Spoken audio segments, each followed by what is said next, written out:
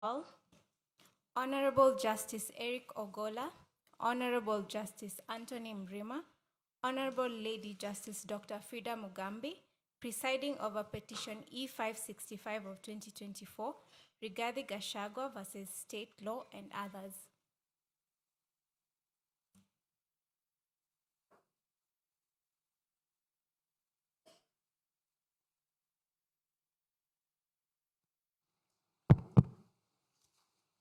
My Lords, Your Ladyship, for the first petitioner, for recording purposes, Paul Muite, Elisha Ongoya, Senior Counsel, Tom Acharia, Victor Soanya Ogeto, Willie Zecheza, Faith Waigua, John Jomo, and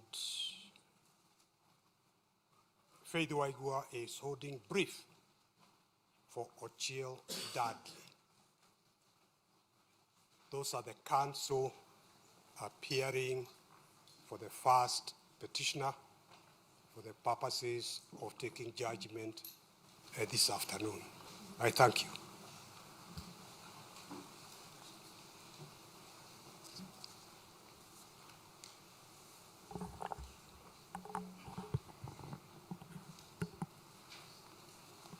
May it please the court. I'm Tess Wanjiro Kimoto Makazi from Tess Kimoto and Company Advocates, Kerugoya, Kirinyaga County, and I'm for the second petitioner.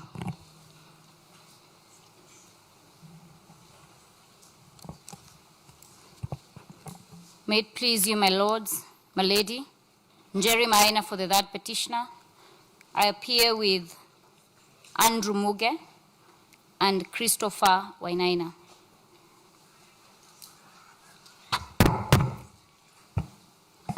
Your Lordship, Your Ladyship, my name is Ogada. I appear alongside my brother, Mr. Sakimpe. We appear for the fourth to the eighth petitioners. I have also been asked to hold brief for the Law Society of Kenya, which is represented by the following councils: Mr. Kevin Mishuki, Mr. Wycliffe Oyo, Ms. Wangari Kagai. They appear online.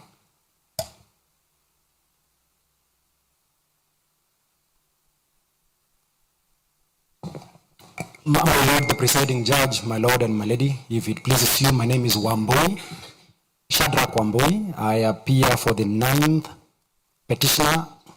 I have the honor and privilege of holding brief for my senior, Mr. Dunstan Omari, Mr. Samson Nyaberi, my learned senior, my learned sister, Ms. Wanjiko Waithera, and my learned friend and colleague, Mr. Jeff Kangeve. Thank you for the 9th petitioner.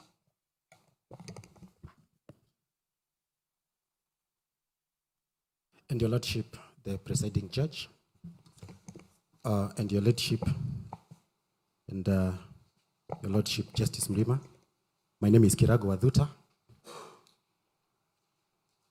Together with my learned senior, Mr. Kibe Mungai, and Mr. Peter Koira, for the 10th to 41st petitioners.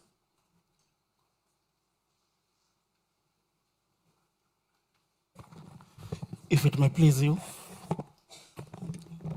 my lords and my lady, I'm Omanyi. I do appear for the 58th petitioner, together with Mr. Bernard Nerito. May it please you, my ladies, my lord. My name is Ndeg Wanjiru.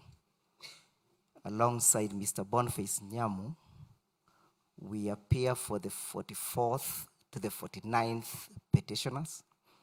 We are ready to take the judgment. May it please you, my lords and my lady, Phyllis Wangoi, appearing for the 43rd petitioner, together with my fellow councils, Omoke Murara and Sasha Wamai.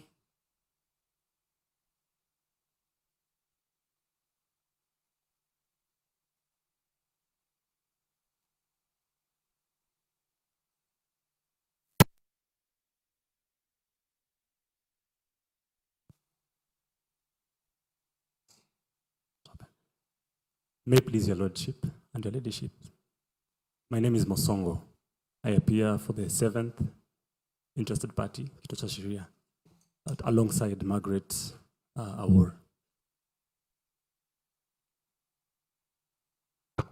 Please, your lordship, my name is Daniel Manso.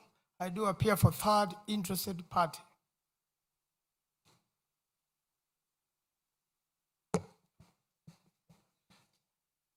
My lords and my lady, if it may please the court, my name is Mudhomi Thienkolu for the 2nd interested party, and I appear together with Mr. Moses Kipkogei, Mr. Kennedy Meli, Mr. Boniface Mwereru, Mr. Steve Ogola, and Mr. Kenson Mutethia.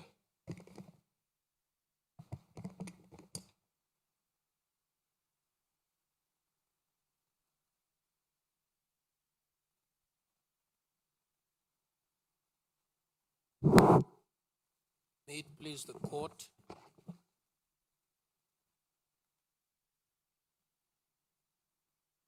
I will introduce counsel appearing for the respondents in the interests of time. My name is Githu Muigai. I'm instructed by Christopher Marwa, who is instructed by the Honorable the Attorney General. For the National Assembly, 2nd and 9th respondent is represented by my learned colleagues, Eric Gumbo, Paul Nyamodi, Moses Kipkogei, Alex Baya, and Elias Ouma. For the Senate and the Speaker of the Senate, the 3rd and 4th respondents, my learned friend, Professor Tom Ojenda, appears with Mr. Mokele Moni and Ms. Thanji.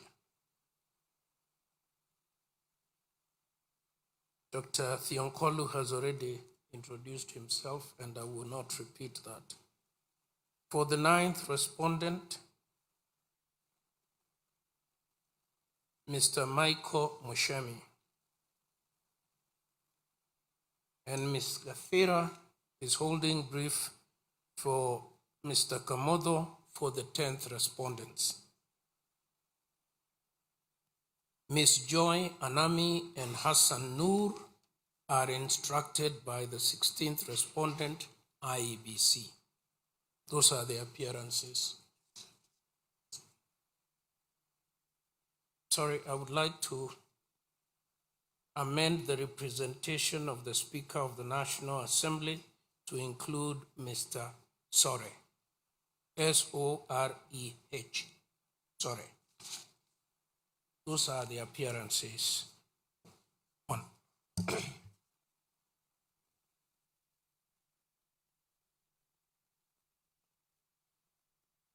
Judgment.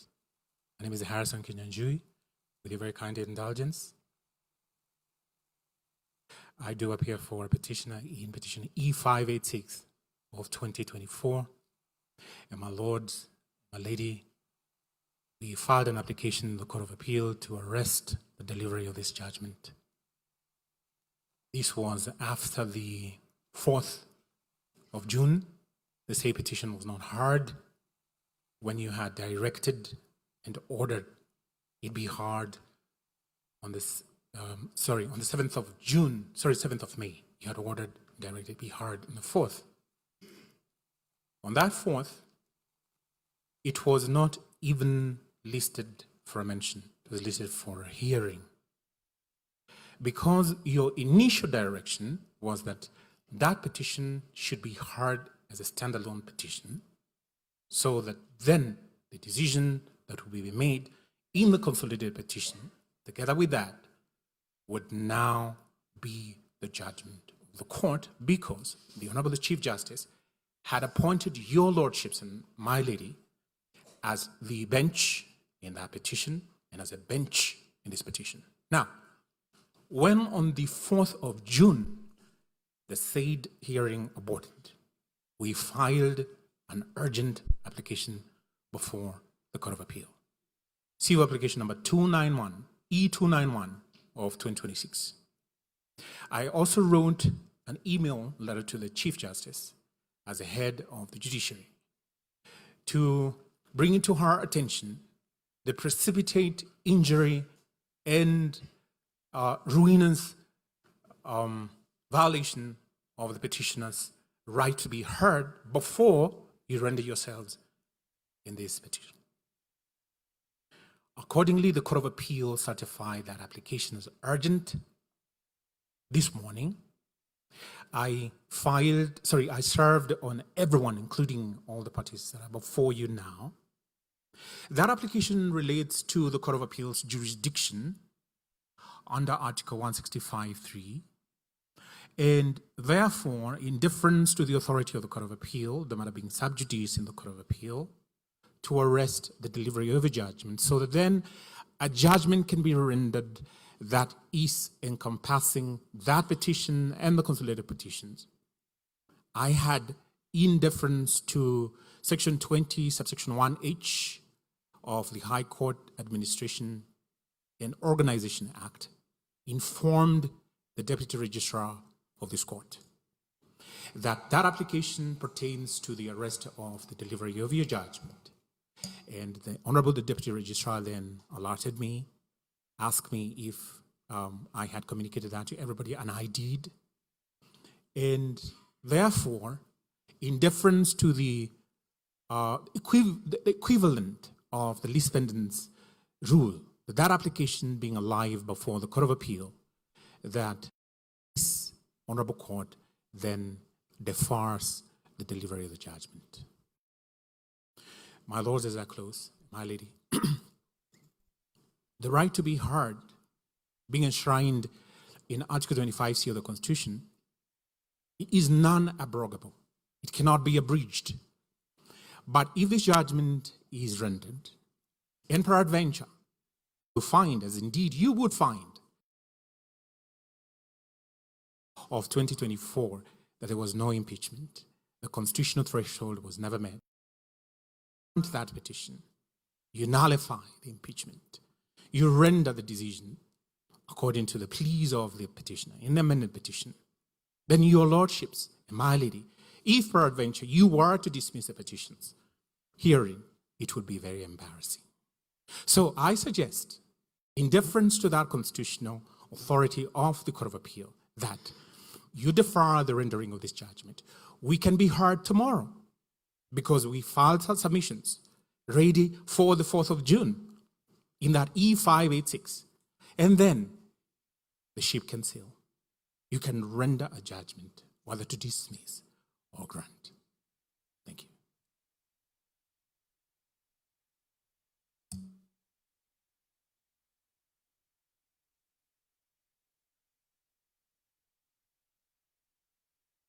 Do you have an order from the Court of Appeal on this issue?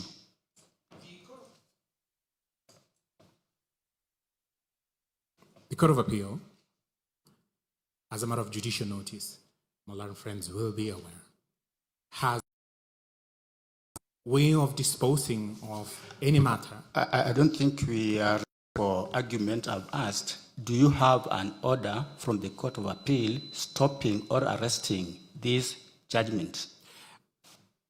As we speak right now, no, because the order of business, you have the Court of answered Appeal. me. You have answered me. May I finish, Judge? You have answered me, and I have accepted that answer. I will now ask some of the parties here to respond to that. May I finish before they respond, just for good order? My lords and my lady, we do not in the list, I do not in the list want to bring any theatrics or sabotage the administration of justice before you.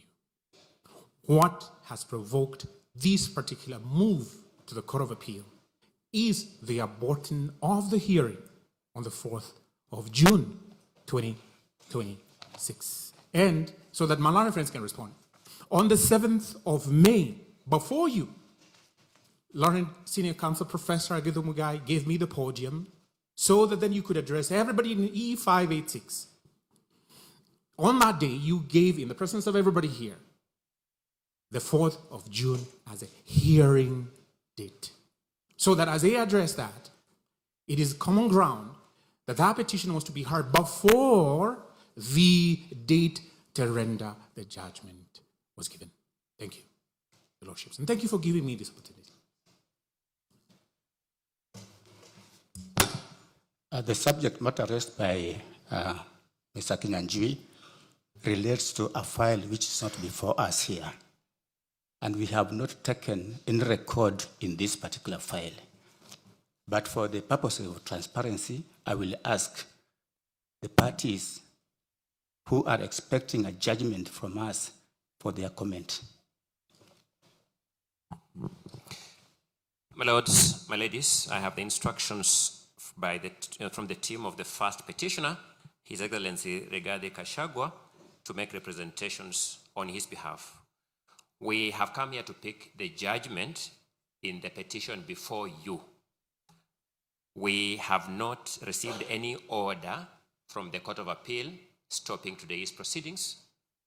We actually, as a matter of fact, not participating in that matter at the Court of Appeal, and therefore it will be very curious for us to have our legitimate expectations to get a judgment today interfered with a matter in which we are not participating. In the absence of a formal directive from a court higher than this, the Court of Appeal stopping this judgment, we ask you to deliver our judgment as scheduled today. That's all. Thank you. Of the 44th petitioners, my lord, I associate myself with the made by senior counsel. The fact that that file is not before you, my lord, form the basis upon which this judgment can be deferred. And most importantly, my lord, counsel having not given sufficient reasons, my lord, for adjournment, my lord, or arresting the judgment, my lord, I think the legitimate expectations of the 4th to the 49th petitioners, my lord, is that you render yourself as you set your mind and yourselves to do this afternoon, my lord. We are opposed to that application. Thank you.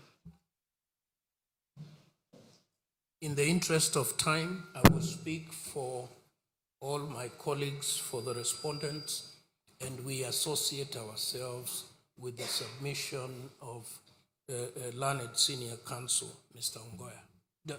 Yes. Thank you. My lord, on behalf of the third interested party, we associate ourselves with the submissions of the lawyers for the petitioner, first petitioner, and wish that, my lord, you could deliver judgment as it has been agreed before. I thank you, my lord. Thank you.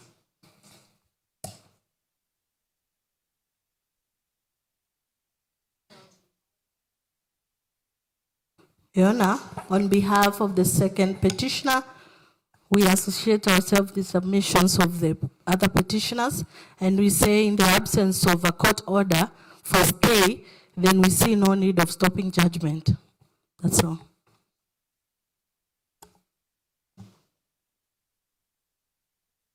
My lords and my ladyship, appearing for the 43rd petitioner, we also associate ourselves with the submissions of Senior Counsel Ongoya, and in the absence of a clear order and in respect of our legitimate expectations to deliver the judgment, we then oppose the application. Thank you. Thank you. Petition consolidated in this petition. So, the petitioners. So for this, I will fully associate with the submissions that have been given by Mr. Ongoya that we proceed. This court is full and everyone is waiting for this judgment. Much obliged. Thank you.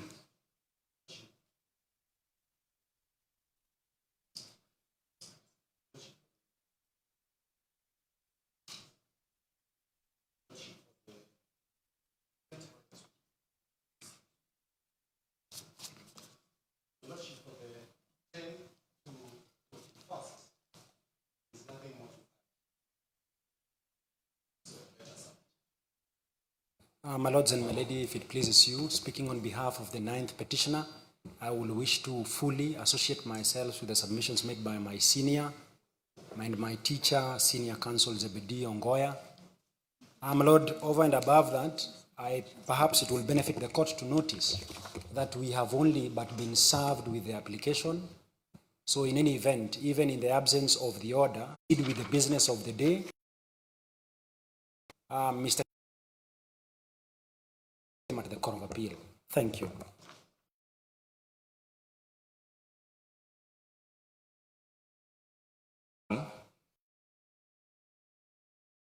Due to address you as though it is a given,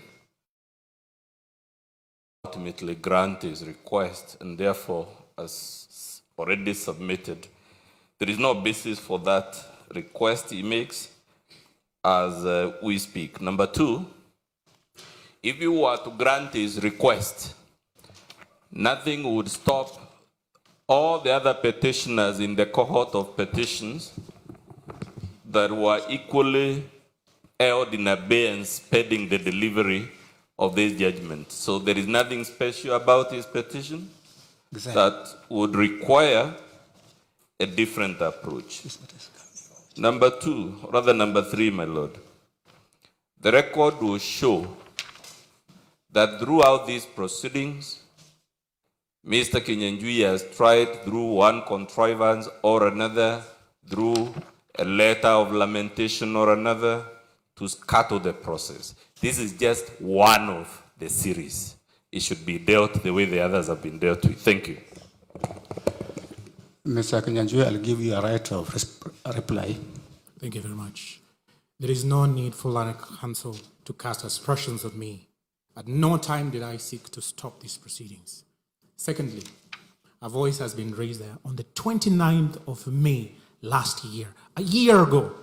Your lordships and my lady made a ruling saying, and I quote, "This petition raises very weighty constitutional issues that are distinct from the consolidated petitions, by reason of which I'm answering that issue, that this is an impromptu, an afterthought, knee-jerk reaction." That's not so. That particular ruling of the 29th of May 2025 deconsolidated these E586 of 2024 from the consolidated petitions. That is a decision of the court, not my decision. Shouldn't the petitioner have abided by that decision? Yes, he did, and yes, he has. The 7th of May, everybody here was present when that decision was made to hear that petition. I'm answering, my lord, I'm answering because they say that this is something that I've just come up with to scuttle the hearing. It's my rejoinder, with tremendous respect, my lord, and I'm not going to take too long. I'm alive to the fact that this court is on a constitutional duty. My lord, the date for hearing was... I served that application from the Court of Appeal, difference to the Court of Appeal's directions. And we cannot sit here and pretend, as legal practitioners, we do not know the practice of the Court of Appeal. The Court of Appeal is seized of these proceedings. And this court is subordinate to the Court of Appeal. And I'm answering that issue as to no reason has been preferred to defer this judgment. The Court of Appeal being seized of those proceedings, which everybody here is fully aware. My friend has said, yes, he has been served. Everybody has been served. So we ought to give deference to that constitutional issue. The other issue raised is that, your lordship, there's nothing peculiar. There is nothing out of the ordinary from these consolidated petitions. Land Council, really, having looked at my petition, never having answered in that petition. Muthomi Thiankolu never filed a single sheet of paper in that petition. And he's appearing for the 10th respondent. Your lordship, he cannot be heard to say that he has absolutely no reason to see what is peculiar. Your lordships, you saw the peculiarity of that petition. Your lordship, I'm not going to go. So that your lordship, the petitioner wants to be heard on merit because Article 25C says he should be heard and given that right to a fair trial. As I close, none of my learned friends here, when that petition comes up for hearing, should they ever remove from their pocket the res judicata card. None of you. My Lord, I say so because they are happy to have the judgment today. And I'm going to demonstrate there was no lawful impeachment. Constitutional threshold was never met, and I'm not delving into that. So none of them, my lords, none of them, no, Prof, please don't point a finger at me. None of them should be heard to say that my client's petition is res judicata. So that your lordship, Mr. Kinanjay, yes, we have given you enough time. Yes, this is my last remark. This is my last remark. Since the Honorable the DR received these formal communications and was brought to the attention of this honorable court, I very believe this honorable court should have deferred to the Court of Appeal. And I said, we're not adjourning indefinitely. It's not open-ended. Even give me this afternoon, we'll be heard, and then you can render your judgment tomorrow. Thank you for hearing me.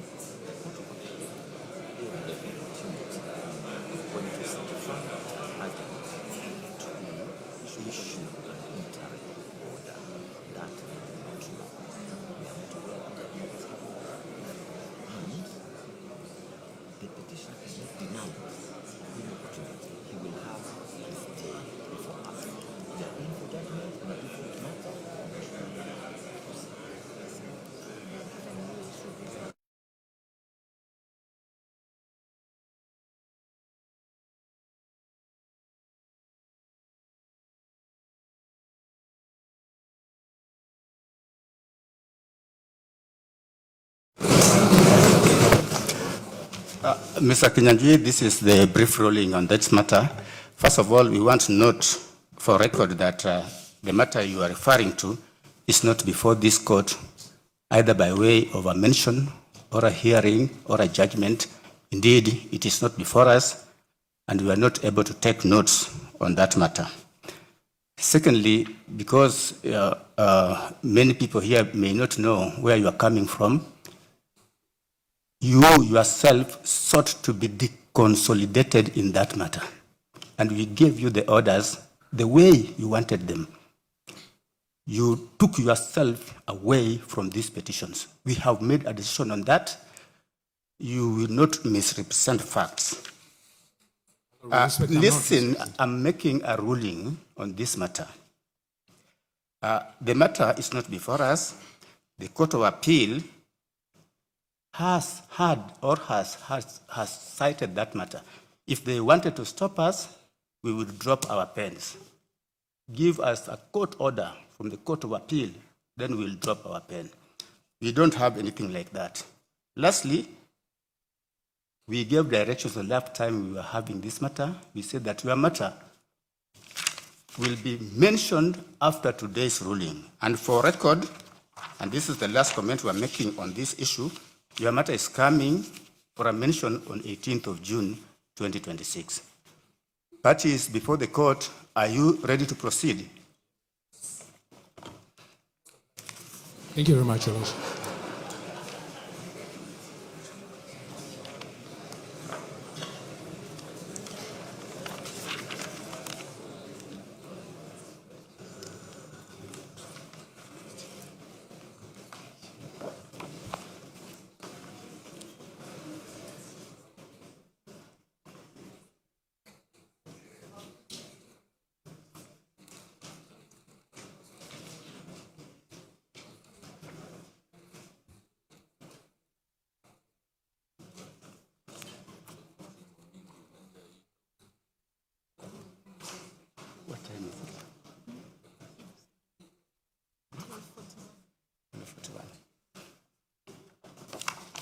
I take it that parties are now ready to take judgment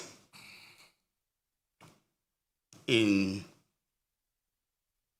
the constitutional petition number E65 of 2024, consolidated with Nairobi petition number E550 of 2024, Nairobi petition number 70 of 2024, number E572 of 2024, Kerugoya petition number E013 of 2024, Kerugoya petition number E014 of 2024, Kerugoya petition number E015 of 2024, Nairobi petition number E522 of 2024, Nairobi petition E506 of 2024, Nairobi petition E509 of 2024, Nairobi petition number E525 of 2024, Nairobi petition number E528 of 2024, Nairobi petition number E537 of 2024, Nairobi petition number E541 of 2024, E567 of 2024, E576 of 2024, E586 of 2024, and E598 of 2024 between Honorable His Excellency Rigathi Gachagua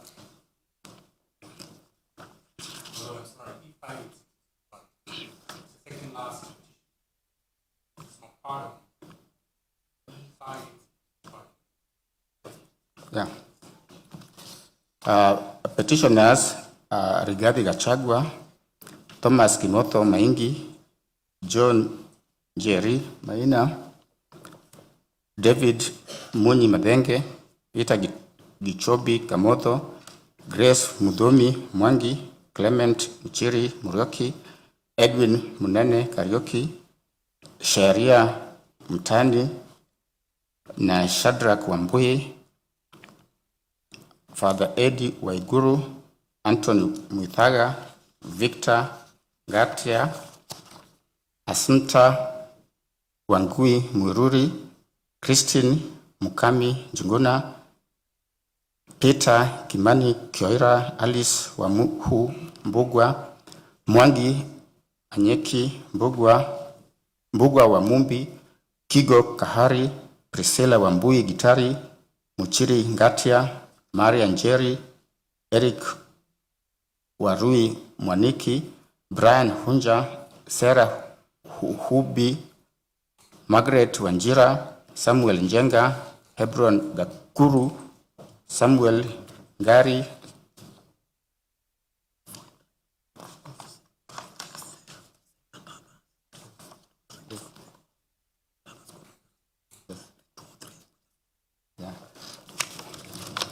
I accept, Council, that the parties are known. We can move ahead, and others versus the respondents. Speaker of National Assembly of Kenya, Speaker Senate of Kenya, Honorable Attorney General, and several others.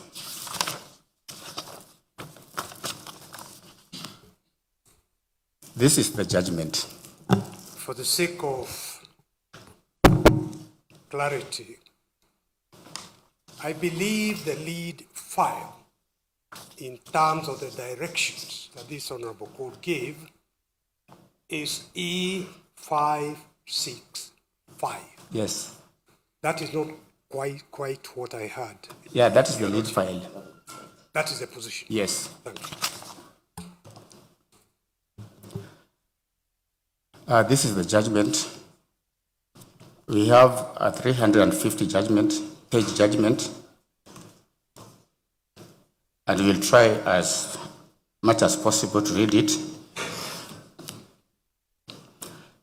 Introduction and background. In the general election of 9th of August 2022, the first petitioner, hereinafter referred to as His Excellency Gachagua, was elected as the Deputy President of the Republic of Kenya alongside His Excellency William Ruto, whom we refer to as President.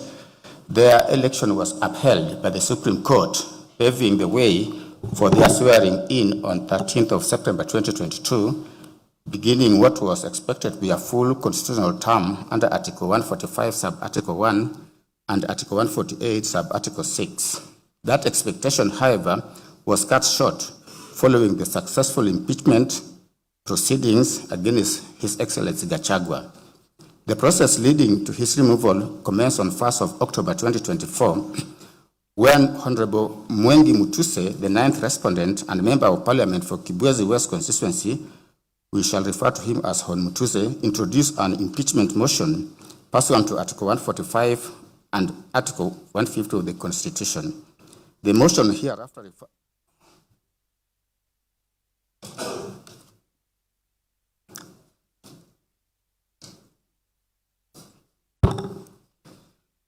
The motion referred to as impeachment motion cited multiple grounds, including allegations of gross violation of the Constitution, incitement, and undermining government policy.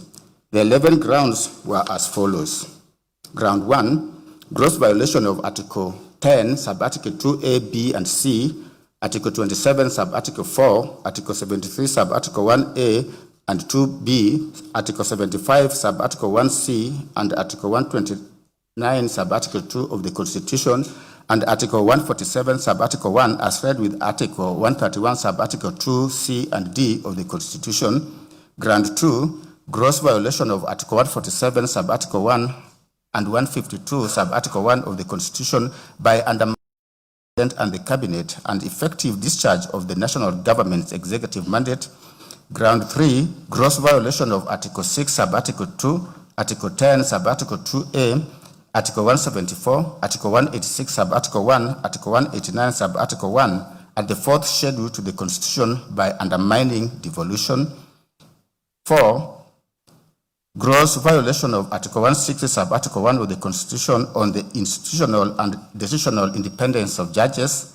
Article 5, Ground 5, gross violation of Article 3, Sub-Article 1 and Article 148, Sub-Article 5A of the Constitution, and fidelity to the oath of office and allegiance. Ground 6, serious reasons to believe that Rigathi Gachagua had committed crimes under Sections 13, Subsection 1A and Section 62 of the National Cohesion and Integration Act. Ground 7, serious reasons to believe that Rigathi Gachagua has committed crimes under Section 45, 46, 47, and 48 of the Anti-Corruption and Economic Crimes Act and Section 2, 3, 4, and 7 of the Proceeds of Crime and Money and Anti-Money Laundering Act. Ground 8, serious reasons to believe that Rigathi Gachagua has committed crimes by continuously misleading members of the public through false, malicious, divisive, and insightful remarks contrary to the provisions of Section 132 of the Penal Code and Section 29 of the Leadership and Integrity Act. Ground 9, gross misconduct under Article 150, Sub-Article 1B of the Constitution by publicly attacking and undermining the work of the National Security Intelligence Service and its officers. Ground 10, gross misconduct or insubordination by openly or publicly insubordinating the President, who is the head of state and government. Ground 11, gross misconduct by persistently bullying state and public officers. The impeachment motion was formally initiated before the second respondent, that is the National Assembly. In response, several constitutional petitions were filed in the High Court, challenging both the legality and constitutionality of the National Assembly's proceedings. These petitions, consolidated with Nairobi petitions, which I had mentioned earlier, were consolidated and are collectively referred to as the Cohort 1 petitions, with petition number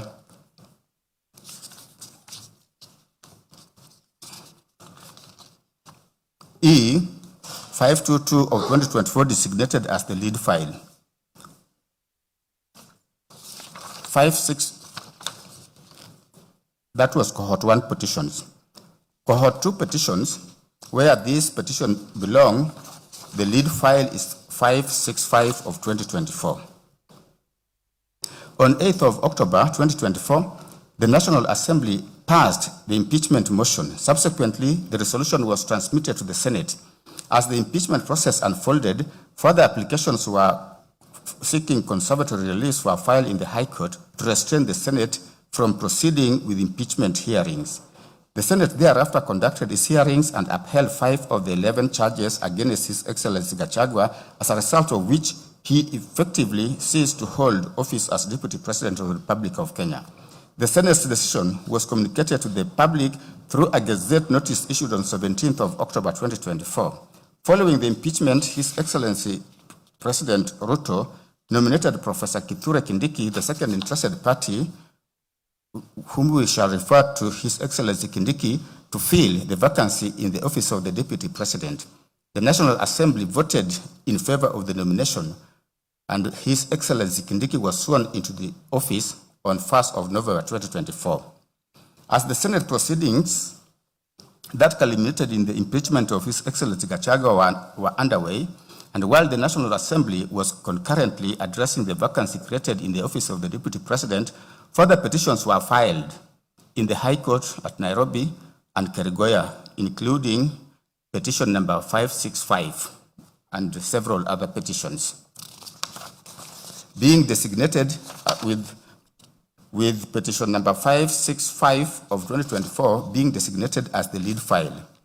Conservatory orders were initially issued restraining the swearing in of His Excellency Kindiki as Deputy President, but those orders were later lifted by this court in its ruling of 31st of October 2024, paving way for the swearing in as earlier stated.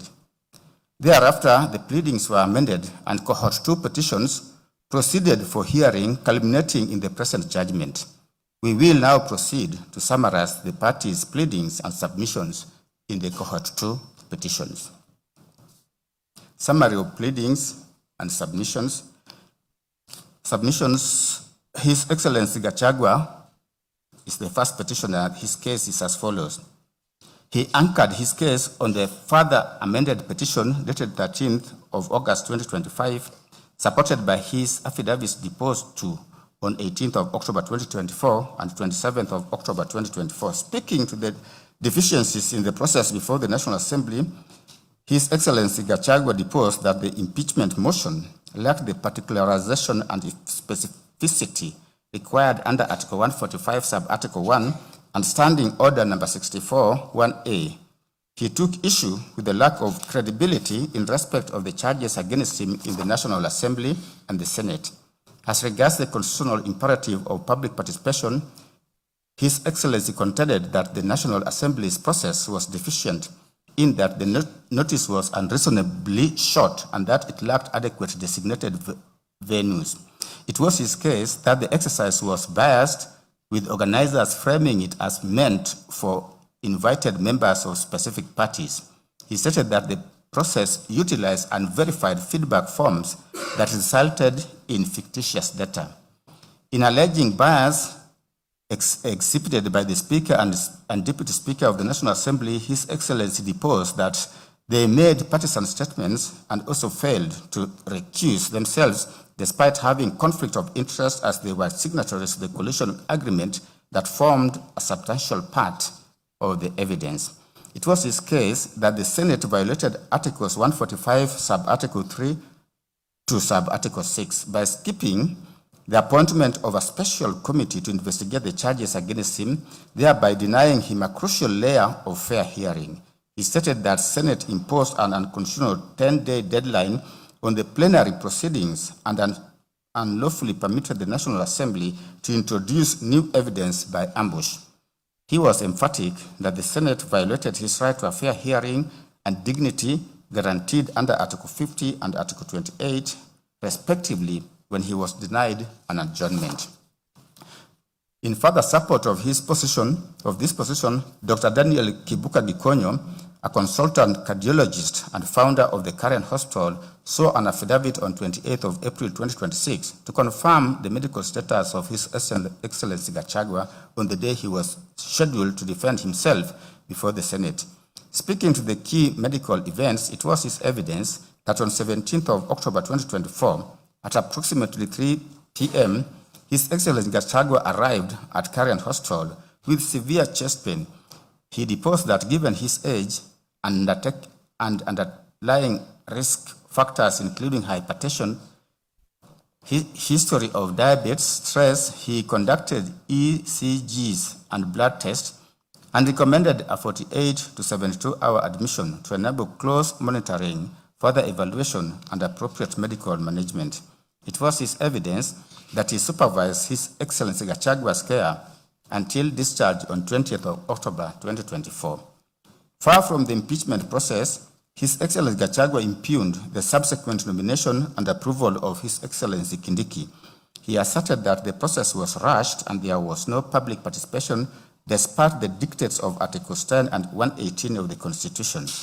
It was his case that the clearance from the Independent Electoral Boundaries Commission, or IEBC, was null and void since the commission lacked commissioners, and as such, the Secretariat was legally incompetent to clear the nominee.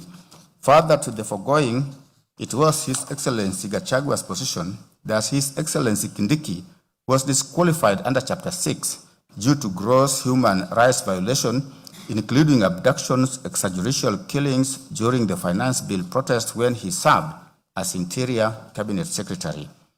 Finally, His Excellency Gachagua averred that His Excellency Kindiki was not a member of the UDA party for the requisite 3 months preceding his nomination, and it was his case that the National Assembly unconstitutionally metamorphosed the process into an election rather than an approval under Article 149, Sub-Article 1.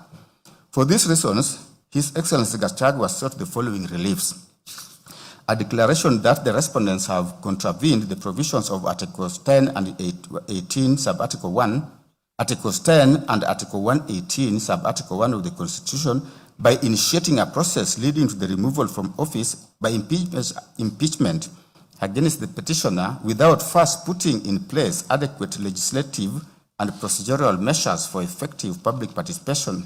In particular, the Senate's decision was not informed by any input from public engagement. 2, a declaration do issue that the impeachment motion lacks the particularization and specificity required under Articles 145, Sub-Article 1 of the Constitution and Standing Order 64(1)A of the Standing Orders of the National Assembly, and is thus incapable of invoking the jurisdiction of both the National Assembly and the Senate under Articles 145 and Article 150. 3, a declaration that the resolution passed on 18th of October 2024 by the National Assembly purporting to impeach the petitioner pursuant to the provisions of Articles 145 and 150 and the communication dated 8th of October 2024 by the Clerk of the National Assembly to the Clerk of the Senate titled, in quote, Resolution of the National Assembly on a special motion on the removal from office by impeachment of His Excellency Gachagua, Deputy President of the Republic of Kenya, close quote, are both founded on a process that is inconsistent and in violation of the Constitution of Kenya and are thus both void and invalid. 4th, a declaration that for the purposes of impeachment of the President or Deputy President of the Republic of Kenya, adequate public participation must be undertaken in all the 290 electoral constituencies in Kenya, the diaspora constituency, and the 1,450 electoral wards where the presidential election takes place. 5th, he sought a declaration that the period of 12 days provided under Standing Orders number 64, sub-order 2 and 6 of the Standing Orders of the National Assembly is grossly insufficient time for the National Assembly to facilitate any meaningful and reasonable public participation during the process of impeachment of the President or Deputy President of the Republic of Kenya. Thus, the standing order is unconstitutional insofar as it has the effect of abridging the time for public participation. 6, he sought a declaration that the proceedings before whole house plenary of the Senate of Kenya under Article 145 of the Constitution of Kenya are not limited or time-bound to 10 days, as would be if a special committee is appointed under Article 145, Sub-Article 4A. He also sought in 7th prayer a declaration that the petitioner has right to fair administrative action under Article 47, right to fair hearing under Article 50, Sub-Article 1 of the Constitution were violated on account of the petitioner being denied an adjournment occasioned by illness, thus violating his right to appear in person before the Senate of Kenya to be heard and present his case. He also sought a declaration that the National Assembly and the Senate, in their evaluation of the impeachment proceedings before them, failed to properly assess each of the specified grounds and determine if they collectively or individually constituted a gross violation of the Constitution, warranting voting to uphold the impeachment charges against the petitioner. Hence, the resolution of 8th of October 2024 in the National Assembly and the vote upholding the impeachment charges that of the Senate passed on 17th of October 2024 do not meet the threshold for impeachment set out under Article 150 as read with Article 145 of the Constitution. Hence, the same be and are hereby set aside. An order of certiorari to remove into this Honorable Court and quash the decision and or resolution of the National Assembly and the Senate made on 8th of October 2024 and 17th of October 2024 respectively, resolving to remove from office by impeachment His Excellency Rigathi Gachagua, EGH, Deputy President, Republic of Kenya. At the 9th prayer, the petitioner sought an order of certiorari to bring up into this court to be quashed the resolution of the Senate of Kenya made on 17th of October 2024 to remove from office by impeachment His Excellency Rigathi Gachagua, EGH, Deputy President, Republic of Kenya, on the grounds expressed in Gazette Notice number 13/400. He also sought at prayer number 11 a declaration does issue that the IEBC could not clear Kithure Kindiki without the involvement or approval of commissioners under Article 88 and Article 250 sub-Article 1 of the Constitution as read with Section 4 and Section 11A of the IEBC Act. The purported clearance was therefore null and void.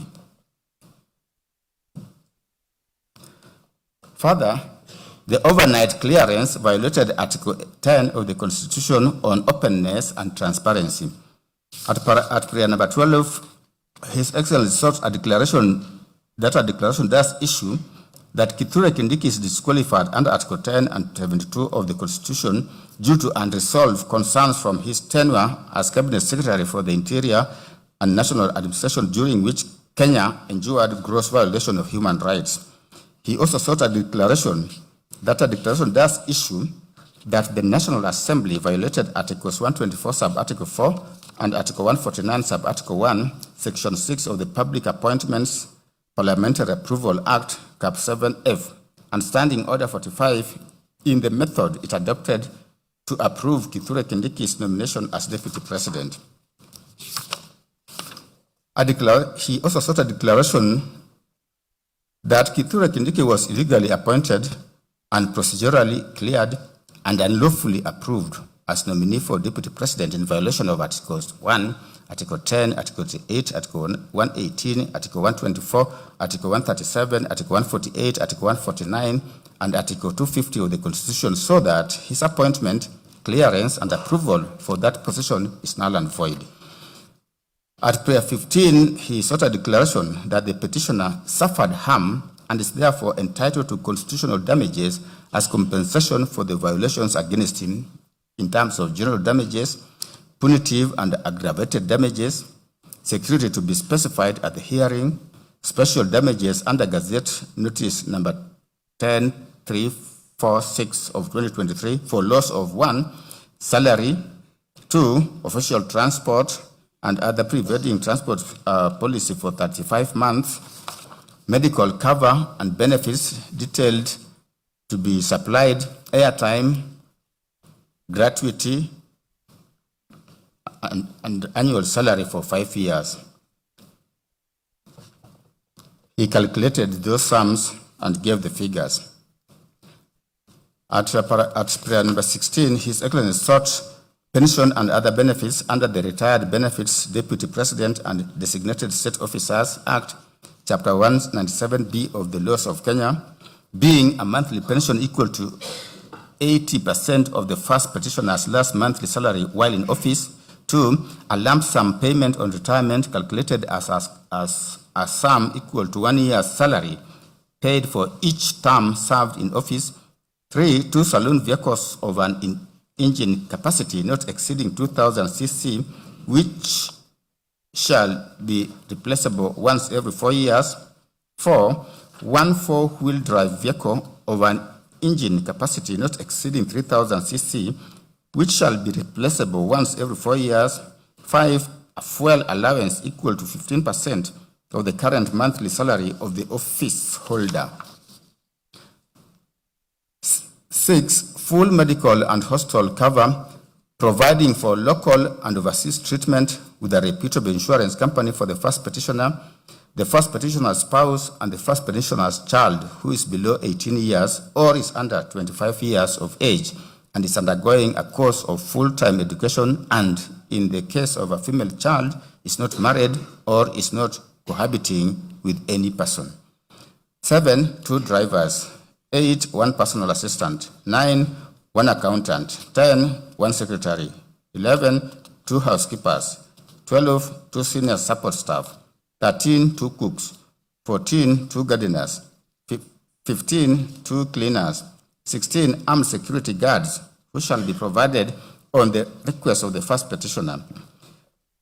17, diplomatic passport for the first petitioner and his spouse. And 18, office and office equipment. 19, maintenance expense for the vehicles provided. 20, access to the VIP lounge 2 at all airports within Kenya. He also prayed for cost of this petition and such other reliefs as this court may deem just.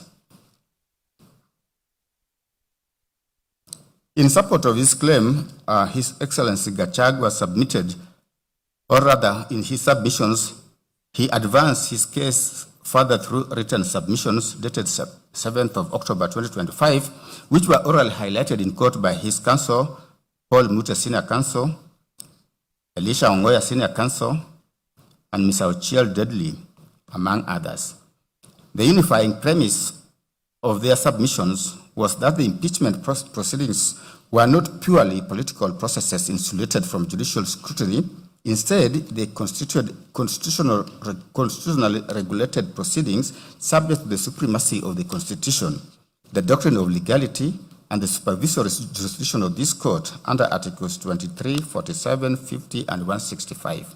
Overall, they came up with the following issues for court's determination. 1, whether National Assembly motion met the constitutional threshold under Article 145. 2, whether the Senate violated Articles 145 sub-Article 3 to 6 by failing to appoint a special committee to investigate the charges. 3, whether the Senate, misled by its misinterpretation of Article 145, rushed the process and denied the petitioner a fair hearing. D, whether there was adequate public participation at both the National Assembly and the Senate. E, whether the speakers of the National Assembly and Senate were biased in reality or in perception. F, whether the overnight clearance and approval of a replacement of Deputy President evidence a predetermined process. G, whether Standing Order number 62 sub order 2 of the National Assembly is valid.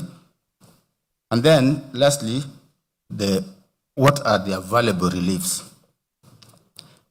The lawyers for His Excellency, the petitioner, Rigathi Gachagua, collectively submitted that while Parliament undeniably possesses the authority to undertake impeachment, such authority is neither absolute nor immune from judicial review when allegations of constitutional violations, irrationality, or procedural impropriety arise.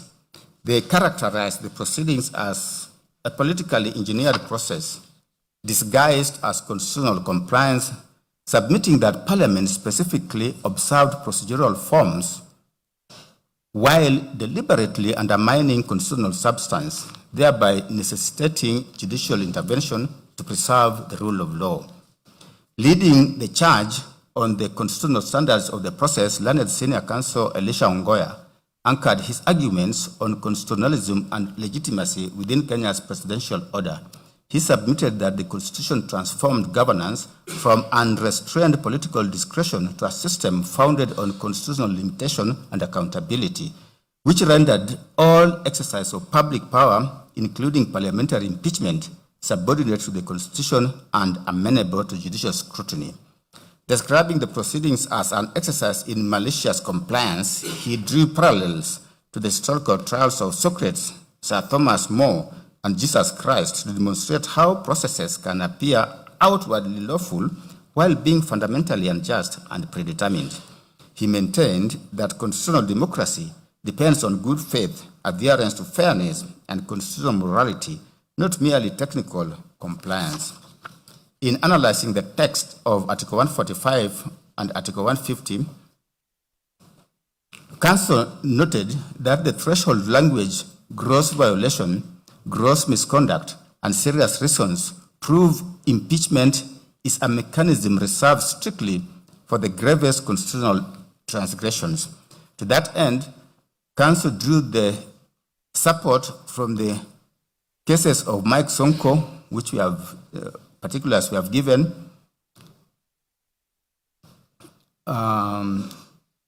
Muya and versus Tribunal appointed to investigate the conduct of Justice Martin Muya. We have given citation. He used these cases to argue that grounds must be substantiated by cogent evidence to an intermediate standard higher than a balance of probabilities.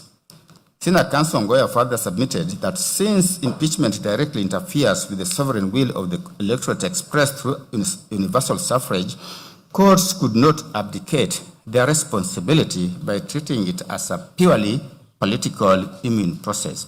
It was his case that the grave consequences of removal brought the matter squarely within the High Court's supervisory jurisdiction, requiring it to interrogate whether Parliament met the heightened constitutional standards. Senior Counsel Paul Mute submitted on the democratic mandate and the political question doctrine. He was emphatic that impeachment in Kenya's presidential system is an extraordinary constitutional remedy of last resort. He distinguished Kenya's architecture from parliamentary systems where executive tenure relies on legislative confidence. It was his case that the deputy president derives direct democratic legitimacy from the electorate through universal suffrage and cannot be removed due to transient political dissatisfaction or partisan convenience. In view of the fact that impeachment effectively overturns the democratic will, it was Senior Counsel's position that the Constitution deliberately imposed strict procedures and substantive safeguards that courts are duty-bound to enforce. Learned Counsel drew support from the decision in Mike Sonko Mbuvi, which we have stated, to restate that the threshold for removal could not be reduced to political expediency. He further called to his aid the Court of Appeal decision in Martin Nyaga Wambora, we have given citation, to argue that judicial review of the proceedings affirmed constitutional supremacy rather than offend the concept of separation of powers. He firmly rejected the respondent's invocation of the political question doctrine, asserting that the Constitution creates no autonomous islands immune from accountability, and he maintained that all constitutional power remains subordinate to the judiciary's review. Learned Counsel Mr. Ochieng Dudley submitted on jurisdiction and the mandatory duty to adjudicate. At the outset, he pointed out an alleged internal contradiction in the respondent's case, simultaneously conceding the court's jurisdiction while urging it to abstain from exercising it. He submitted that constitutional adjudication could not be avoided simply because a dispute implicated political institutions or carried political consequences. He took the position that once allegations of procedural impropriety or rights infringements arose, the process ceased to be purely political. Drawing on the United States Supreme Court decision in Cohens versus Virginia, we've given citation, he argued that a court acts just as improperly when it declines constitutionally vested jurisdiction as when it arrogates jurisdiction it does not possess. It was his case that Article 165 imposes a mandatory obligation on the High Court to determine disputes whose constitutional violations are alleged as such. The judiciary would itself violate the Constitution by declining to hear politically sensitive questions. Mr. Ochieng submitted further that separation of powers does not establish institutional immunity, and that judicial review ensures Parliament acts within its boundaries. Citing the Supreme Court advisory opinion in the matter of Kenya National Commission on Human Rights, Council concluded that constitutional interpretation in such disputes must be transformative, holistic, and purposive rather than mechanical. In the written submissions, His Excellency Gachagua specifically impugned ground 8 of the charges, noting that it relied on Section 132 of the Penal Code, a provision already declared unconstitutional in Robert Alai versus the Attorney General matter. On the right to a fair hearing, he maintained that the Senate violated his inalienable right by proceeding in his absence due to illness, contrary to Article 50, Sub-Article 2F and Article 25C. He drew support from Karaoke versus Attorney General, where it was argued that denying an adjournment impacting a citizen's constitutional rights warrants careful circumspection. He further submitted that the rushed manner of the proceedings mirrored the predetermined and unjust actions condemned in Olo versus Kisumu County Assembly Service Board and another, rendering the resulting decisions absolute nullities. Submitting on public participation and institutional incapacity, it was His Excellency Gachagua's case that both houses entirely failed the threshold. He referred to the decisions in Mohammed and 6 others versus County Assembly of Wajir and other cases which we have stated. To reinstate that engagement must be substantive, one that allows reasonable time and utilizes satisfactory mechanisms. In addition to the foregoing, His Excellency Gachagua, while drawing support from the Decision Independent Electoral and Boundaries Commission vs. Attorney General 2025, discredited the involvement of the IEBC, arguing that constitutional functions requiring commission approval could not be lawfully discharged by the Secretariat without a properly constituted commission. In their rejoinder submissions, the legal team also spoke to procedural illegality in plenary investigation. It was His Excellency Gachagua's submission that the Senate lacked a lawful resolution to appoint a plenary investigation. They submitted that the word may in Article 145, Sub-Article 3B, regarding the appointment of a special committee is a mandatory obligation, relying on a set of authorities, including Sony Holdings versus Registrar of Trademarks and another. They submitted that courts routinely interpret may as mandatory to effect legislative intent, to effectuate legislative intent. Tracing the constitutional drafting history from the Guy and Bomas drafts to the Wako and Harmonized drafts, it was their case that it proved the framers consistently intended for a special committee to investigate charges prior to any plenary vote. In conclusion, His Excellency Gachagua drew inspiration from the Filipino Supreme Court in Sara Duterte versus House of Representatives. We have given citation to reiterate that impeachment processes remain strictly subject to the Bill of Rights to check grave abuses of discretion.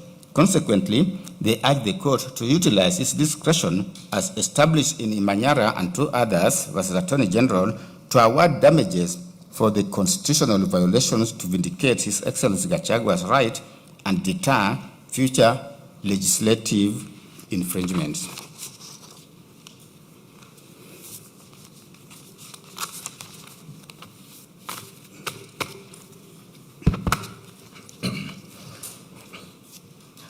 I will proceed from the second petitioner's case, that is Thomas Kimoto Maingi. Thomas Kimoto Maingi, the second petitioner in the consolidated petitions, filed a petition dated 25th September 2024 before the High Court at Kerugoya. The petitioner described himself as a former member of the National Intelligence Service, NIS, and contended that his constitutional rights had been violated by statements allegedly made by His Excellency Gachagua on 26th of June 2024 concerning the conduct of NIS during the Finance Bill 2024 protests. He averred that, having served in the NIS for over 20 years before retiring in May 2022, he was publicly associated with the intelligence service within his community, and that the remarks by His Excellency Gachagua portrayed NIS officers as incompetent and responsible for the unrest and loss of life witnessed during the protest. He asserted that the remarks exposed him to ridicule, hostility, threats, and psychological distress, forcing him to temporarily leave his home in Kirinyaga County and seek refuge in Embu County out of fear for his safety.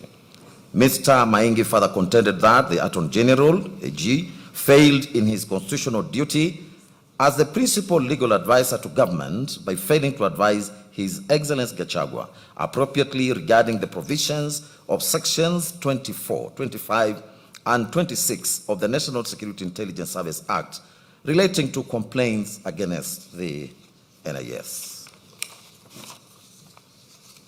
The petitioner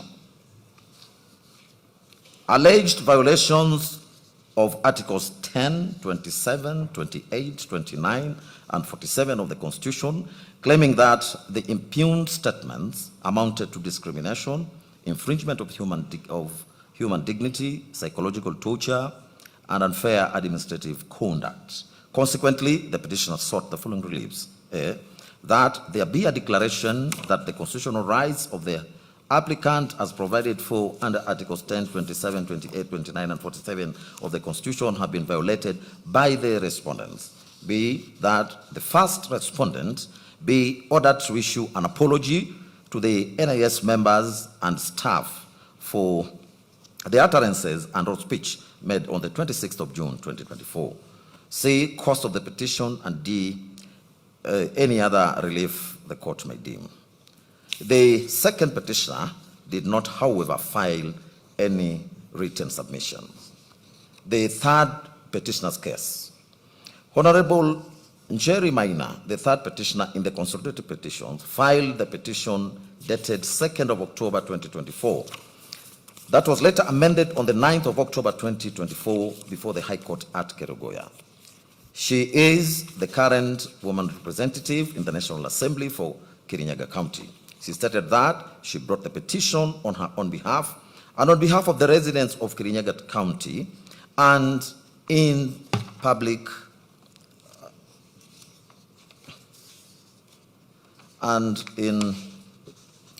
discretion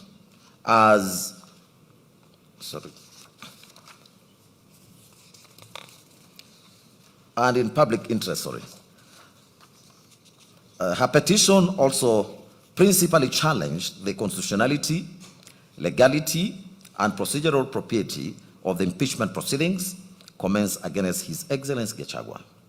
She contended that public participation process undertaken by the National Assembly in relation to the impeachment motion was ineffective, inadequate, and constitutional owing to the short notice periods and inaccessible venues. She took issue with the insufficient dissemination of information, defective response templates, lack of proper facilitation of members of the public, and the alleged failure by Parliament to comply with court orders directing constituency-level public participation. She further asserted that the impeachment process violated Articles 10, 47, 48, 145, and 150 of the Constitution, and challenged the constitutionality of Standing Order number 64-2 of the National Assembly Standing Orders on the basis that it imposed an unconstitutional 7-day timeline for disposal of impeachment proceedings, thereby undermining meaningful public participation. Honorable Maina also questioned the legality of the Senate's decision to conduct the impeachment proceedings in plenary instead of through a special committee under Article 145, Subarticle 3B of the Constitution, urging that investigation of impeachment charges could only lawfully be undertaken by a select committee of the Senate. In addition, she challenged the legality of the National Assembly as constituted, contending that it failed to comply with the constitutional 2/3 gender principle under Articles 27, 81B, 102, 161 of the Constitution, and was therefore incapable of lawfully entertaining an impeachment motion. As such, Honorable Maina sought for the following reliefs. A declaration that the modalities put in place by the first respondent in respect of the public participation forums that were scheduled for the 4th October 2024 regarding the special motion fell below the threshold of proper, effective, and meaningful public participation as envisaged under Article 10 of the Constitution. B, a declaration that the modalities put in place by the first respondent in respect of the public participation forums held on 4th and 5th of October 2024, as ordered by this Honorable Court regarding the special motion, were in disregard of the Court's orders and fell below the threshold of a proper, effective, and meaningful public participation as envisaged under Article 10 of the Constitution. C, a declaration that the impeachment process as against the first interested party undertaken by the first and the second respondents in view of modalities of public participation forums held on the 4th and 5th October 2024, failing well below the threshold of a proper, effective, and meaningful public participation as envisaged under Article 10 of the Constitution, were unconstitutional and therefore void. D, a declaration that the appointment of a select committee by the Senate under Article 145(3)(b) of the Constitution is not discretionary in the impeachment of a president or deputy president in light of Article 259 of the Constitution. A declaration that any proceedings in regard to impeachment of the first interested party taken by the second and fourth petition respondents outside the select committee of Senate under Article 145, Subarticle 3B of the Constitution are unconstitutional and void. F, a declaration that the first respondent is not legally constituted in light of the mandatory provisions of Article 27, 81B, 102, 61 of the Constitution on the 2/3 gender requirement. G, a declaration that the first respondent as currently constituted cannot entertain and deliberate the special motion for the removal of the first interested party by respondents. H, cost of the suit, and I, any other order or orders that this court may deem just. The third petitioner's submissions. Honorable Maina supplemented her positions by filing written submissions dated 9th of January 2026, and which she further orally highlighted in court. She identified the following issues for determination. 1, whether the public participation exercise conducted by the National Assembly on the 4th of October 2024 met the constitutional threshold under Article 118 of the Constitution. B, whether the yes-no templates deployed by the National Assembly violated constitutional requirements for meaningful public participation. 3, whether the Senate violated Article 118 by not conducting public participation at the Senate stage. 4, whether the Senate violated Article 145(3)(b) by failing to appoint a special committee of 11 members. 5, whether Standing Order 64-2 prescribing a 12-day impeachment timeline is constitutional. 6, whether the impeachment process violated Article 50 on fair hearing protections. And 7, whether the impeachment proceedings were conducted by impartial officers as required by Article 50, Sub-Article 1 of the Constitution. Honorable Maina submitted that on the 3rd of October 2024. Honorable Justice Mongo, a judge of the High Court sitting at Kariguya, ordered inter alia that public participation be undertaken at the constituency levels so as to accord the public an opportunity to engage and offer their representations. That these orders were duly served and were never appealed, stayed, varied or reviewed, and as such, they remain binding on the respondents, absolutely. Speaking to the obligation to obey court orders, Honorable Maina submitted that such obedience is foundational to the rule of law as was held in Law Society of Kenya and 3 others versus Inspector General of Police and 4 others reported in 2024 KEHC, KLR. She submitted that this obligation extended even to cases where the person affected by an order believes it to be irregular or void, as was held in Refrigeration and Kitchen Utensils Limited versus Gulab Chand, Popatlal Shah, and others, the civil application number Nairobi 1339 of 1990. She further submitted that proper compliance required reasonable notice and not the same day or the next day notice. Physical accessibility at constituency level with open, identifiable venues in each of the 290 constituencies, facilitation of engagement, including civic sensitization, information, language diversity, disability access, and hearings as the primary mode, including oral and interactive engagement. Learned Council further submitted that the orders were not obeyed and only 200,000 participants countrywide who made up to 0.4% of the Kenyan population turned up for the exercise. Council decried the one-day notice published on a Saturday whose contents were vague as they referred to constituency offices without addresses and times. She also pointed out that no hearings were ever organized, no facilitation was provided, and that CDF offices were closed and the MPs absent.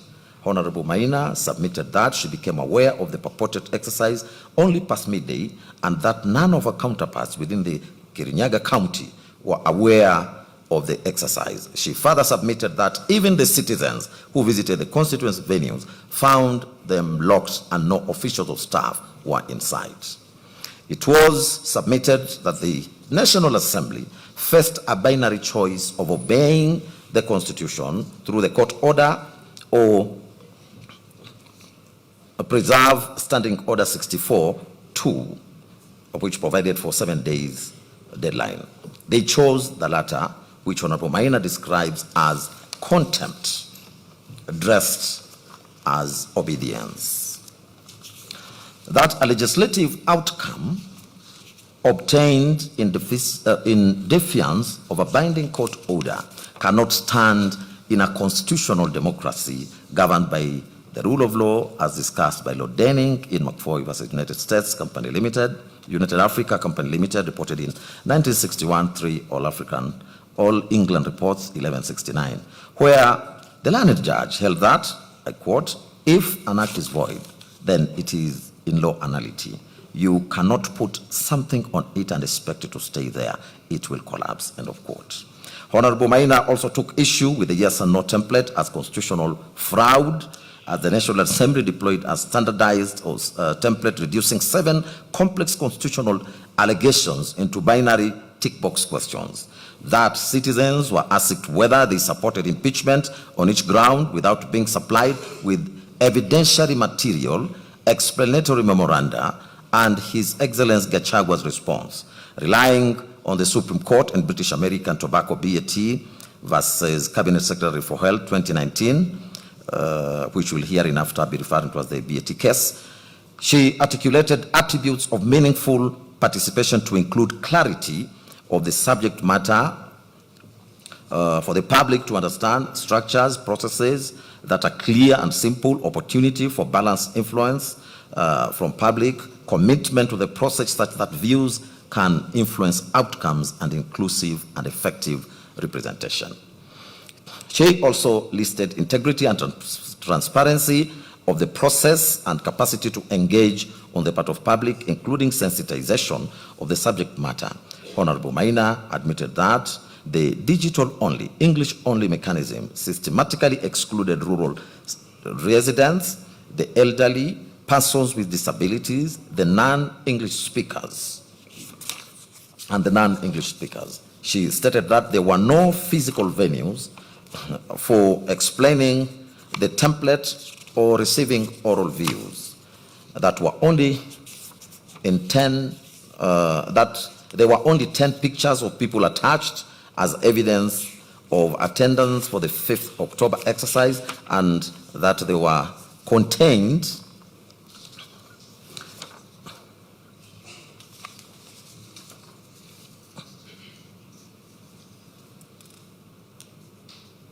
and that they were conflated responses from 4th and 5th October without distinction, obscuring the impact of the court's orders. She identified that the template was not a procedural imperfection, but an endorsement mechanism designed to manufacture numerical support for a predetermined outcome and is therefore constitutionally void. It was her further submission that Article 118 imposes an independent obligation on each House of Parliament to facilitate public participation in its own business, that the Senate is not a subordinate appendage of the National Assembly, as was held in Speaker of Senate versus Attorney General, reported in 2013, where she stated that the Senate's role in impeachment is determinative under Article 145(7), as it performs a quasi-judicial function of the highest constitutional order. She held the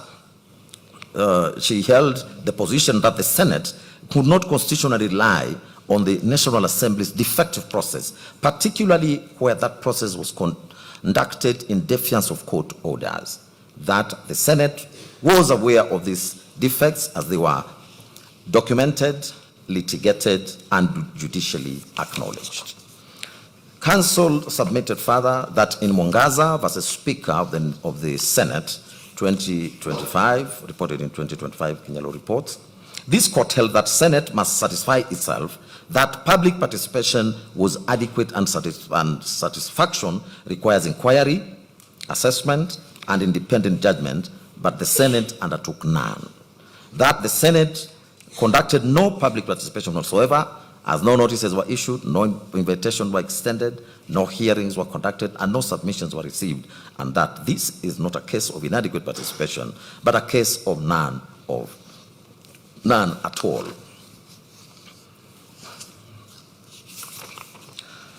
It was also her submission that Article 145, Subarticle 3B of the Constitution provides that the Senate may appoint a special committee comprising 11 members of its members to investigate the matter.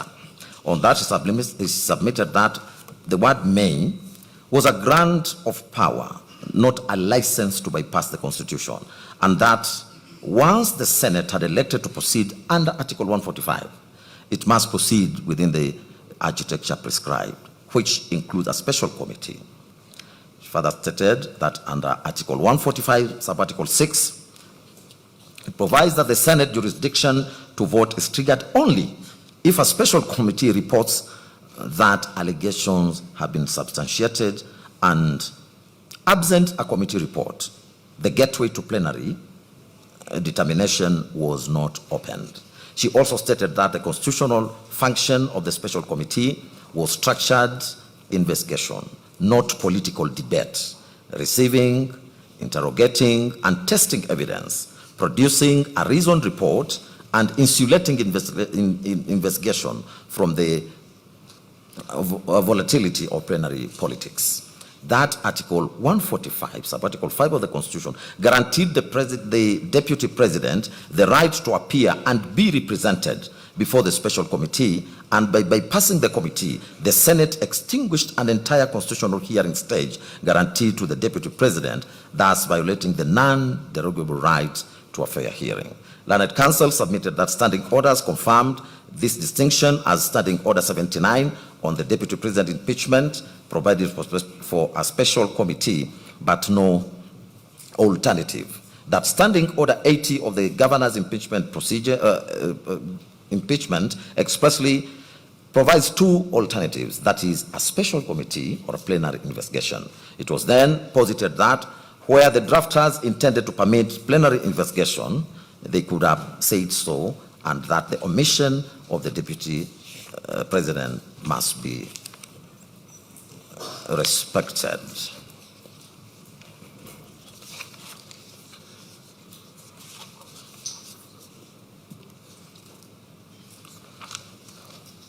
Learned Counsel drew parallels to Section 33(3)(b) of the County Governments Act, which provides that the Senate may appoint a special committee in governor impeachments, and that the courts, including Wambora, have held that this confers discretion and the Senate has lawfully proceeded in plenary.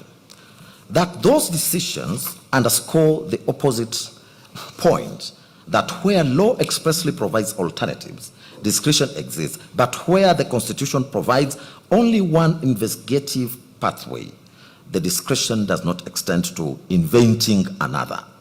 She submitted that by proceeding to plenary determination without appointing a special committee, the Senate acted without jurisdiction, bypassed a constitutionally mandated investigative stage, and extinguished a guaranteed hearing right. She also submitted that Senate had collapsed constitutionally distinct phases into a single political exercise, and the impeachment proceedings were therefore unconstitutional, null, and void ab initio. It was a further submission that Standing Order 64-2 lay at the heart of the constitutional infirmity, as it imposed unreasonable timelines that rendered compliance with the Constitution impossible. Council invoked Article 2(4) of the Constitution, which provides that any law that is inconsistent with the Constitution is void to the extent of the inconsistency. She placed reliance on Orange Democratic Movement Party versus Speaker of the National Assembly, reported in 2024, where this court affirmed that standing orders cannot override the Constitution nor substitute the constitutional requirements of public participation as expounded by the courts. In that light, Parliament's invocation of good faith was faulted, it being argued that Standing Order 64-2 structurally precluded constitutional compliance. She submitted that where standing order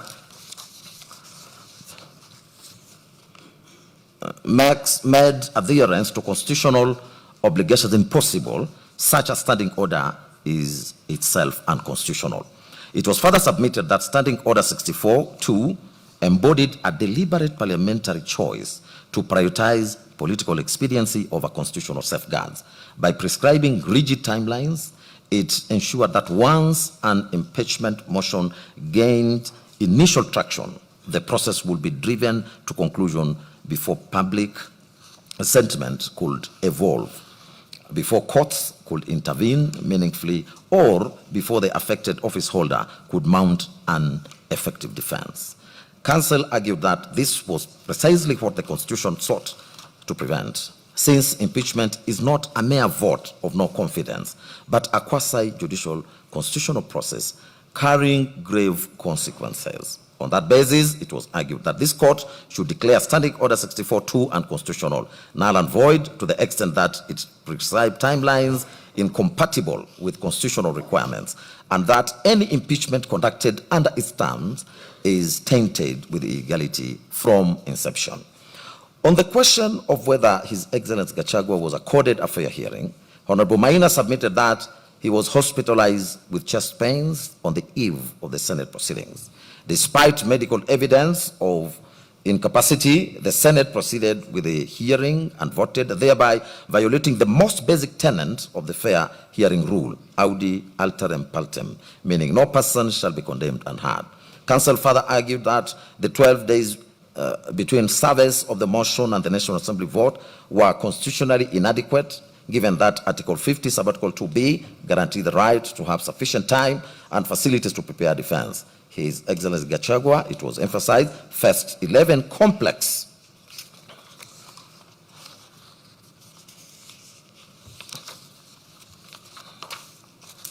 constitutional allegations, including gross violation of the Constitution, abuse of office, and corruption, for which 12 days was structurally insufficient. As the Supreme Court affirmed in Sonko case, which we referred above, impeachment proceedings attract the protections of Article 50, and where a fair hearing is denied, the process collapses. On the issue of bias and predetermination, learned counsel submitted that both speakers of Parliament, as presiding officers over the impeachment motion, were constitutionally required to maintain impartiality, but acted contrary. It was argued that they assumed the role of initiators and proponents of the impeachment, thereby transforming into advocates for the motion rather than neutral arbiters. In particular, Speaker Moses Wetangula of the National Assembly was said to have participated in public statements endorsing the impeachment before presiding over the proceedings. Council emphasized that the test for bias is objective, where a reasonable, fair-minded observer would conclude that there exists a real possibility of bias, and submitted that the Speaker's public statements and advocacy for impeachment satisfied this threshold. Where the presiding officer is biased, she argued, the proceedings are fundamentally unfair, and the failure of the speakers to rescue themselves irredeemably tainted the process.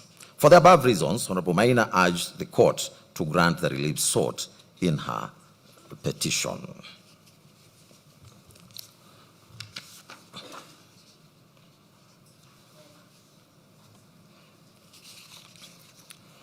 Next is the 4th to 8th petitioners' cases. The 4th to 8th petitioners in the consolidated petitions, that is Honorable David Munyi Madenge, Peter Gechobi Kamoto, Grace Modoni Mwangi, Clement Muchiri Muriuki, and Edwin Munene Kariuki, jointly filed a petition dated 18th of October 2024 before the High Court of Kenya at Kerugoya. They describe themselves as residents and leaders drawn from various constituencies within Kirinyaga County, and stated that they instituted the petition both in their personal capacities on behalf of their residents of their respective constituencies and in the wider public interest. The petitioners herein challenge the constitutionality, legality, and procedural propriety of the impeachment proceedings undertaken against His Excellency Gachagua, together with the subsequent nomination and approval process relating to Honorable Kindiki, relating to His Excellency Kindiki as Deputy President nominee. They contended that the public participation process conducted by the National Assembly on the 4th and 5th October was illusory, inaccessible, and unconstitutional. In particular, they pointed to the issuance of short and ineffective notices, lack of sensitization, inaccessible venues, absence of parliamentary officials at designated constituency sites, closure of the Kirinyaga Central CDF Hall, and the overall failure by both the National Assembly and the Senate to facilitate meaningful participation as required under Articles 10 and 118 of the Constitution. The petitioners further asserted that Senate unlawfully conducted impeachment proceedings in plenary instead of through a special committee under Article 145(3)(b) of the Constitution, and that the rash timelines imposed under Standing Order 64(2) of the National Assembly standing orders were unconstitutional as they curtailed effective public participation and the hearing and the fair hearing rights. They also alleged that the Senate violated His Excellency Gachagua's constitutional allegations.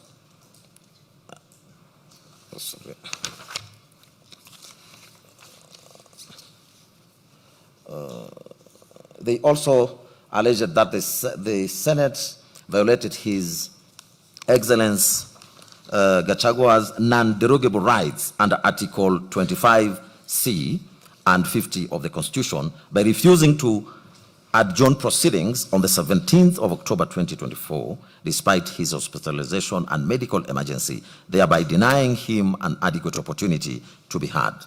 In addition, the petitioners challenged the legality of the nomination and approval process of His Excellency Kindiki as Deputy President nominee, contending that the process contravened Sections 3 and 6 of the Public Appointments Parliamentary Approval Act, Chapter 7 of the Laws of Kenya, for want of adequate notice and public participation.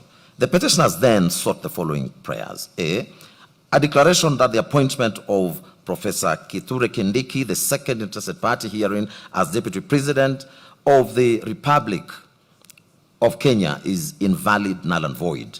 B, a declaration that the National Assembly as a distinct organ is required to undertake its own distinct, proper, effective, and meaningful public participation as envisaged under Articles 10 and 118 of the Constitution in regard to the impeachment of a president or a deputy president. C, a declaration that the Senate as a distinct organ was required to undertake on its own distinct, proper, effective, and meaningful public participation as envisaged under Articles 10 and 119 of the Constitution in regard to a resolution from the National Assembly to impeach a president or a deputy president.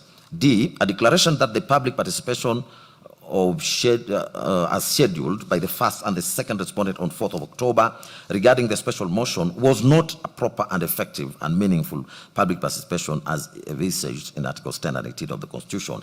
E, a declaration that the extended public participation scheduled by the first and second respondents on 5th October 2024 was in disregard of the court orders issued by the High Court sitting at Kerugoya in constitutional petition number E014 of 2024, Honorable Jane Jerry Maina versus the National Assembly and 4 others, and was not a proper, effective, and meaningful public participation as envisaged under Article 10 of the Constitution.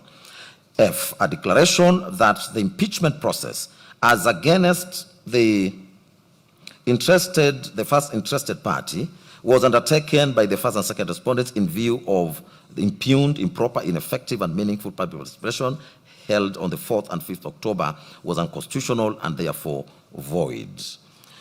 G, a declaration that the failure by the third and the fourth respondents to undertake any public participation at all in regard to the impeachment proceedings in the Senate as against the first interested party renders the whole Senate impeachment process unlawful and void. H, an order of certiorari to bring up into this honorable court and quash the decision and or the resolution by the first and the third respondents made on the 8th of October 2024 and 17th of October 2024, respectively, resolving to remove the first interested party as deputy president of Kenya by impeachment. I, a declaration that there exists no vacancy in the office of the deputy president, allowing the fifth respondent to nominate anyone to fill such vacancy, and that any such nomination is unlawful and void. J, any other order or orders that this court shall deem just and expedient in the circumstances. K, cost of the suit. Next is the 4th to 8th petitioners' submissions. In their submissions led by counsel, Mr. Evans Ogada, together with Mr. George Sakimpa, the 4th to 8th petitioners identify the following issues for court's determination. A, whether the impeachment process complied with Articles 10, 118, 145, and 150 of the Constitution, whether the public participation conducted by the National Assembly and the Senate met the constitutional threshold of being meaningful, adequate, effective, and lawful. C, whether a standing order 64-2 of the National Assembly is unconstitutional for imposing rigid timelines that undermine constitutional safeguards. And D, whether Article 145 and applicable standing orders require that investigation into impeachment charges be conducted exclusively by a special committee of the Senate, not by the Senate sitting in plenary. They submitted that Article 10 binds all state organs, including Parliament, to the national values such as democracy, public participation, the rule of law, accountability, and good governance. That the impeachment process was conducted with severe haste and limited deliberation, undermining transparency, accountability, and public participation. They relied on the Supreme Court decision in Speak of the Senate versus AG and another reported in 2013, where it was held that Parliament was not exempt from constitutional discipline. They submitted further that Article 118 required Parliament to conduct business openly and facilitate public participation, and that this was not a formality, but a substantive constitutional obligation. They contended that the National Assembly gave the public less than 48 hours to consider complex, voluminous impeachment charges, which is a manifestly inadequate time frame, that no explanatory notes or responses from the deputy president were provided, and that in some counties, like Kirinyaga, designated venues were inaccessible. They further asserted that the Senate conducted no independent public participation at all, as it relied on the National Assembly's deficient exercise, which cannot cure the constitutional breach. And they relied on authorities in Law Society of Kenya versus National Assembly of Kenya, 3 others, reported in 2025 KLR, National Assembly and another versus Okoit and 55 others, Civil Appeal number E003 of 2023, consolidated with others. This is the decision of the Court of Appeal. They also relied on the decision of Doctors for Life and and the decision in Legal Advice Center, and 2 others versus County Government of Mombasa. On the unconstitutionality of the National Assembly Standing Order 64-2, Learned Counsel argued that the provision imposes rigid and unreasonable timeline that make meaningful public participation impossible, and that while Article 124 empowered Parliament to make standing orders, such orders are subordinate to the Constitution and cannot defeat constitutional rights, and Article 2.4 voids any law inconsistent with the Constitution. The petitioners urge the court to declare Standing Order number 64-2 unconstitutional. As the matter in which the Senate proceedings were to be undertaken, Council submitted that Article 145.3 provided that the Senate must appoint a special committee to investigate impeachment charges, and that the use of the conjunctive and between sub-articles A and B makes the special committee process constitutionally inseparable from the investigative phase. That Articles 145, Sub-Article 4, Sub-Article 5, and Sub-Article 6 refer exclusively to the special committee, and that there is no mention of plenary investigation or under expresso inius est exclusio ulterius, that excluded all other modes of investigation. The petitioners submitted further that the special committee ensued suppression of investigations and adjudicative functions, preventing bias and predetermination, and the Senate's decision to bypass the special committee and proceed in plenary fused investigation, hearing, and the judgment into a single political process, violating the hierarchical and sequential structure of Article 145. Learned Counsel placed reliance on Martin Nyaga, Wambora, and 3 others was the Speaker of the Senate. This is the Court of Appeal decision, where the Court of Appeal held that the removal of a governor, which mirrors Article 145, is hierarchical and sequential in nature. Counsel argued that the Deputy President was denied a constitutionally prescribed procedural safeguard available to state officers facing removal, thereby violating Article 27 on equality and non-discrimination. They further submitted that Article 50, Sub-Article 1 guarantees the right to a fair hearing, which is expressly protected as non-derogable under Article 25C. Proceeding with impeachment proceedings while the Deputy President was hospitalized and rejecting a reasonable request for adjournment amounted to a gross violation of natural justice. Counsel emphasized that fairness was the unassailable foundation of any removal process. In support, they cited Gachagua versus Speaker, National Assembly, and 3 others, High Court decision, where the High Court reaffirmed that the right to a fair hearing as non-derogable and that any violation renders the process null and void. Counsel concluded by submitting that the Constitution does not permit Parliament to sacrifice legality at the altar of expediency, and urged this court to reaffirm constitutional supremacy and protect the sovereignty of the people of Kenya.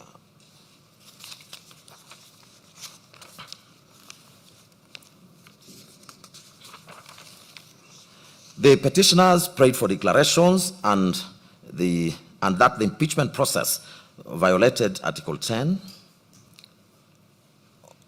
118, 145, and 150. A declaration that Standing Order 64-2 is unconstitutional, a declaration that the Senate unlawfully bypassed the special committee, and orders quashing the impeachment resolution. We'll now proceed to the 9th petitioner's case. Sheria Mtaani na Shadrack Wamboi, a public benefit organization, filed the petition dated 18th of October 2024, together with a supporting affidavit sworn by Dorcas Mwai, an advocate of the High Court of Kenya, and a director thereof. The petitioner stated that it is established to assist members of the public in assessing justice, protecting constitutional rights, and promoting the rule of law, constitutionalism, accountability, and good governance. The petition challenged the constitutional and the legal validity of the impeachment proceedings, leading to the removal of His Excellency Gachagua from office as Deputy President, and further questioned the legality of the intended nomination and approval of His Excellency Kindiki as his replacement. It contended that the Senate proceedings conducted on the 17th of October 2024 violated His Excellency Gachagua's constitutional rights under Article 25C, 47, 50, and 45, sub-Article 5 of the Constitution. That the Senate unreasonably declined to adjourn the impeachment proceedings despite being informed that His Excellency Gachagua had fallen ill and had been admitted at Karen Hospital, thereby denying him an opportunity to personally defend himself against the impeachment charges. It was further alleged that the Senate acted in breach of the constitutional requirements of fair hearing, procedural fairness, and natural justice by proceeding with the impeachment in the absence of His Excellency Gachagua, while allowing the proceedings to continue on the basis of strict constitutional timelines. It asserted that although the Constitution contemplated an expeditious impeachment process, the constitutional timelines could not override His Excellency Gachagua's non-derogable right to a fair hearing and adequate opportunity to defend himself. Sheria Mtaani na Shadrack Wamboi further complained that the proceedings before Senate were rushed, insensitive, and conducted in a manner that prioritized speed over substantive justice and constitutional safeguards. Additionally, the 9th petitioner challenged the legality of the subsequent process initiated by His Excellency the President to nominate His Excellency Kindiki as Deputy President under Article 149 of the Constitution. It was contended that the nomination violated Articles 82, 88, and 137 of the Constitution because IIBC was allegedly not properly constituted and therefore incapable of lawful verifying the constitutional qualifications of any nominee to the office of the Deputy President. Sheria Mtaani na Shadrack Wamboi also argued that His Excellency Kindiki's nomination contravened Article 137 of the Constitution on the basis that he remained a serving Cabinet Secretary for Interior and National Administration at the time of his nomination. For these reasons, the organization sought the following prayers. A declaration be and is hereby issued that the rights and fundamental freedoms of the interested party herein to which his rights and fundamental freedoms under Articles 25, 50, 27, 47, 145 were grossly violated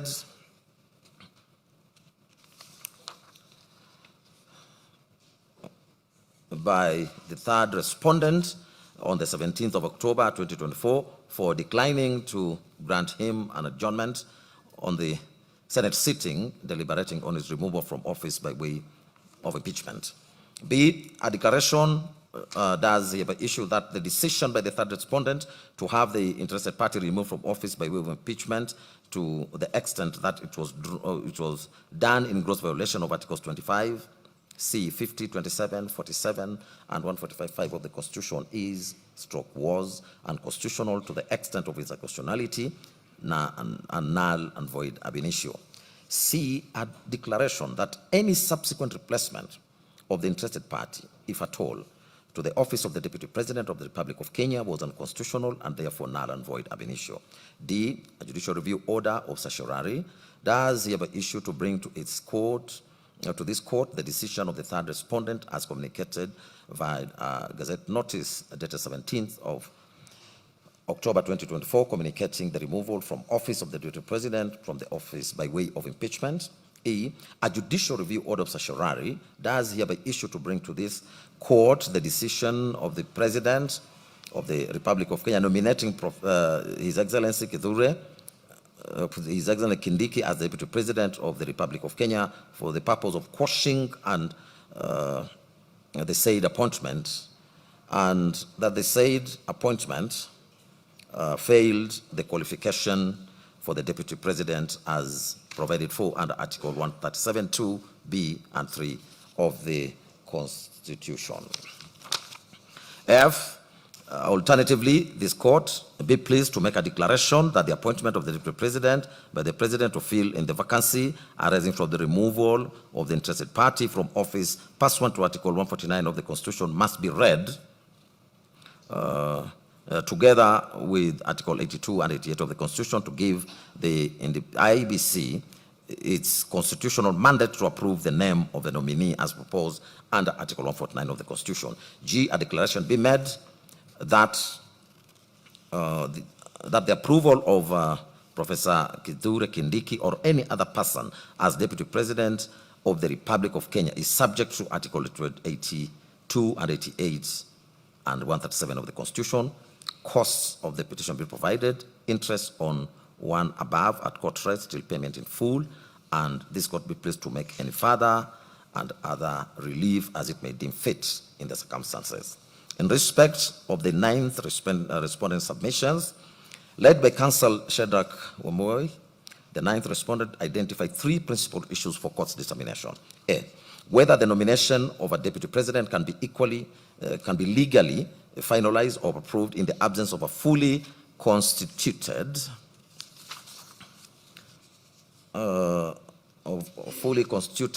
commissioners of the IEBC under Articles 82 and 88 of the Constitution.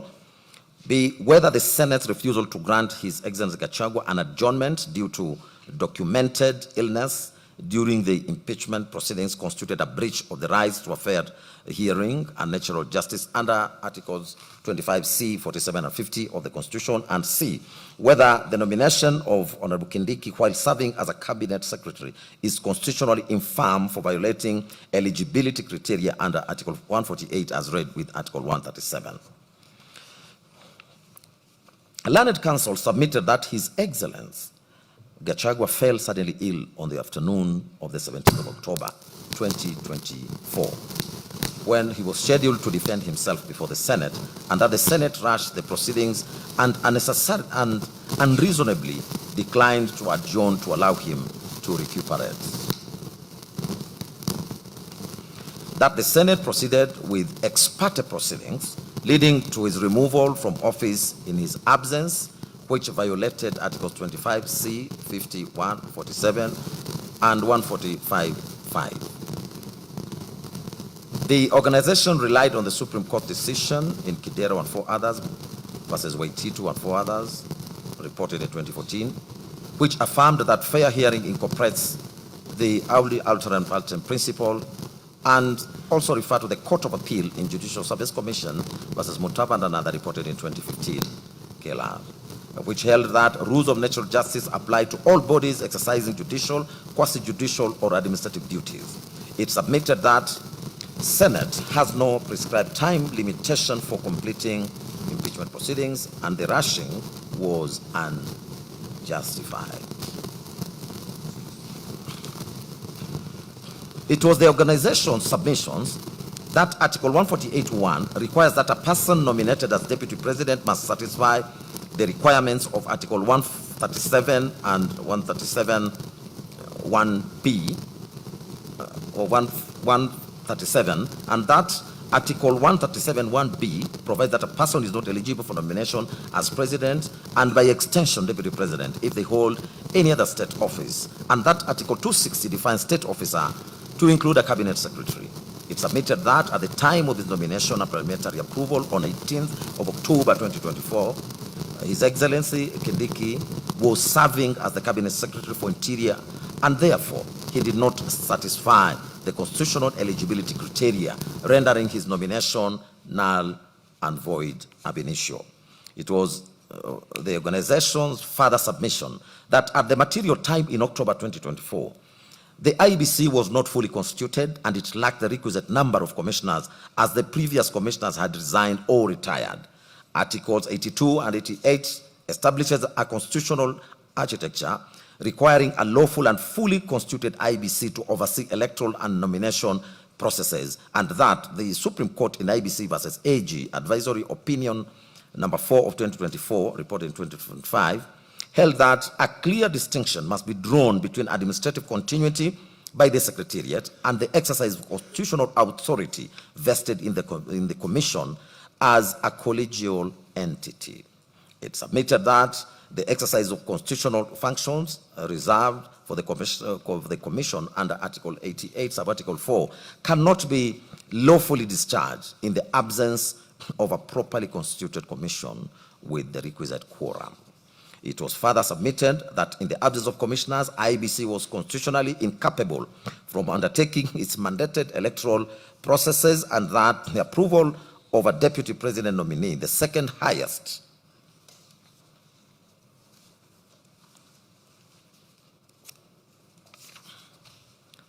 constitutional office, is no less a substantive constitutional responsibility than delimitation of boundaries, and the same principle applies with equal force. The organization at this court to apply Article 10 on the national values and principle of governance that brings all state organs, Article 20, Sub-Article 3b in the Dubie Pro Libertate doctrine, that where in doubt, the court ought to adopt the interpretation that most favors enforcement of a right or freedom enunciated in Jacqueline Okuta and another versus AG, High Court reported in 2017, and that it further submitted that the unconstitutional exercise of a legislative mandate cannot be shielded from judicial scrutiny, as was held in Commission for Implementation of Constitution versus National Assembly of Kenya and two others, 2013, KLR reported. In the end, the petitioner prayed that the petition be accordingly allowed.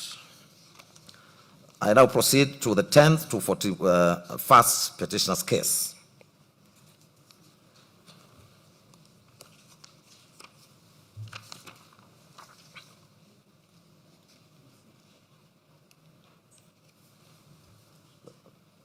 That's yours. That's yours. Proceed.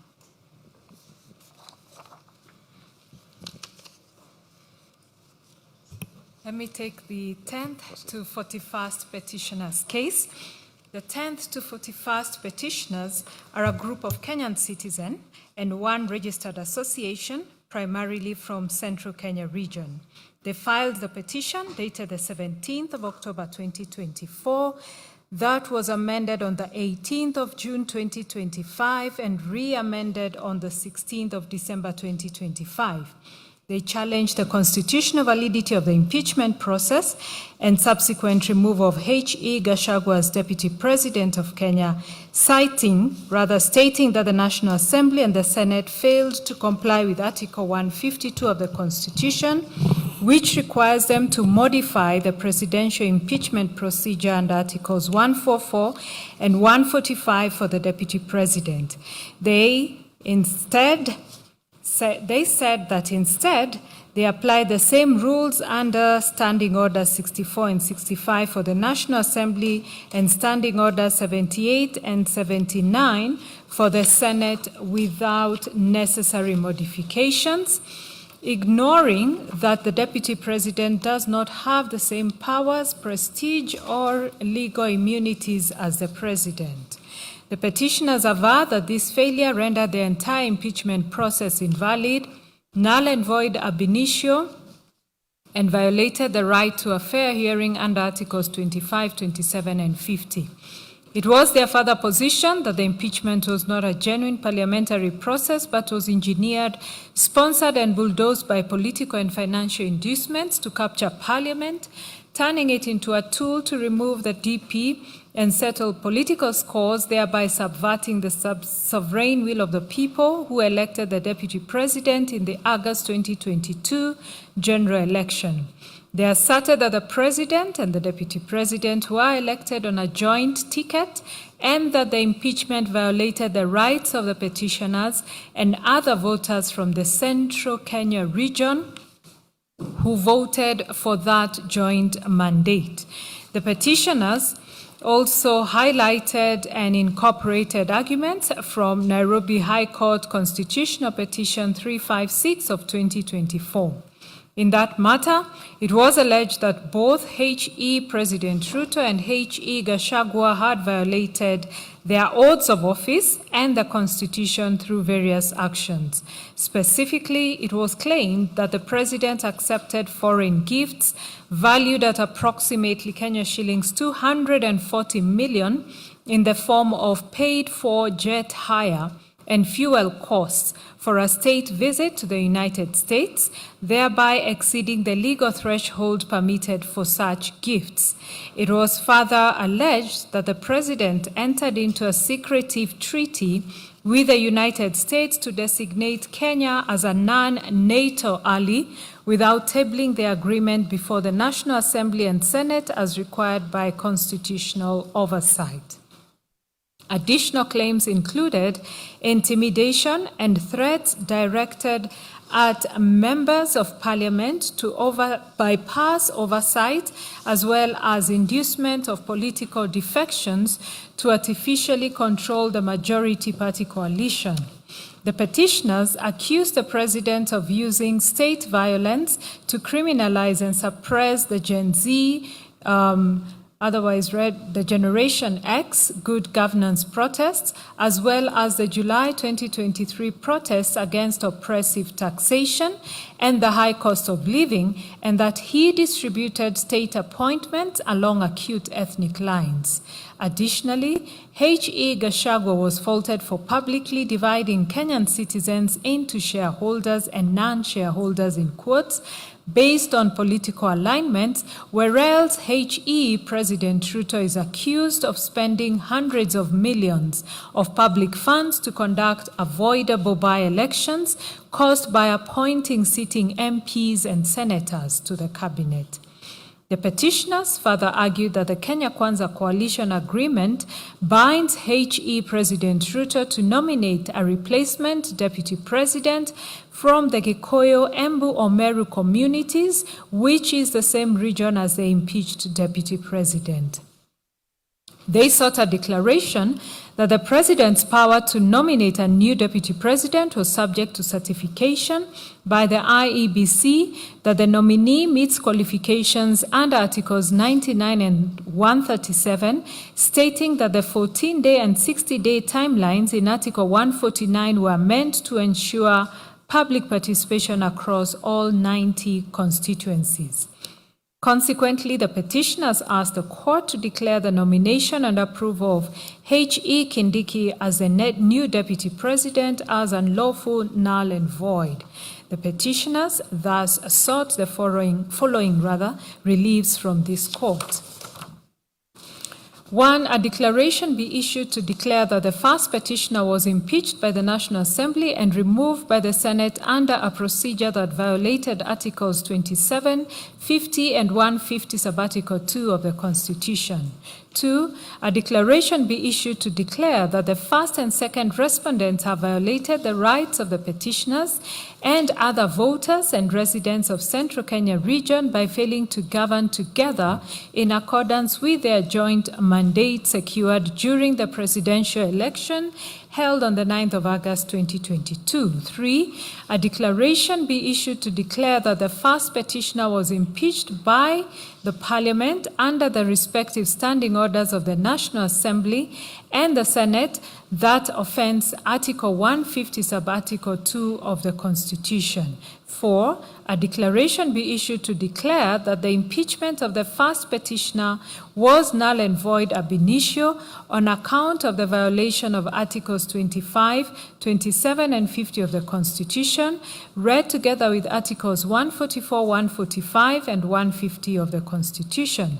5. A declaration be issued to declare that the second and third to 14th respondents have conspired and schemed to remove the second respondent from office through impeachment in violation of Articles 1, 27, and 38 of the Constitution. 6. A declaration be issued to declare that the second respondent violated Articles 110, 118 and 150 of the Constitution in passing a resolution on 8th October 2024 to remove the second respondent from office.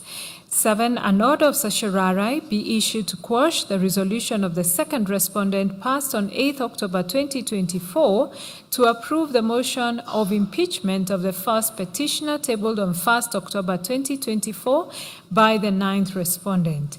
8. A declaration be issued to declare that the 6th respondent's power under Article 149 of the Constitution to nominate a person to occupy the office of the Deputy President is subject to certification by the Independent Electoral and Boundaries Commission under Articles 99 and 137 of the Constitution. 9. A declaration be issued to declare that the 14 days period prescribed under Article 149 for the President to nominate a person to occupy the office of Deputy President is to ensure compliance with Articles 10, 38, 99, and 137 of the Constitution. 10. A declaration be issued to declare that the 60 days period prescribed under Article 149(1) of the Constitution for the National Assembly to vote on the President's nomination to fill the vacancy in the office of the Deputy President is to ensure compliance with the requirement of public participation in all the 290 constituencies in accordance with Article 1, 10, 27, 38, 118, and 136 of the Constitution. 11. That by dint of Articles 1, 10, 27, and 38 of the Constitution, the first respondent is bound by the Kenya Kwanza Coalition Agreement dated the 5th of April 2022 to nominate a qualified person from either of the Gikuyu, Embu, and Meru communities to fill the vacancy in the office of the Deputy President occasioned by the impeachment of the second respondent. 12. A declaration be issued to declare that the 6th respondent's nomination and of approval, therefore, by the National Assembly of HE Honorable Kithure Kindiki, the second interested party herein, as Deputy President is unlawful, null and void ab initio. 13. The Honorable Court be pleased to issue an order of certiorari to quash the nomination by the National Assembly of Honorable Kithure Kindiki as a Deputy President via Gazette notice published in a special issue of the Kenya Gazette dated 18th October 2024. And 14, a declaration be issued to declare that by dint of Articles 1, 10, 27, 38, 91, and 132 of the Constitution, the citizens of Kenya from the Gikuyu, Embu, and Meru communities have a right secured by the results of the presidential election held on 9th August 2022 to have one of them to occupy the office of the Deputy President during the tenure of the first respondent as the President of Kenya. 15, a declaration be issued to declare that Standing Orders number 64 and 65 of the National Assembly Standing Orders violates Article 152 of the Constitution. 16, an order of certiorari be issued to quash Standing Orders 64 and 65 of the National Assembly Standing Orders to the extent that they apply to the Deputy President. 17.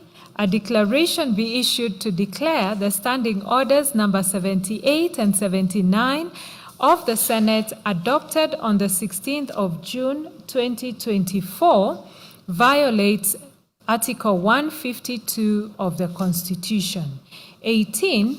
An order of certiorari be issued to quash Standing Orders number 78 and 79 of the Senate as adopted on 16th June 2024 to the extent that they apply to the Deputy President. 19. An order of mandamus be issued to compel the National Assembly and the Senate, that is the second and fourth respondents herein, to promulgate a procedure for removal of the Deputy President by impeachment envisaged by Article 152 of the Constitution. 20. that a declaration be issued to declare that the first petitioner was impeached through a procedure that amounted to political persecution and vendetta prescribed by Articles 1, 3, 38, and 50 of the Constitution. 21, that a declaration be issued to declare that the sixth respondent engineered, sponsored, and bulldozed the impeachment of the first petitioners in a manner that amounts to abuse of power in violation of Articles 1, 3, 38, 50, and 131(2) of the Constitution. 22, cost of the petition be borne by the first and fifth respondents. The 10th and 41st petitioners' submissions. In these submissions, the petitioners reiterated that the impeachment proceedings did not stem from legitimate constitutional violations. Instead, they arose directly from a severe political fallout and a politics of betrayal, in quotes, between HE President Ruto and HE Gachagua. They submitted that the impeachment motion was originally assigned to Sirisia MP, Honorable John Waluke, but however, due to his tainted image from a high-profile corruption case, Honorable Mutuse was brought in as a substitute mover to table the motion on the 1st of October 2024. The petitioners listed the following issues for the court's determination. A, whether the impeachment of H.E. Gachagua was a political witch hunt or a genuine procedure. B, whether H.E. Gachagua was impeached by the National Assembly and the Senate under a procedure that violated Articles 27, 50, and 152 of the Constitution. C, whether H.E. Gachagua was lawfully found guilty of Ground 1 of the Articles of Impeachment. D, whether the Standing Orders number 64 and 65 of the National Assembly and Standing Orders number 78 and 79 of the Senate, under which H.E. Gachagua was impeached, violate Article 152 of the Constitution. E, whether the Senate's failure to establish a special committee under Article 145(6) of the Constitution rendered the removal of H.E. Gachagua as null and void ab initio. Issue F, whether H.E. Gachagua was subjected to a lawful and fair trial by the Senate. G, whether the 1st to 11th respondents conspired or schemed to remove H.E. Gachagua from office in violation of Articles 1, Article 27, and 38 of the Constitution. On the weaponization of impeachment for political settlements, the petitioners maintained that the impeachment was completely manufactured by a political fallout rather than the genuine existence of any lawful grounds under Article 151(b) of the Constitution. That it was fundamentally unconstitutional for the executive and parliament to use the sacred device of impeachment as an administrative tool to resolve purely political disputes and vendetta. They submitted that the impeachment proceedings inside both the National Assembly and the Senate were weaponized and conducted in absolute violation of substantive and procedural provisions guaranteed under the Constitution, as well as the standing orders of both chambers.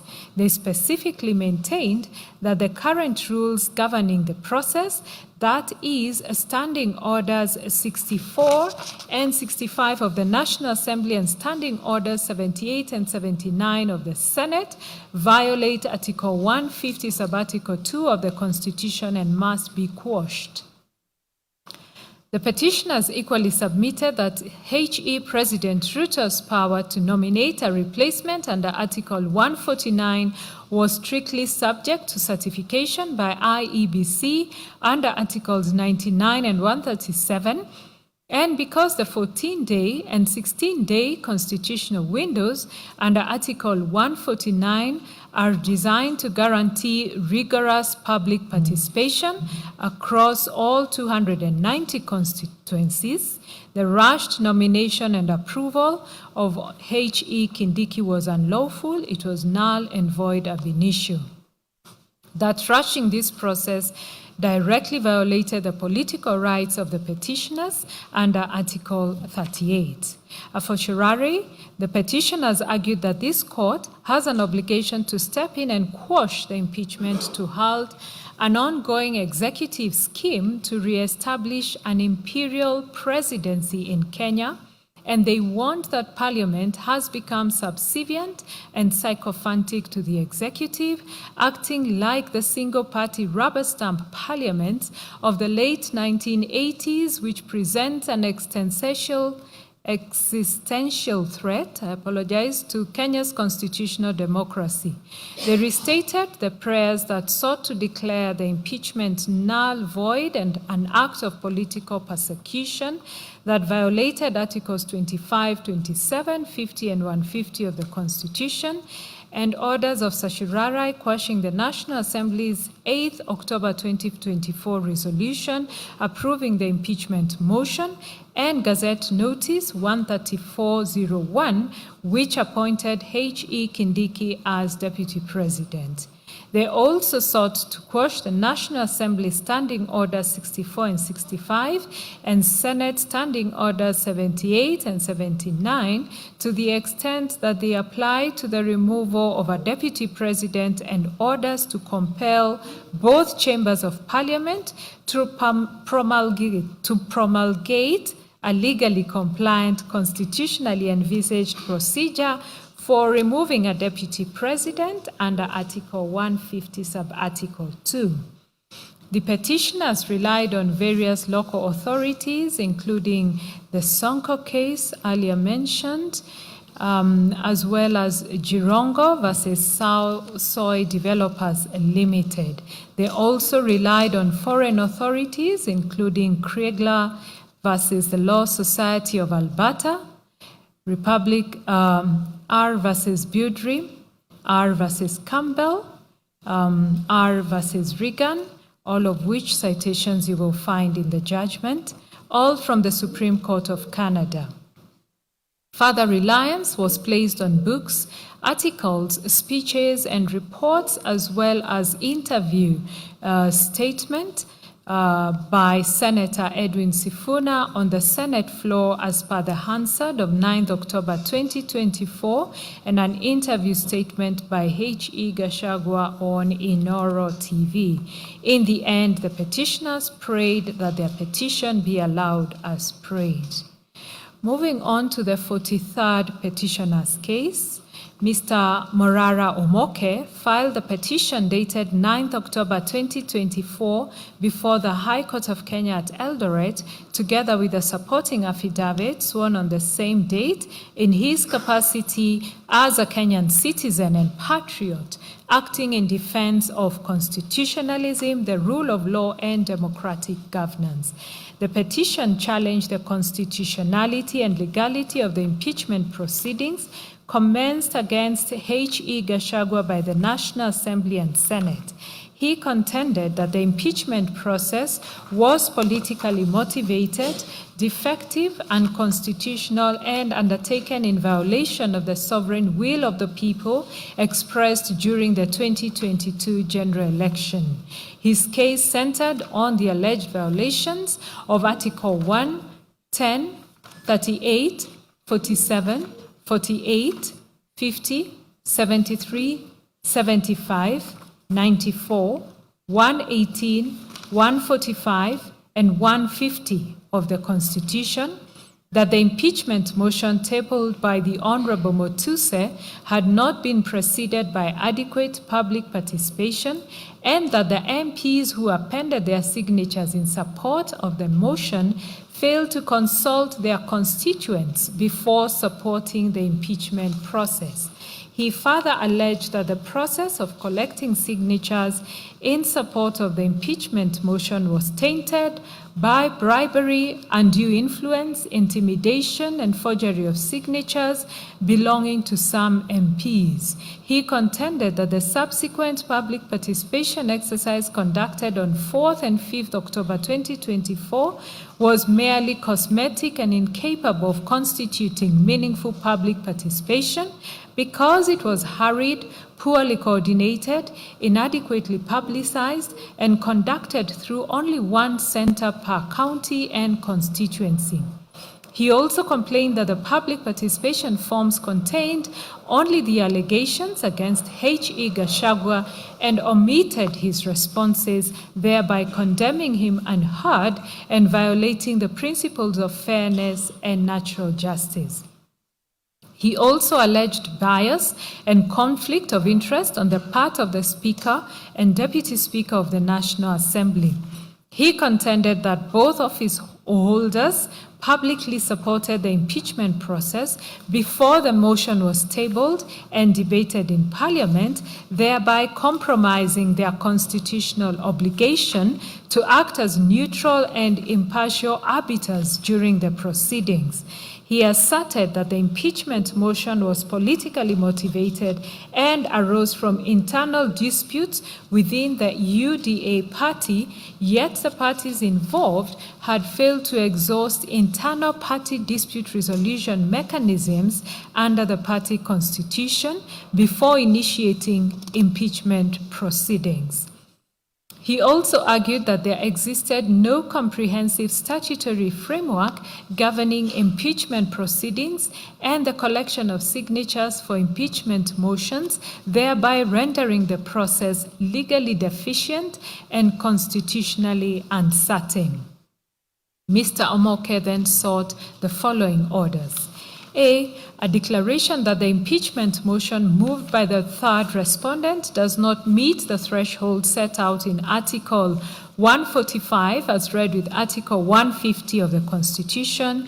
B, a declaration that the impeachment of Geoffrey Rigathi Gachagua was unconstitutional. C, a declaration that the Speaker and Deputy Speaker of the National Assembly were biased and ought to have disqualified themselves from the impeachment process.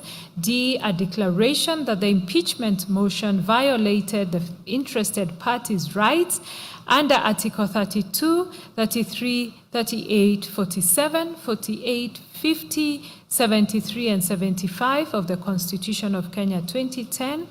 E, a declaration that the impeachment motion against the interested party was tabled in a manner that violates Article 110, 94, and 118 of the Constitution, as no public participation was conducted by Honorable Mutuse Ekomas Mwengi and by the members who appended their signatures prior to moving the impeachment motion in the National Assembly.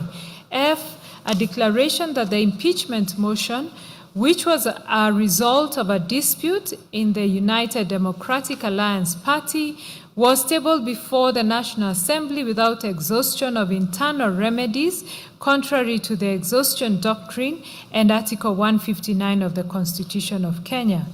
G, a declaration that in the absence of an enabling legislation operationalizing the provisions of Article 150 of the Constitution of Kenya, there is no legislative and administrative framework within which the impeachment of the DP was anchored, and H, that each party bears its own costs. In his submissions, Mr. Omoke focused on two main issues, namely, whether the impeachment of H.E. Gachagua was unconstitutional and whether the lack of legislation to operationalize Article 150 of the Constitution vitiates the impeachment.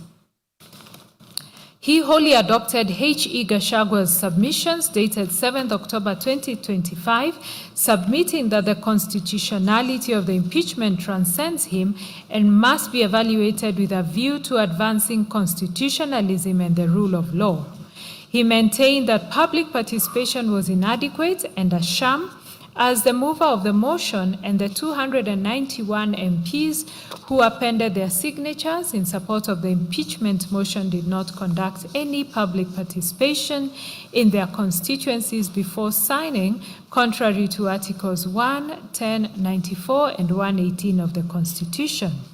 that public participation was an afterthought, and when questions arose on 1st October 2024 about whether public participation should be conducted, the Speaker directed that it be held on 4th October 2024. The advertisement appeared on 2nd October 2024, which Mr. Omoke submitted was not a genuine intention to conduct any real public participation from the outset, that the public participation form provided by the National Assembly contained only the allegations against H.E. Gachagua and conveniently left out his response, denying the public the ability to effectively weigh the grossness of the alleged violations. He submitted that public hearings occurred for only 9 hours, from 8 a.m. to 5 p.m. on a normal workday, which was a Friday, meaning most Kenyans could not attend.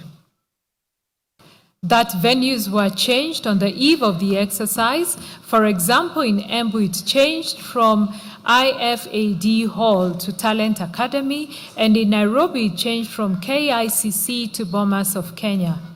He submitted that in Kiambu constituency, only about 2,000 people attended in a county with over 1 million registered voters, that there was no proper coordination, and he described the situation as utter pandemonium akin to the Tower of Babel.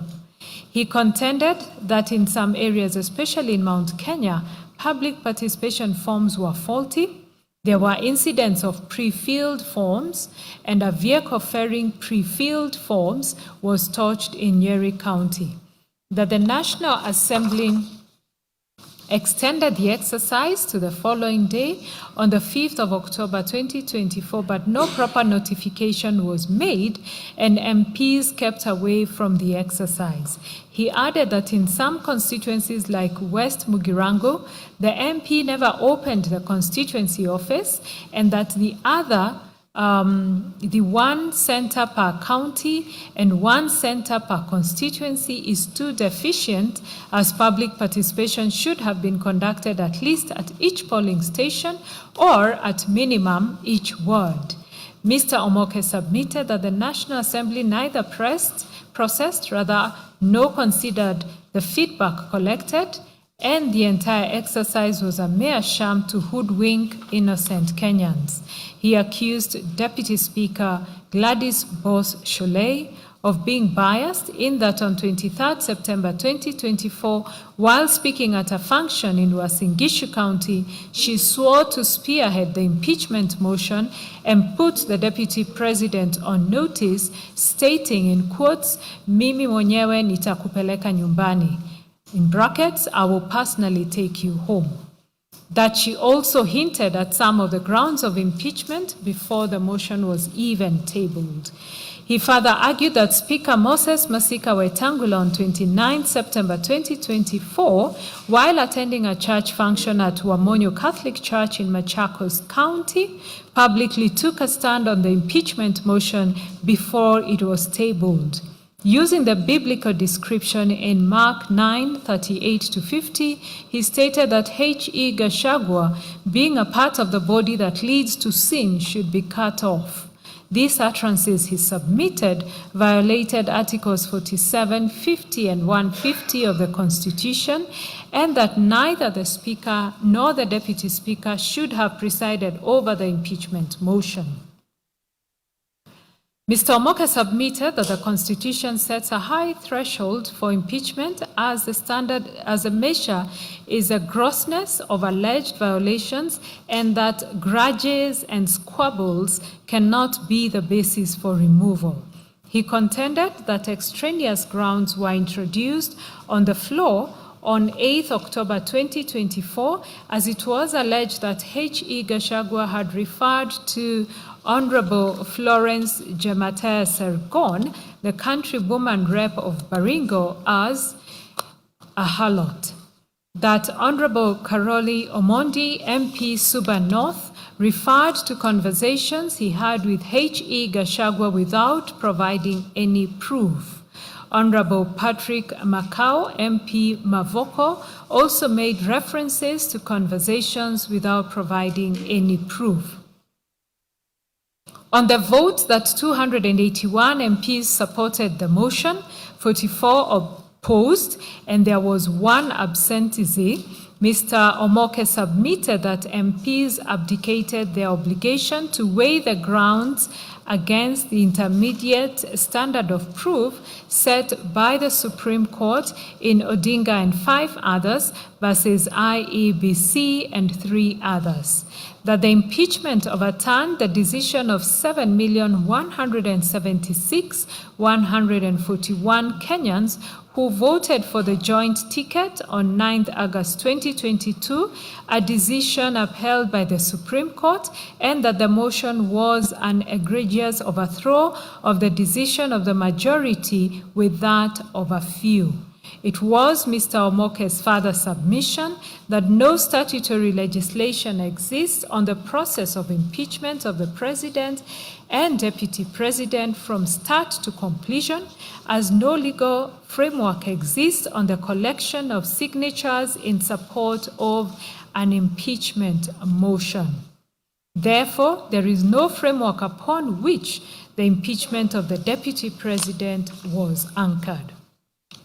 He submitted that in D and others, that is the Attorney General, this court was persuaded by Mr. Omoke, who was a petitioner therein, that the lack of legislation on signature collection and verification and on the conduct of referenda initiated the BBI process.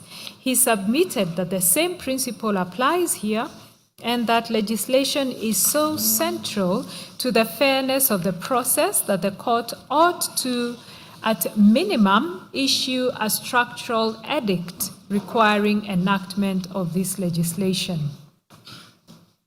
He submitted that areas requiring legislation include initiation of the impeachment process, how Parliament is to process impeachment, particularly public participation, and the actual impeachment trial, the replacement of an impeached deputy president, provision for judicial intervention before an impeached president or deputy president is replaced, including grant of conservatory orders to preserve the rights of the impeached official, and expeditious hearing of petitions arising from an impeachment.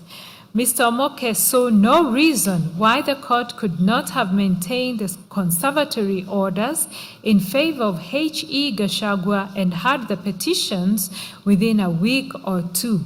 That the discharge of the orders, followed by an immediate declaration of a public holiday for the swearing in of a new deputy president, left a mind-boggling question on the efficacy of Article 50 of the Constitution. For these reasons, Mr. Omoke prayed for a declaration that the impeachment of H.E. Gachagua was unconstitutional, and that a declaration that the absence of legislation operationalizing Article 150 of the Constitution rendered the impeachment process of the Deputy President flawed. We look at the 44th to 48th petitioner's case.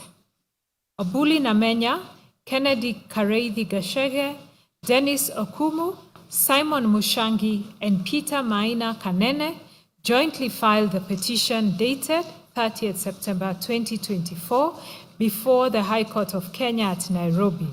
They describe themselves as Kenyan citizens committed to constitutionalism, the rule of law, and defense of the Constitution, and that they also instituted the petition in the public interest to challenge the proposed impeachment of H.E. Gachagua as Deputy President of the Republic of Kenya.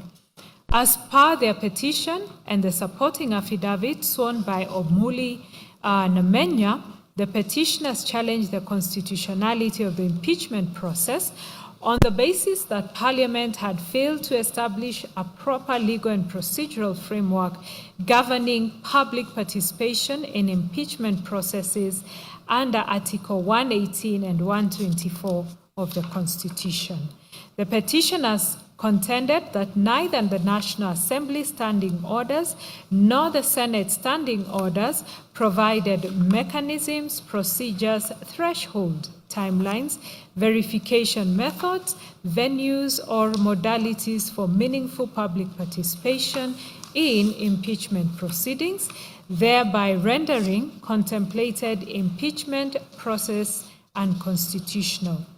They further argued that public participation was a mandatory constitutional prerequisite which ought to precede any impeachment process, and asserted that the 7-day timelines prescribed under Standing Orders 64 and 73 for disposal of impeachment proceedings were inadequate and unconstitutional, as they undermined effective public participation and violated the rights to fair administrative action and fair hearing under Articles 47 and 50 of the Constitution.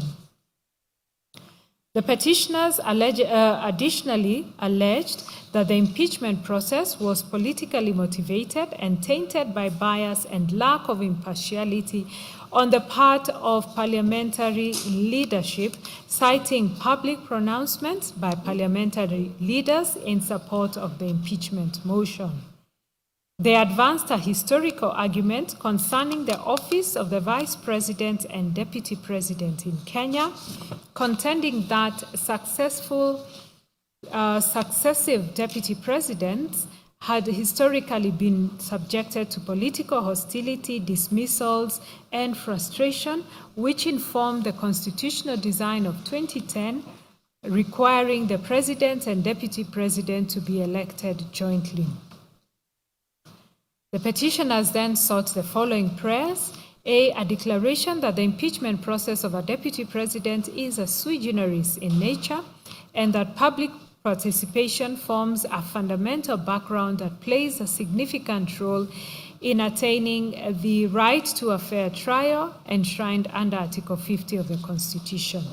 B, a declaration that public participation is the only avenue or means through which the people can exercise their sovereignty contemplated under Article 1 of the Constitution in determining whether an office created under the Constitution ought to be abolished, or whether accountability mechanisms created under this Constitution ought to be put in motion or otherwise, and that the lack of elaborate procedure or certainty as to when the same should commence or conducted will ordinarily amount to usurpation of the people's power and subsequently amount to a violation of the Constitution.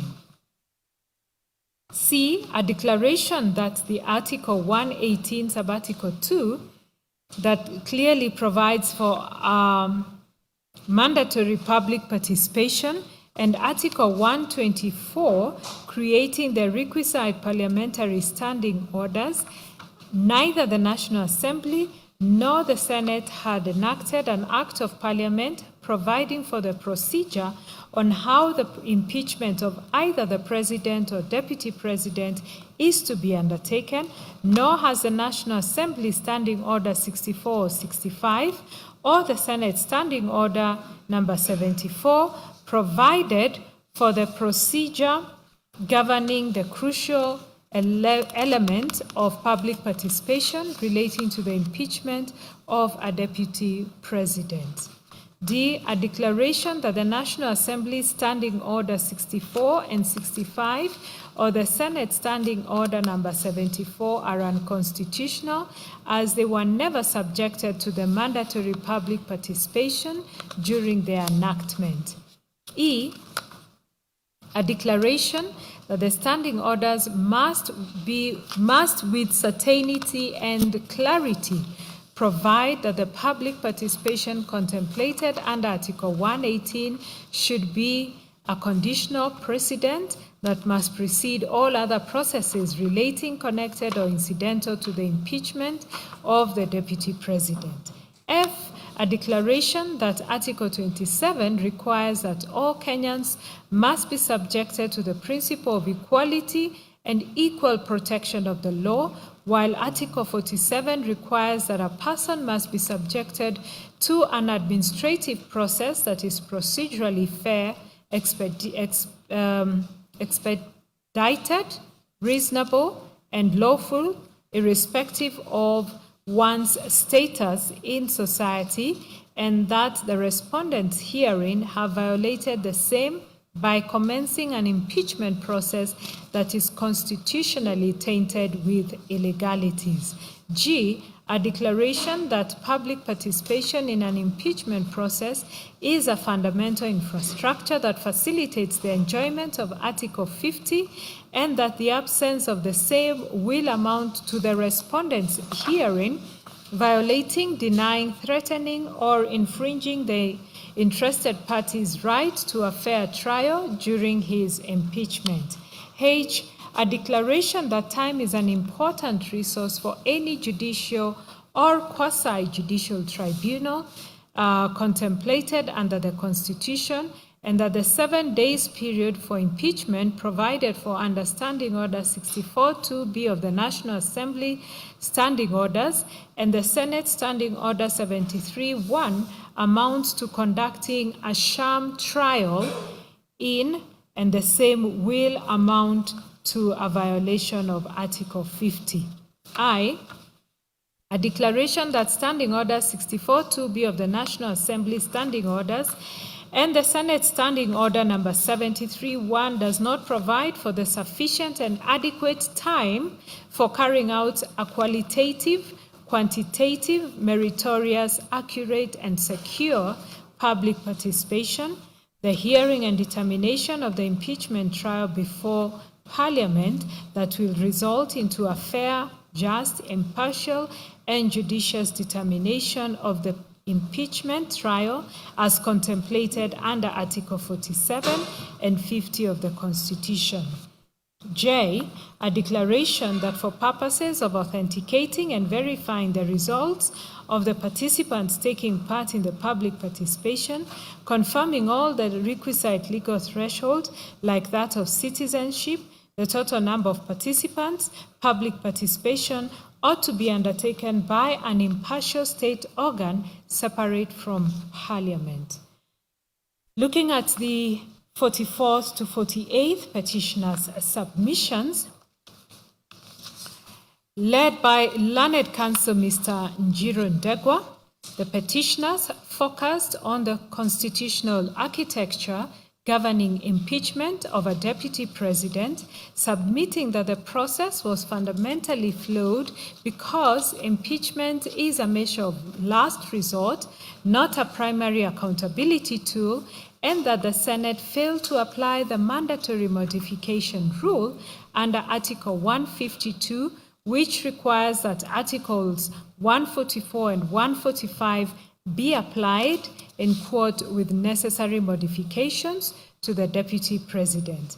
Mr. Ndegwa submitted that the proceedings violated fair hearing rights under Article 50, including the refusal to adjourn when the deputy president fell ill, that the process was infected with bias, irrelevant considerations, and procedural violations of the Standing Order 75, 78, and 80, and that the cumulative defects render the entire impeachment null and void. The petitioners adopted and relied on H.E. Gachagua's submissions and the Wambora principles on quasi-judicial impeachment proceedings and identified the following issues for determination: whether the impeachment of the deputy president met the constitutional threshold of a measure of last resort in light of the availability of alternative constitutional and statutory mechanisms, whether the constitutional framework governing the impeachment of a deputy president under Article 150, Sub-Article 2, was properly invoked, applied, and distinguished from the regime governing the impeachment of a president under Article 145, whether the Senate complied with the mandatory requirement to apply Articles 144 and 145 with necessary modifications as contemplated under Article 152 and Standing Order 79. Whether the failure to apply the modification rule undermined the constitutional principles of sovereignty of the people, national values, and political rights, including the legitimate expectation of tenure. Whether the impeachment process satisfied the constitutional and jurisprudential standards applicable to quasi-judicial proceedings as articulated in the Wambora decisions. Whether the Senate's failure to comply with constitutional requirements renders the impeachment process null and void. Whether the impeachment process violated the Deputy President's right to equality and equal protection of the law under Article 27.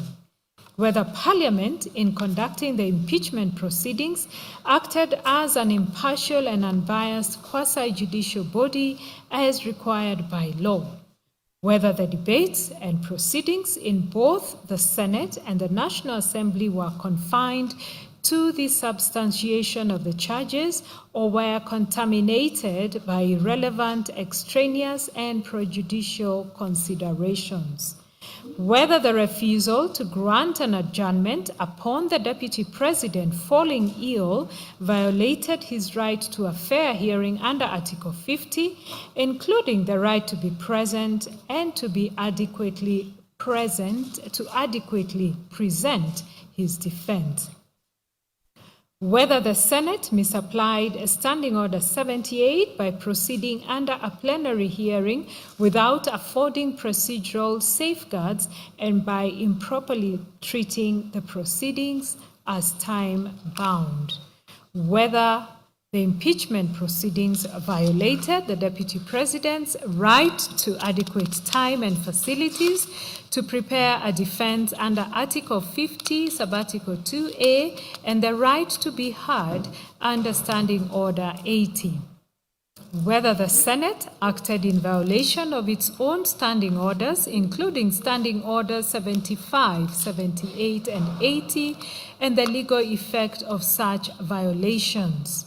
Whether sufficient time existed within the constitutional and procedural framework to accommodate adjournment and ensure a fair hearing, and whether failure to utilize such time rendered the process unconstitutional. Whether the continuation of proceedings in light of the Deputy President's illness violated his fundamental rights to life, dignity, health, and access to justice under Articles 26, 28, 48, and the state obligations under Articles 10, 19, 20, and 21. And finally, what reliefs are available where a constitutional process is found to be procedurally and substantively defective. Learned Counsel submitted that impeachment is not intended to be a primary or convenient mechanism for addressing alleged misconduct, but rather an extraordinary remedy reserved for the clearest and most compelling cases where no other lawful avenue exists. They argued that the Constitution establishes a graduated hierarchy of accountability, beginning with civil liability, criminal prosecution, and administrative action, and only thereafter impeachment. It was emphasized that Article 143 expressly removes immunity from civil and criminal proceedings for the Deputy President, unlike the President. According to Mr. Ndegwa, this signals that allegations against a Deputy President should, in the first instance, be addressed through ordinary legal processes. Parliament, however, bypassed these mechanisms and resorted to impeachment as a first recourse, which Council contended offends the principles of proportionality, rationality, and legality. They further submitted that no evidence exists that Parliament considered whether the allegations could have been addressed through criminal investigation or civil proceedings before invoking impeachment. Council also drew attention to Article 152, which provides that Articles 144 and 145 apply to the Deputy President with the necessary modification. Council argued that this phrase is not ornamental, but a deliberate constitutional command requiring contextual adaptation of the presidential impeachment framework to the distinct office of the Deputy President. In their view, the requirement imposes an active obligation on the Senate to interrogate, adjust, and tailor the procedure rather than merely transplant it without reflection. Standing Order 79, they submitted, operationalizes this obligation by requiring the Senate to consciously and expressly apply the modification principle. Mr. Ndegwa submitted that nowhere in the Senate Hansard is the Speaker recorded as guiding the House on the necessity, the scope or content of the required modifications as the Senate proceeded, as though Article 145 applied mutatis mutandis and in toto without any modification. He stated that this failure is not merely procedural, but a substantive and jurisdictional issue which renders the entire process unconstitutionally defective ab initio. The petitioners submitted that this modification requirement ensures that impeachment is not invoked where alternative legal mechanisms such as the courts, EACC, or DCI are adequate.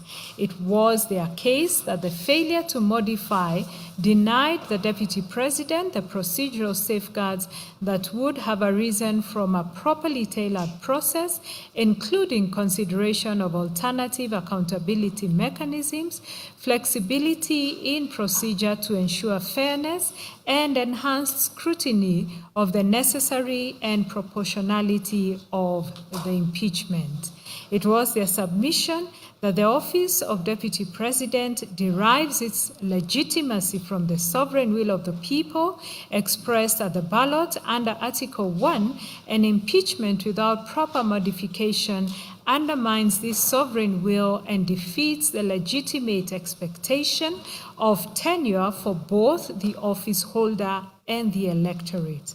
That Article 38 guarantees citizens the right to elect leaders and to have them serve their full term, subject only to lawful and constitutionally compliant removal process, and that the failure to modify the process resulted in an unjustified interruption of the people's sovereign mandate. Mr. Ndegwa submitted that the Deputy President fell ill during the proceedings while actively engaged in his defense, and that this is not disputed and is recorded in the Senate Hansard.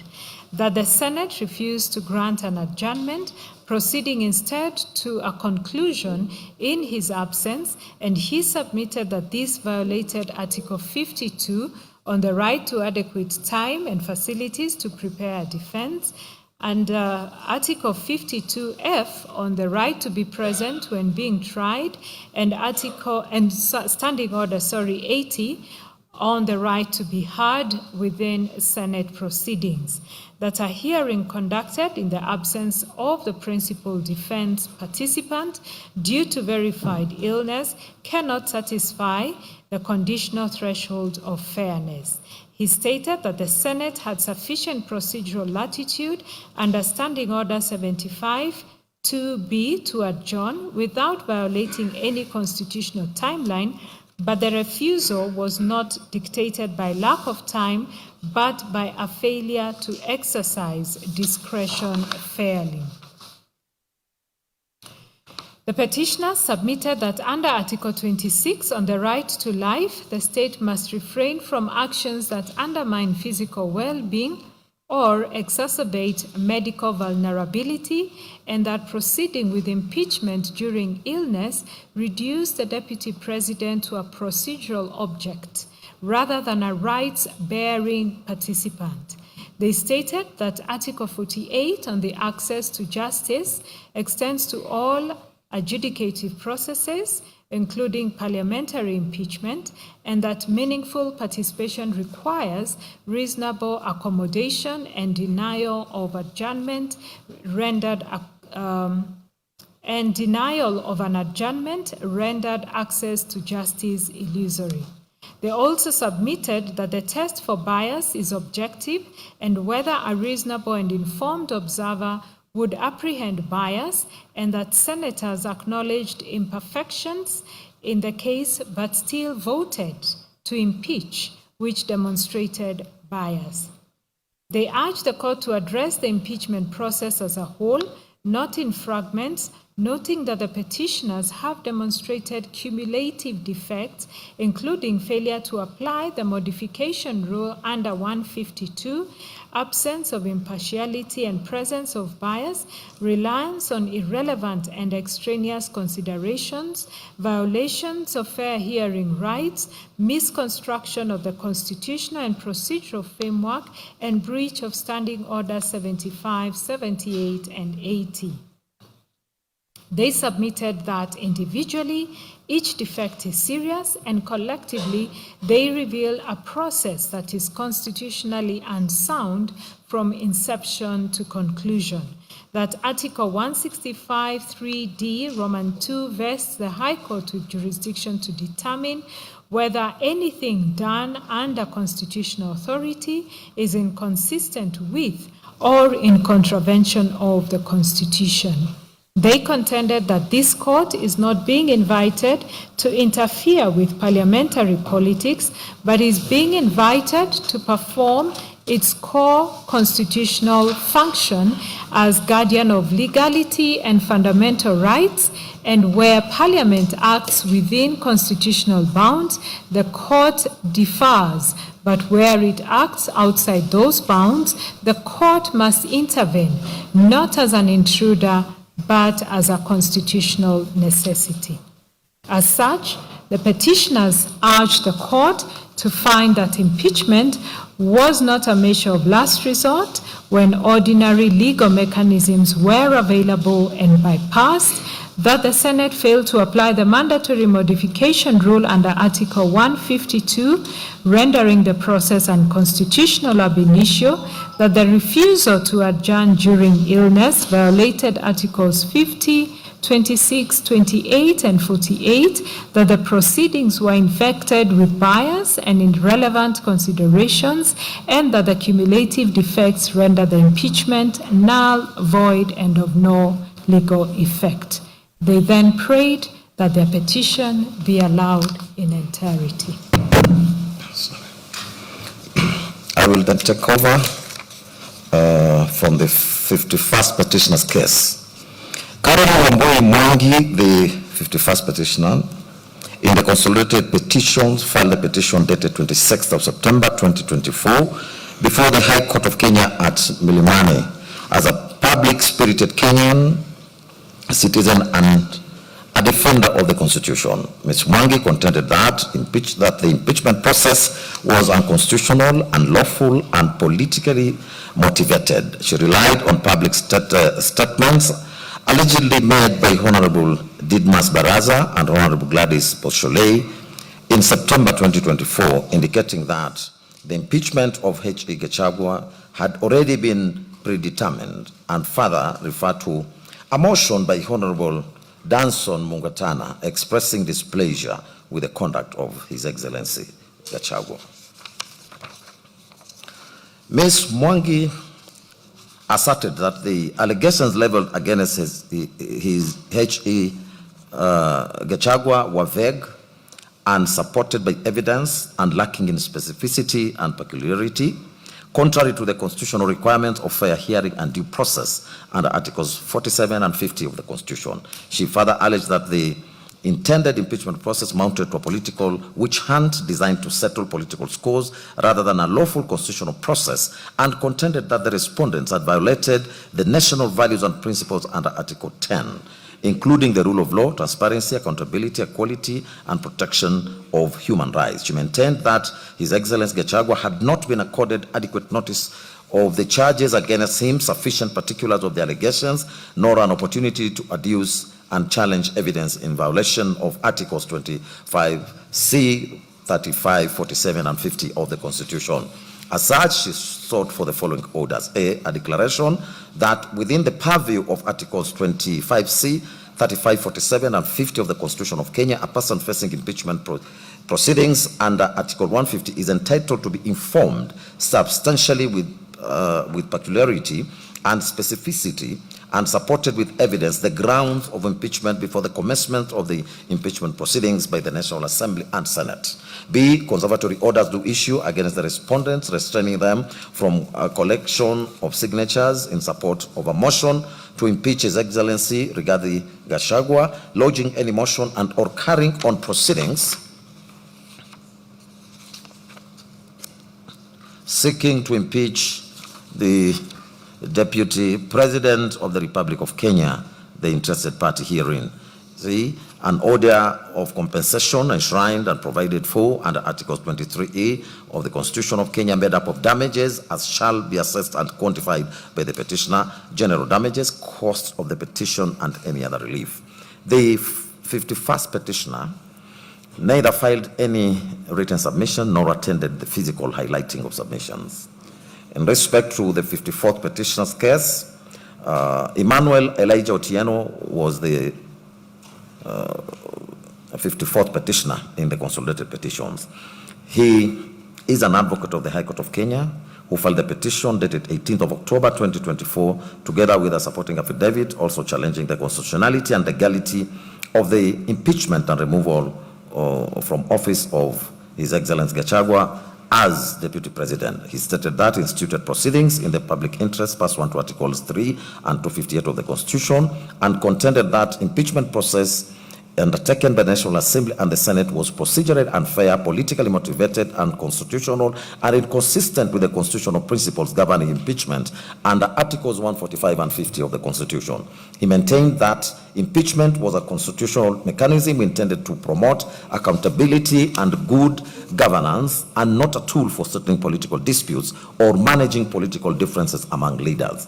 He challenged the legality of public participation process and the fairness of the proceedings before the National Assembly and the Senate, and the substantive threshold applied in removing His Excellency Gachagua from office. He contended that the National Assembly failed to conduct meaningful and constitutional compliant public participation as required under Articles 10 and 118 of the Constitution and Section 5 of the Fair Administrative Actions Act. Mr. Otieno stated that the public participation exercise was hurried, inadequate, both quantitatively and qualitatively, and incapable of reflecting the sovereign will of the electorate, given that only about 223,000 persons participated, despite His Excellency Gachagua having been elected together with His Excellency President Ruto by over 7 million voters. He further asserted that the public participation template prepared by the National Assembly was biased because it only contained the allegations against His Excellency Gachagua and failed to include his responses, thereby portraying him to the public as guilty before he had been heard. Mr. Otieno additionally stated that the Speaker, Deputy Speaker, and members of National Assembly demonstrated bias from the outset, failed to accord His Excellency Gachagua a fair hearing, and debated the impeachment motion before proper public participation and before considering His Excellency Gachagua's defense.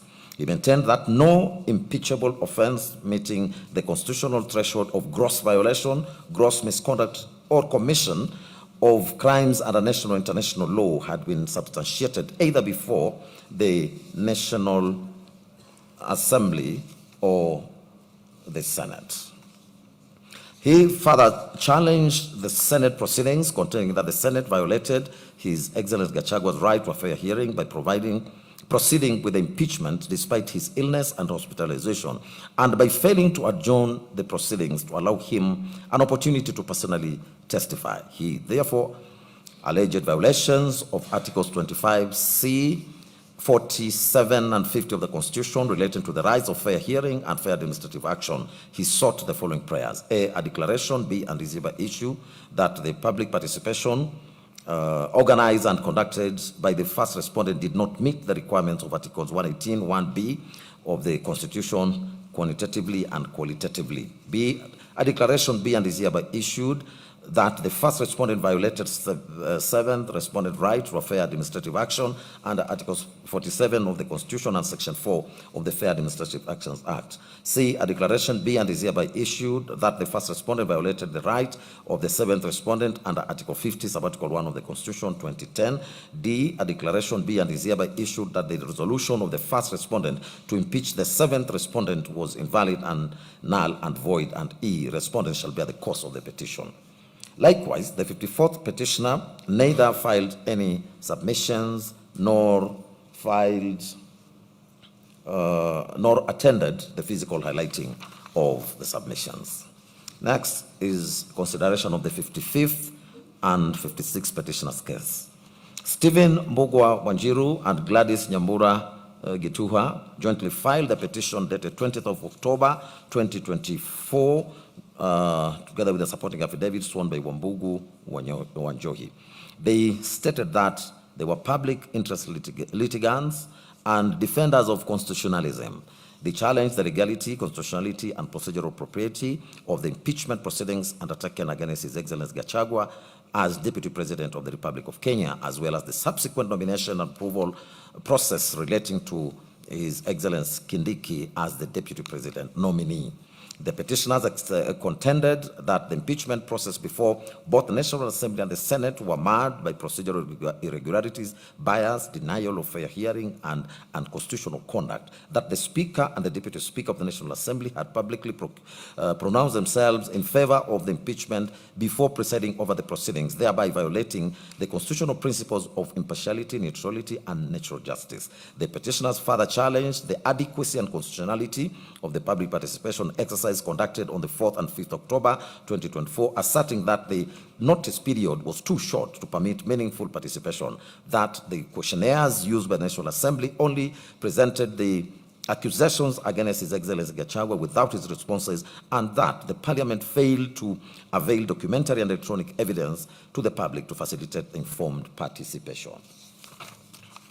He further asserted that the Senate proceedings contending he further challenged the Senate proceedings, contending that the Senate violated His Excellency Gachagua's right to a fair hearing by proceeding with the impeachment despite his illness and hospitalization, and that by failing to adjourn the proceedings to allow him an opportunity to personally testify. He therefore alleged that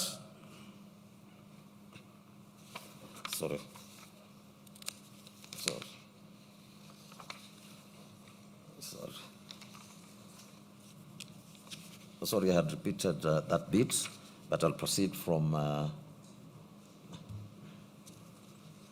paragraph 133.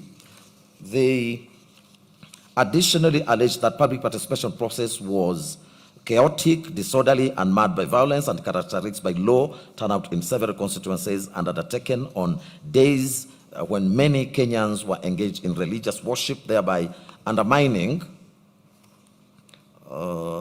the constitutional threshold for meaningful participation under Articles 10 and 118 of the Constitution. The petitioners also challenged the conduct of the Senate proceedings. They contended that the Senate acted in violation of Articles 25C, 47 and 50 of the Constitution by refusing to adjourn the impeachment hearing despite His Excellency Gachagua's illness and hospitalization, and thereby denying him an adequate opportunity to personally defend himself. Further, the petitioners alleged bias and conflict of interest arising from participation of Governor James Orengo, Senior Counsel, and Honorable Otieno Omolo, Senior Counsel, in the Senate proceedings, stating that their roles compromise the fairness and impartiality of the impeachment process. The petitioners maintained that the impeachment proceedings before both houses of Parliament were characterized by constitutional violations, procedural inconsistencies, and disregard for due process. The petitioners also challenged the subsequent nomination and approval of His Excellency Kindiki as Deputy President, contending that the nomination was tainted by the same constitutional and procedural violations that affected the impeachment process and was therefore null and void. As such, they sought the following prayers: a declaration that the grounds of impeachment laid in the special motion dated 24th of September 2024 did not meet the constitutional and legal threshold for impeachment of a deputy president, that a declaration do issue that public participation exercise conducted on the 4th and 5th of October was flawed and incapable of meeting the constitutional standards required for such processes, and the outcomes of this flawed participation do not reflect the will of the people and cannot be considered a legitimate basis for advancing the impeachment motion. See, a declaration that the impeachment process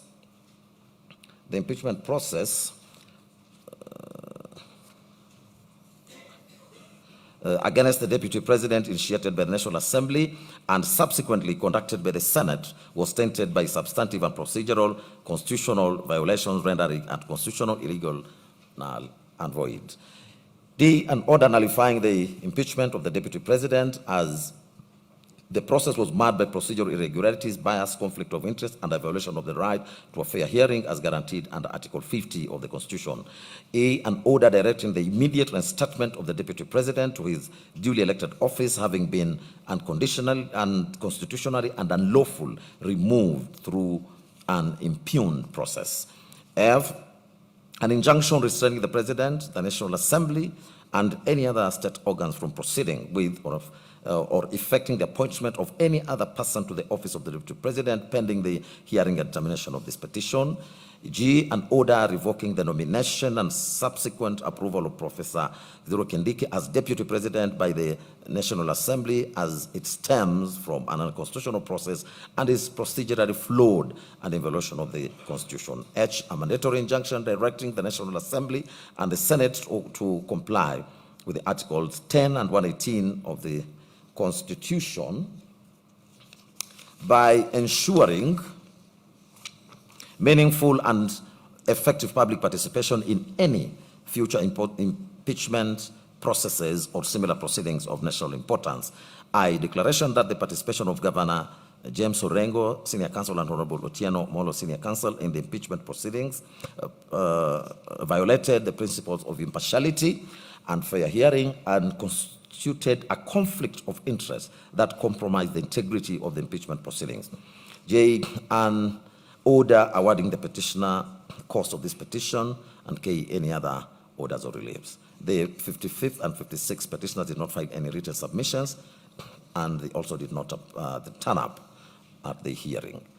The 57th petitioner was Edwin Gekonge, and he filed the amended petition dated 23rd of October 2024 before the High Court of Kenya at Mombasa, together with their supporting affidavit on the of the same date. He stated that he is a law-abiding citizen, human rights defender, and a public-spirited litigant acting in his own interest and in the interest of citizens of the Republic of Kenya. The petition challenged the constitutionality of the impeachment proceedings undertaken against His Excellency Gachagua as Deputy President, as well as the subsequent nomination and approval of His Excellency Kindiki as the Deputy President. He stated that the impeachment proceedings before the National Assembly and Senate violated Articles 10, 32, 47, 48, 50, 145, and 150 of the Constitution. He stated that the public participation process conducted on the 4th and 5th of October 2024 fell below the constitutional threshold of effective, meaningful, and inclusive public participation.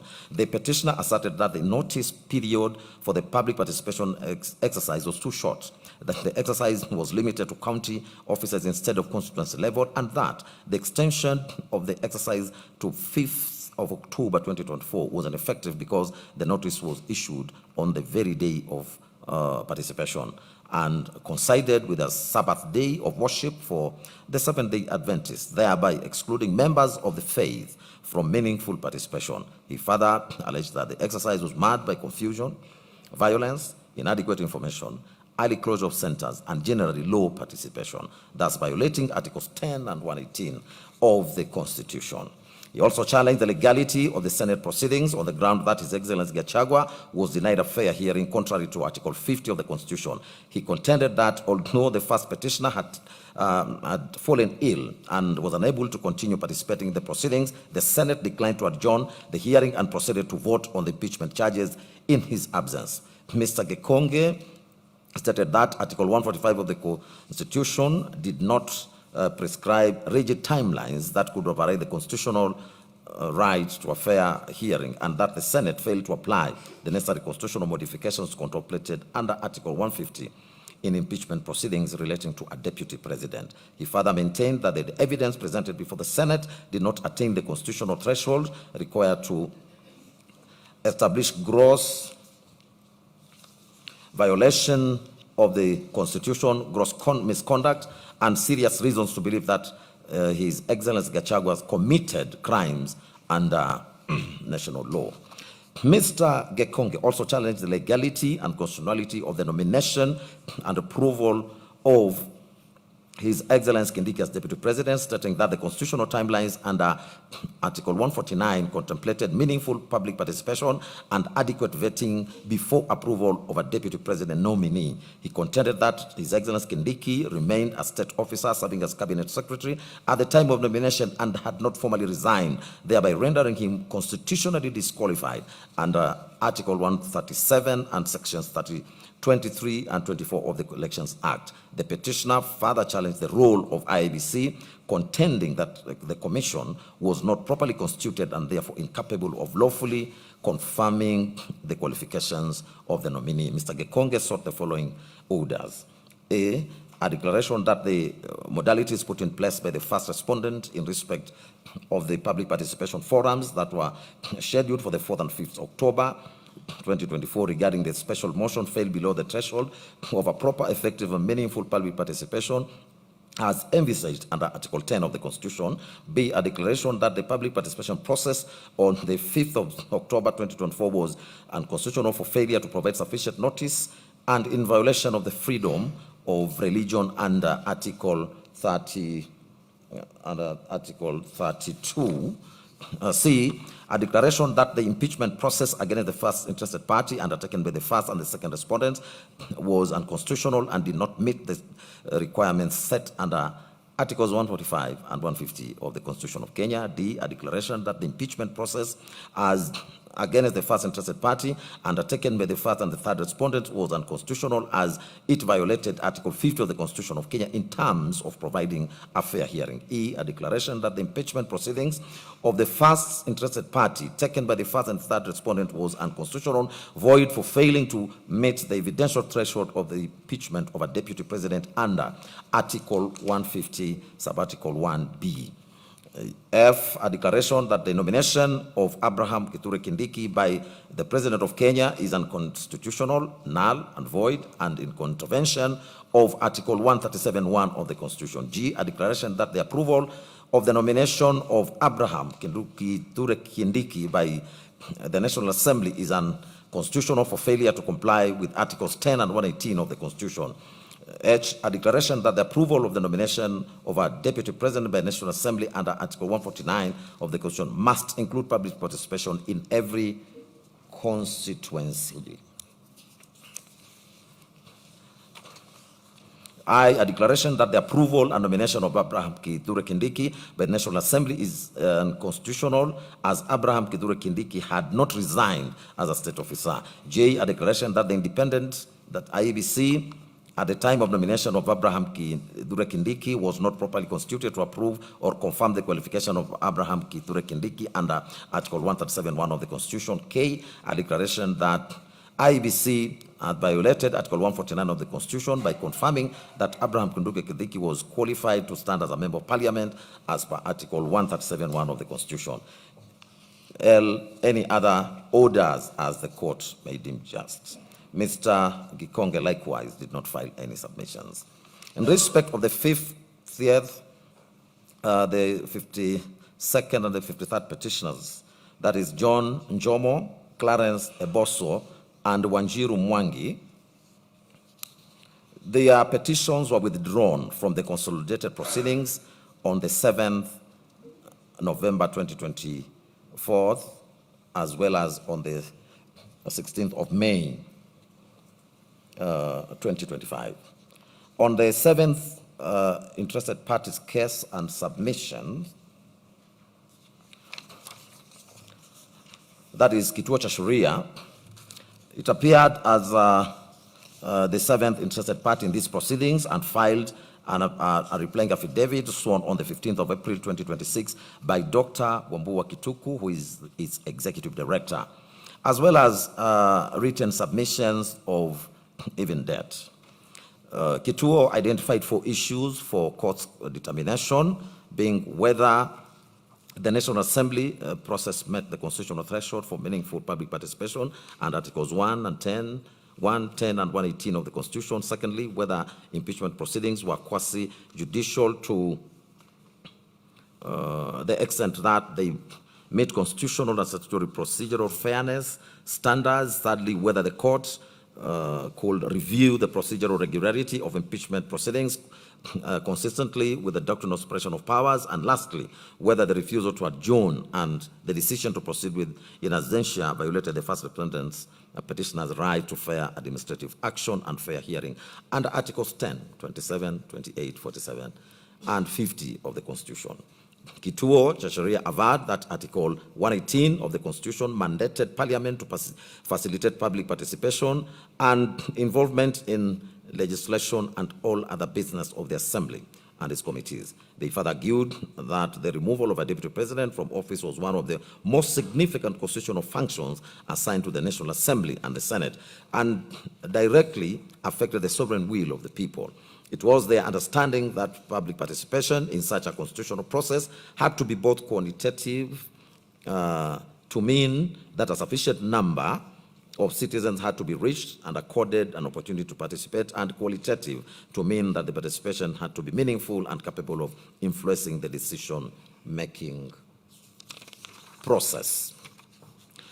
Kituo further averred that the one-day public participation notice given by the Speaker of National Assembly and the National Assembly itself was inadequate to reach a substantial portion of the Kenyan population, particularly ordinary citizens who relied on accessible and localized communication channels. They deposed that the said notice did not necessarily reasonably reach rural communities, citizens without access to national media, citizens relying on vernacular radio stations, and those who depended on local public fora for information. It stated that National Assembly reduced 290 potential local hearings to only 47 hubs for public engagement forums, including venues such as Kiambu Social Hall, Gatundu, Nakuru SK Show, and Tomorrow College, thereby drastically limiting accessibility and diluting representation. Kituo cha sheria averred that the National Assembly and the Senate did not take adequate steps to ensure that sufficient citizens were made aware of the intended impeachment process. In particular, they had failed to disseminate information through churches, mosques, temples, public barazas, community meetings, vernacular radio stations, and county-level public participation forums.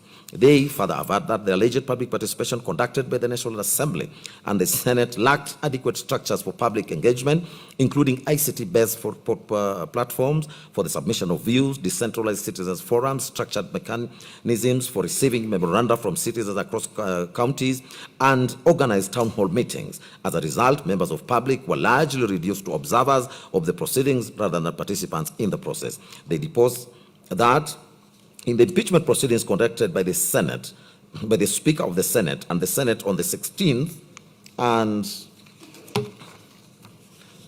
17th of October, His Excellency Gachagua was denied an opportunity to appear and be heard, to be present when being tried, and to challenge the evidence. That during the proceedings on the material day, it was communicated to the Speaker of the Senate, and the Senate, that is Excellency Gachagua, was present but subsequently fell ill. He was then rushed to hospital for urgent medical attention, and his legal counsel duly communicated his admission to hospital to the Speaker. Notwithstanding the request for adjournment on this ground, the Senate declined the request and proceeded to hear the case in the absence of His Excellency Gachagua and his counsel.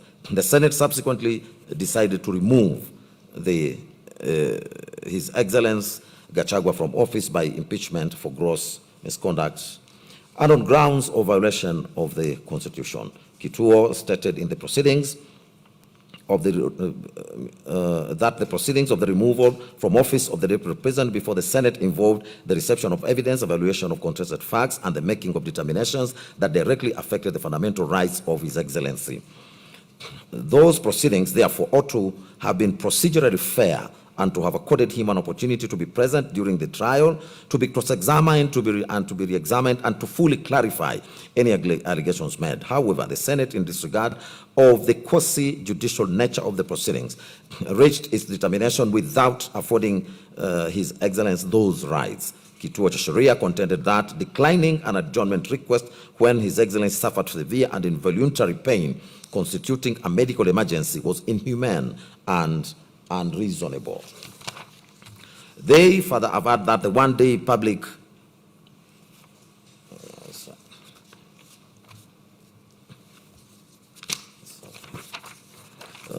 it was further averred that the Senate, as a state organ, was bound to follow the Constitution and to observe, respect, protect, promote, and fulfill His Excellency Gachagua's rights. That upholding the impeachment as conducted set a dangerous precedent by normalizing procedural shortcuts in constitutional processes and weakened safeguards meant to protect constitutionalism and the respect for the rule of law.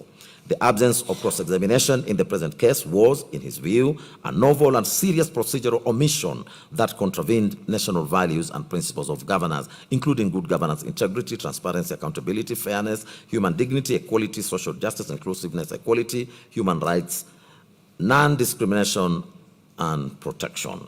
They expressed their belief that the court had a solemn duty in interpreting the Constitution to adopt a purposive and progressive approach that advanced good governance, constitutionalism, accountability, and the public interest. They further averred that the determination of the petition would provide critical guidance on the constitutional standards applicable to future impeachments of holders of the offices of the Deputy President and the President, and that it must therefore reinforce rather than dilute the public participation threshold and fair hearing protections. Kituo submitted that the standard for public participation envisaged under Article 118 was meaningful participation and not tokenism, and that it had to be assessed on reasonableness and meaningfulness and meaningful opportunity, considering the nature and the impact of the decision. It was submitted that the removal of a deputy president from office was not an ordinary procedural matter, but constitutional event with profound democratic implications. That Article 118 had to be read together with Articles 1 and 10 of the Constitution, and that sovereign power belonged to the people, and Parliament merely exercised that power in a delegated capacity. When Parliament embarked on a process that might remove from office a deputy president who was directly elected by the people, it was obliged to ensure that the people themselves were accorded a meaningful opportunity to be heard. It was further submitted that in such a context, public participation became a constitutional condition precedent to valid impeachment processes. The organization submitted that public participation in a constitutional democracy had to satisfy both quantitative and qualitative standards, and that this dual requirement was particularly important where the process concerned the removal of a nationally elected office holder. In support, they relied on the Mwangaza versus Speaker of National Assembly case, in which the court stated that public participation was a constitutional requirement, and Articles 10(2)(a) and 190 Article 1b of the Constitution mandating inclusive and meaningful citizen engagement in government decision making, including legislative processes such as impeachment. It was further submitted, relying on the case of Wambora, that the Constitution did not intend a scenario where an otherwise popular deputy president could be removed due to political rivalry, malice, vendetta, institutional tough wars, and partisan hostility within government, and that public participation acted as a constitutional safeguard against the abuse of impeachment powers.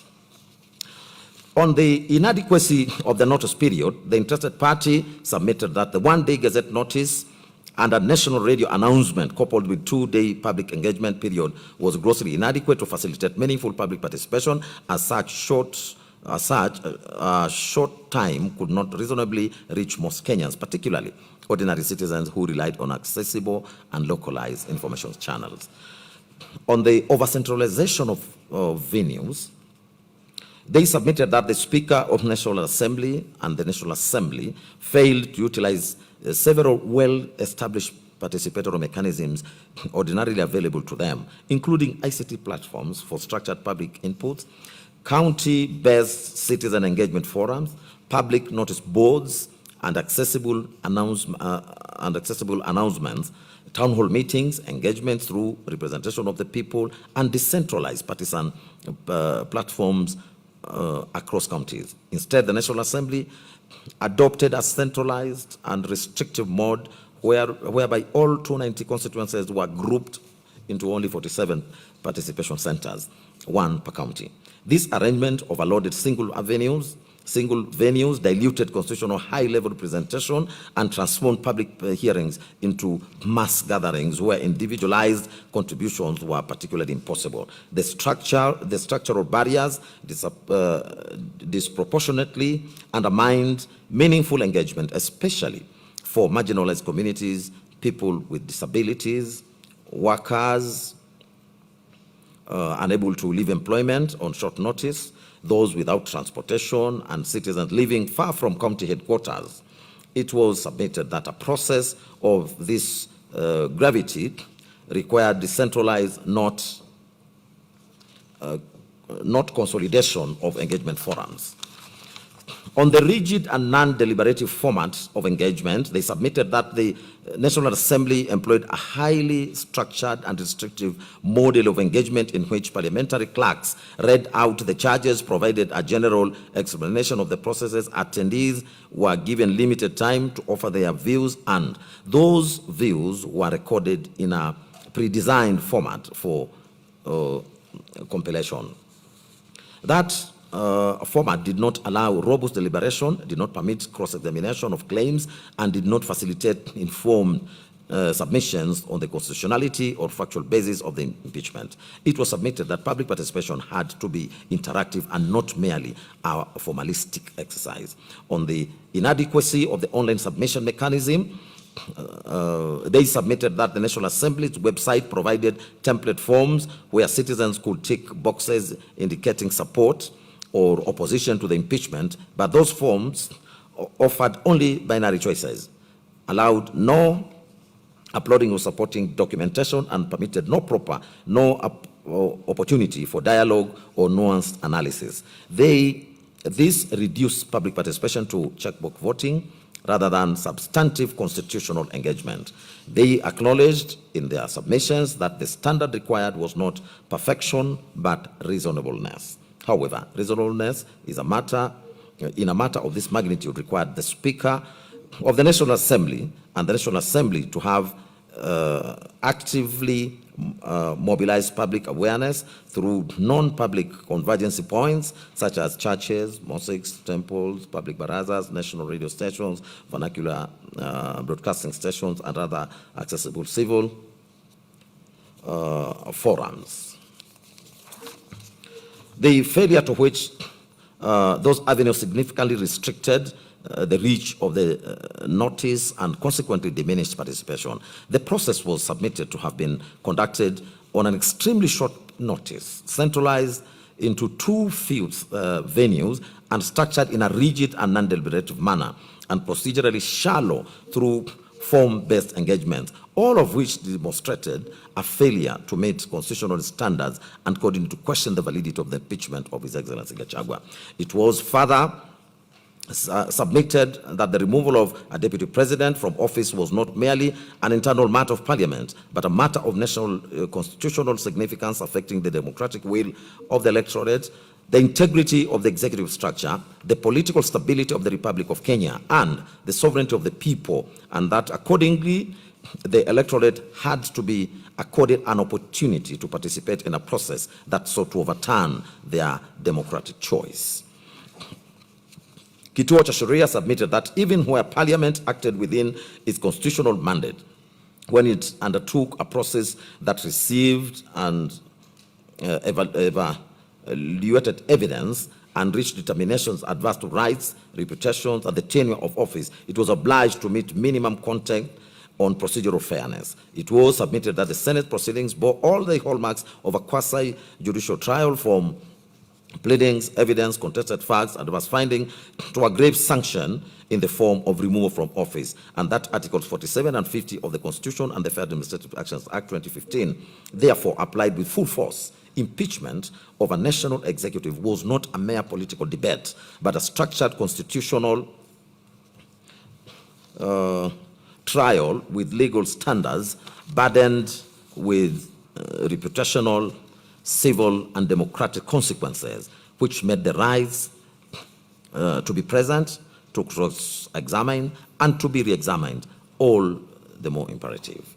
It was submitted that Article 50, read together with Article 25C of the Constitution, and that scored that fair trial rights were non-derogable in substance, relying on Stephen Odede versus Court Maxwell, in which the court confirmed that the right to a fair hearing and right and fair trial ought not to be unduly impeded, and that a trial body had to be circumspect in purporting to limit and take away such crucial rights, since Article 25C specifically provided that there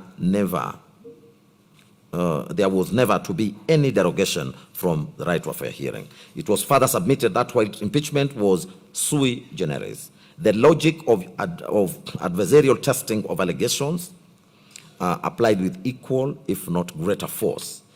His Excellency Gachagua fell ill, was admitted for urgent medical care, and his counsel sought an adjournment, which was refused. The Senate proceeded in absentia without counsel, received and assessed evidence, and removed him from office, thereby extinguishing his ability to be present, to be cross-examined, and to be re-examined, and to participate meaningfully. It was submitted that a fair process entailed reasonable accommodation, including adjournment, where good cause was shown and no prejudice will be suffered that could not be compensated by way of cost or by way of time.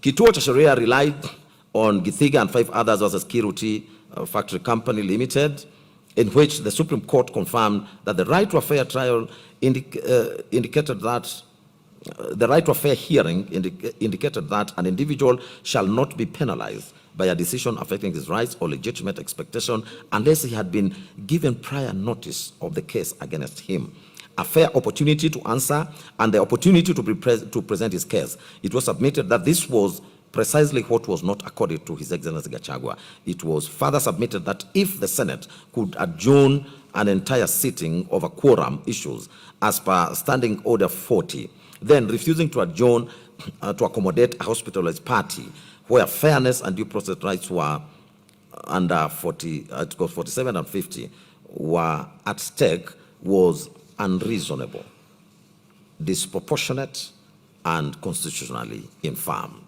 They argued that the right to be heard required a real and effective opportunity to participate, not a mere formality, and included the right to attend and to answer the case one first, as well as the right to correct and contradict the allegations made against one. Further, that an adjournment was a recognized incident of a fair hearing where unavoidable circumstances prevented attendance or effective participation, and accordingly the denial of a reasonable adjournment amounted to a denial of the right to be heard. The Senate could have proceeded in His Excellency Gachagua's absence if his conduct had made it impossible to continue the hearing, or if, after due notice, his notice was unjustified. In the present case, they submitted that that absence was explained as a medical emergency, and counsel had sought an adjournment. Proceeding to receive and evaluate adverse material in those circumstances, His Excellency Gachagua's ability to participate meaningfully was impugned. It was further submitted that in impeachment, the public interest was best served by accuracy and fairness, not speed for its own sake, and that where adverse oral evidence was received and weighed, cross-examination was then crucial for testing credibility, the denial of which followed out fairness and tainted the decision. It was submitted that expedition could not cannibalize fairness, and that Articles 10, 47, and 50 demanded reasonable accommodation, especially where a short adjournment would have cured the prejudice occasioned by a medical emergency. Kituo cha Sheria submitted that courts had emphasized committee and institutional respect, and that impeachment was principally a political and constitutional accountability process, but that Parliament had not been insulated from judicial scrutiny where constitutional requirements were breached. Relying on the Mwangaza case, Kituo cha Sheria recalled the court's pronouncement that impeachment was an invaluable safeguard against impunity and an abuse of office that had to be jealously protected and must not be allowed to become an avenue for fighting political proxy wars or resurrecting ballot box contestations. The court further stated that the court further stated therein that watering down impeachment, lowering its bar too low, or allowing it to become a facade, masking hidden political interests, ran the risk of Kenyans losing confidence in the process, and that the intervention of courts came far down the impeachment path, making it the duty of the primary duty bearers to ensure that impeachment remained a constitutionally envisaged. Kituo cha Sheria submitted that constitutional review was therefore available to term procedural impropriety in the exercise of public power, even in political charged arenas.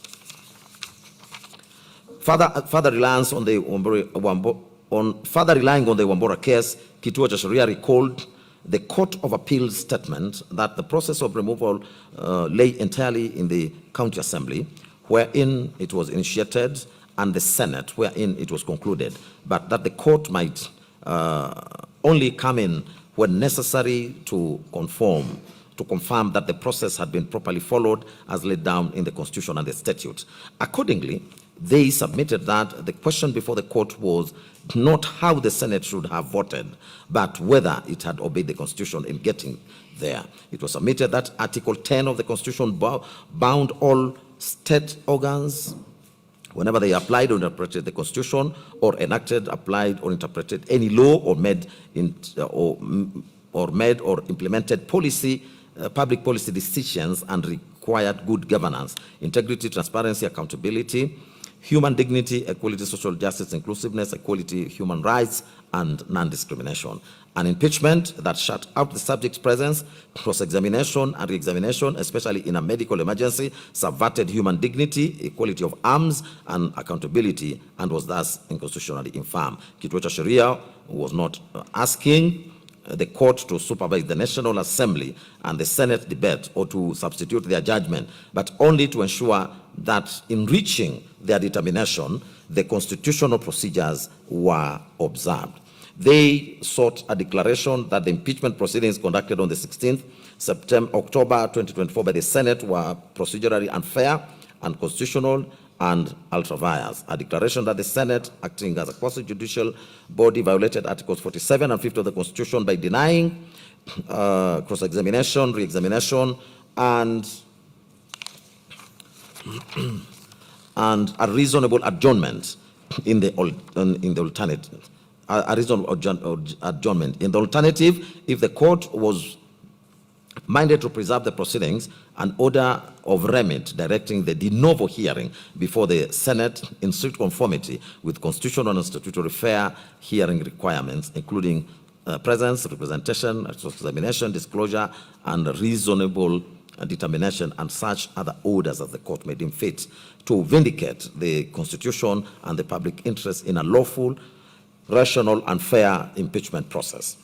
Kituo cha Sheria concluded its submissions by urging the Constitution that the Constitution erected procedural safeguards precisely because impeachment was a constitutional earthquake, where the Senate refused a short adjournment despite His Excellency Gachagua's hospitalization, proceeded in absentia, and delivered the ultimate sanction without the presence, cross-examination, and re-examination of the accused. The process failed the constitutional test. It was submitted that this court ought to intervene not to rewrite politics, but to enforce procedure, and in so doing, preserve Kenyans' commitment to the rule of law, constitutionality, accountability, and human dignity.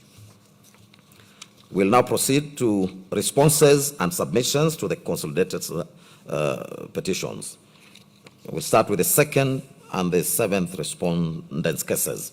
The National Assembly and the clerk to the National Assembly were the second and the seventh respondent in the consolidated petitions. They jointly responded to the petitions through a replying affidavit sworn by its clerk, Samuel Joroge, on the 9th of October 2024 and the 21st of October 2024, and the grounds of opposition dated 4th of October 2024. They asserted that the impeachment process was entirely constitutional, lawful, and procedural fair, and that all actions were taken, all actions taken complied with Articles 145, 150, and 118 of the Constitution, as well as the National Assembly standing orders, as well and the court directives. They further posited that the impeachment of the Deputy President followed Article 150, Sub-Article 2 of the Constitution, which applies Articles 144 and 145 of the for the President with necessary modification, and that Standing Order 65-2 of the National Assembly explicitly states that Standing Order 64 applies to the Deputy President with necessary modifications as well.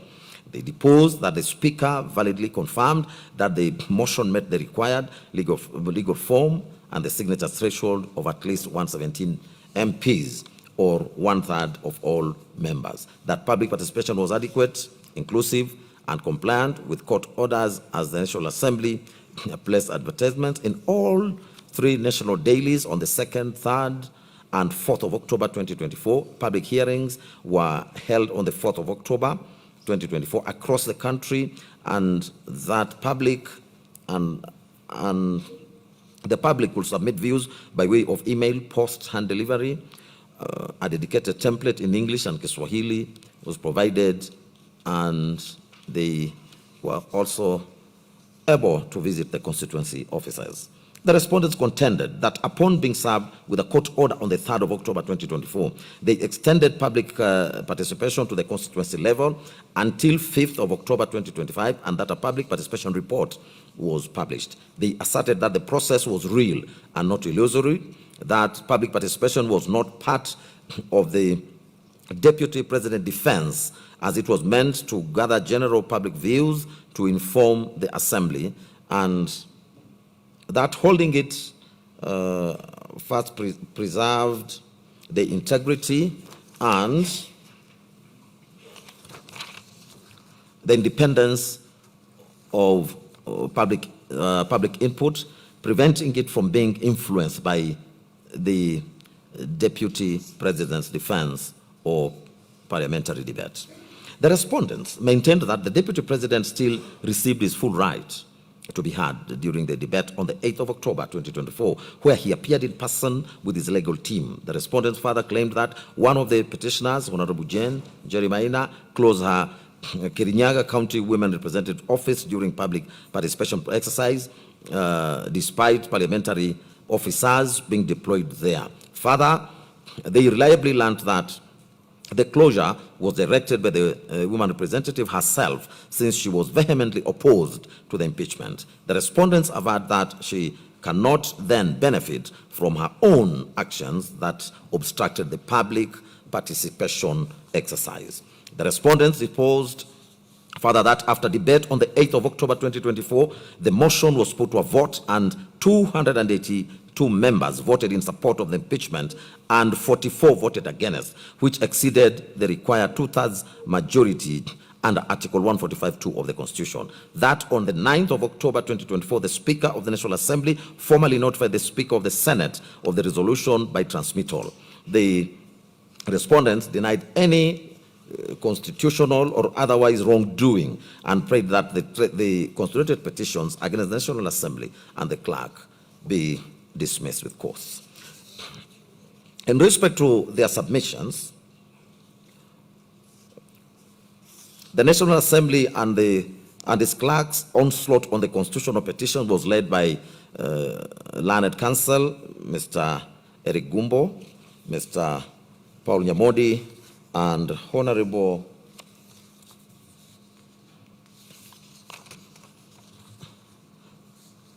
Gitonga Murugara. They identify the following issues for this court's determination. A, what is the extent of this court's jurisdiction to hear and determine the constituted petitions relating to the impeachment of His Excellency Gachagua? B, whether the sub judice rule under Standing Orders 89 and 103 of the National Assembly and the Senate Standing Orders bars parliamentary proceedings on impeachment where judicial proceedings are pending. C, whether the impeachment proceedings before the National Assembly were valid. D, whether the petitioners have demonstrated any valid grounds for challenging the impeachment proceedings conducted before the Senate. E, whether the impeachment unconstitutionally subverted the sovereign will of the electorate expressed in the 2022 general elections contrary to Articles 1, 2, and 38 of the Constitution. F, whether the nomination, approval, and appointment of Honorable Kindiki as the Deputy President was invalid, and whether the petitioners are entitled to any of the reliefs sought. The National Assembly and clerk submitted that the impeachment of His Excellency Gachagua as Deputy President was constitutionally valid, procedurally proper, and politically necessary to uphold accountability and the rule of law. They also defended the subsequent nomination, approval, and appointment of Honorable Kindiki as Deputy President as fully compliant with the Constitution. Their positions remained that an impeachment is a political process, not a judicial one, and that the Constitution vests sovereign power in the people exercised through their elected members under Article 1, that the Constitution mandates public participation, strict timelines, and bicameral supermajority representation requirements of the 2/3 in both houses, making the impeachment framework rigorous and transparent. They submitted that the comparative analysis with the United States, Philippines, Brazil, South Korea, and Nigeria shows that Kenya's process aligns with global presidential systems where impeachment is a constitutional safeguard against abuse of office. On the High Court's jurisdiction under Article 165 of impeachment proceedings, they submitted that such power is only residual and supervisory, not appellate, that impeachment is a political process entrusted to Parliament, and courts should not interrogate the substantive merits of impeachment charges. They added that the court's role is limited to ensuring procedural compliance and protection of individual constitutional rights, and citing the cases in Wambora and Sonko. They asserted that the courts must show deference to Parliament in matters where the Constitution grants Parliament discretion. Learned counsel also cited the decision in Supreme Court of Philippines in Re Sara Duterte, which similarly held that courts will not encroach on co-equal branches on political questions. It was their further submission that Standing Order 89 of the National Assembly and 103 of the Senate do not absolutely bar discussion on matters pending in court, and a matter is sub judice only if discussion is likely to prejudice fair determination of active proceedings. They stated that the petitioners did not raise any sub judice objection during the parliamentary proceedings, and they cannot raise it now. The National Assembly and clerk submitted that the Constitution itself imposes tight timelines under Article 145, that is 2 days to notify Senate, 7 days to convene a Senate, and 10 days for the committee investigation. They contended that impeachment is urgent as prolonged proceedings will cause political uncertainty and undermine governance. The standing order were a legitimate excess of parliamentaries' power under Article 124 to regulate its internal affairs, and that timelines are constitutionally anchored and not subject to judicial invalidation, as was held in Mbarak Issa Kombo's case. It was their further submission that public participation was adequate, as the National Assembly issued notices in the Kenya Gazette, national newspapers, news website, and social media on the 2nd, 3rd, and 4th of October 2024. Public hearings were held at county and constituency levels, including compliance with Justice Mwongo's order on constituency level participation, and 223,083 citizens submitted views, which they stated was an unprecedented level of civic engagement. Further, that the public views the public views template was provided in English and Kiswahili. Submissions were received orally, in writing, and electronically. They also submitted that the constitutional standard is reasonableness, not perfection, and that the Supreme Court and Cabinet Secretary for National Treasury and Planning and 4 others versus Okoita and 52 others held that timelines must be considered when assessing public participation adequacy. They submitted that His Excellency Gachagua's response was not required to be circulated, was not required to be circulated simultaneously, as the public role is to express views, not adjudicate, and that allegations of violence, intimidation, and poor organization were unsubstantiated, and that isolated incidents do not vitiate an entire process. They also submitted that public participation report was submitted in Parliament and recorded in the Hansard, which is a valid parliamentary record. They stated that the impeachment motion was properly particularized and set out 11 detailed grounds with specific particulars, and that these grounds met the threshold set in the Wambora's case of being serious, substantial, weighty, with clear nexus and precise constitutional provisions. That the motion was supported by 282 MPs, which was well above the 2/3 requirement of 233 MPs, and that the Deputy President was accorded a fair hearing as he received prior notice of the charges. He filed his written response and appeared in person with counsel, and he was given 2 hours to address the National Assembly. The National Assembly and the clerk also submitted that His Excellency Gachagua's defense was considered and debated before the vote, and that the 2/3 gender principle does not invalidate Parliament, as Articles 97 and 98 on the composition of Parliament have been fully complied with. On the 2/3 gender principle under Article 81B, it was submitted that this was an aspirational provision to be achieved progressively, not a condition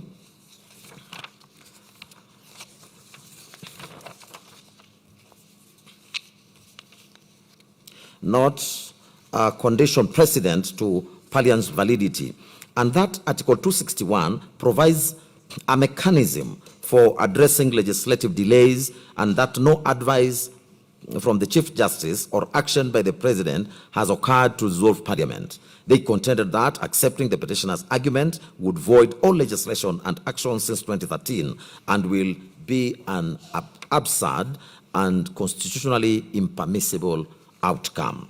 On the allegation of bias against the Deputy Speaker, they submitted that allegations were unproven, and further that the Deputy Speaker only performed administrative and procedural functions and that she did not vote. Further, no recusal motion was raised during the proceedings.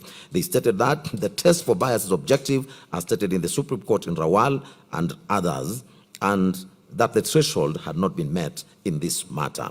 Council added their voice to the position that the Senate handled the impeachment hearings by hearing the charges in plenary, since Article 145, Subarticle 3A, mandates the Senate to convene and hear such charges. That Article 145, Subarticle 3B, uses the word may, and therefore the appointment of special committee was discretionary and not mandatory, and the semicolon and in Article 145, Subarticle 3, do not convert the discretionary power into a mandatory obligation. They reiterated that the Senate motion to appoint a special committee on the 9th of October failed, as it was not seconded, and the Senate then properly proceeded in plenary. They relied on the Supreme Court Court and Sonko case that confirmed that for governors, the Senate may proceed in plenary or by committee, and that the same applies to the Deputy President.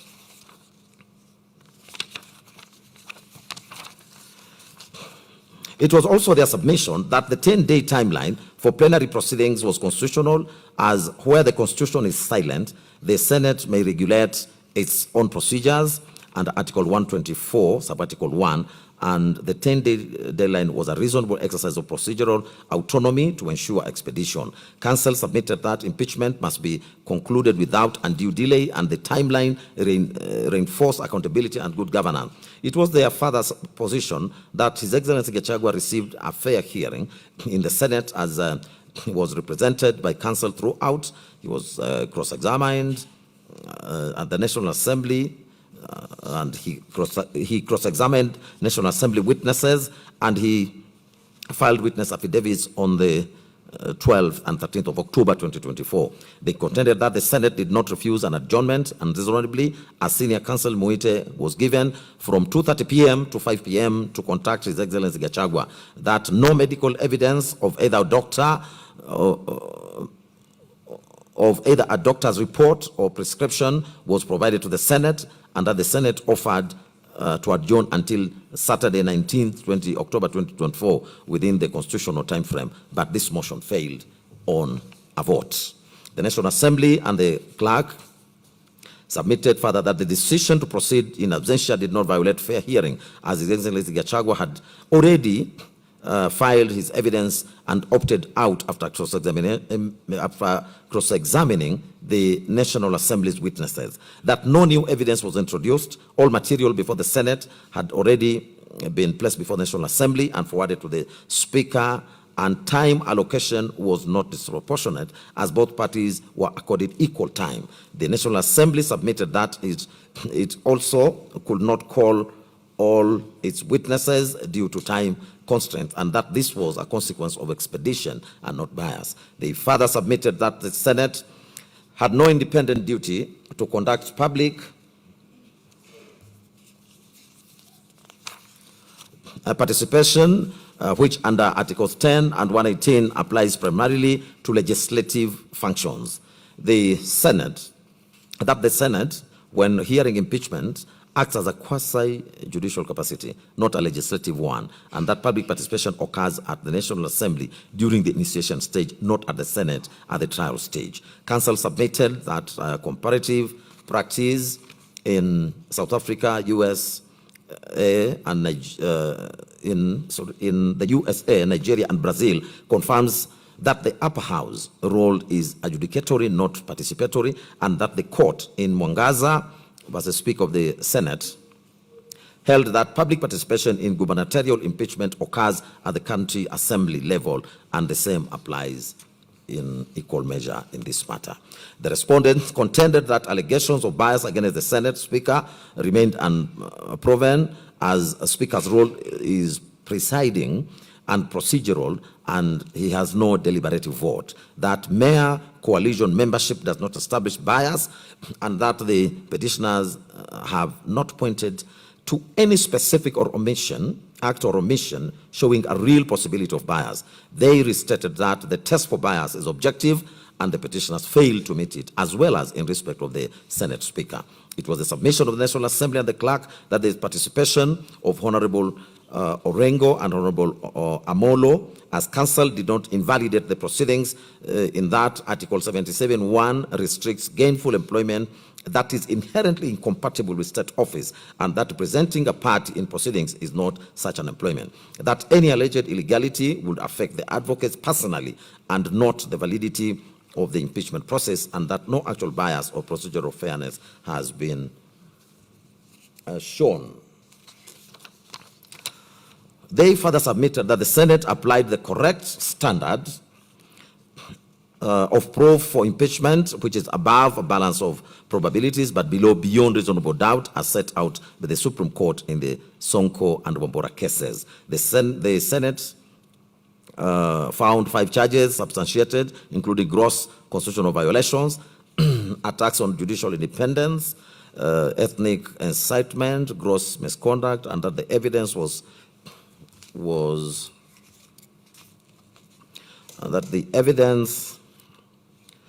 substantial and credible, including His Excellency Gachagua's own public admissions. Learned Counsel submitted and urged that the court should not undertake a merit review of the Senate findings.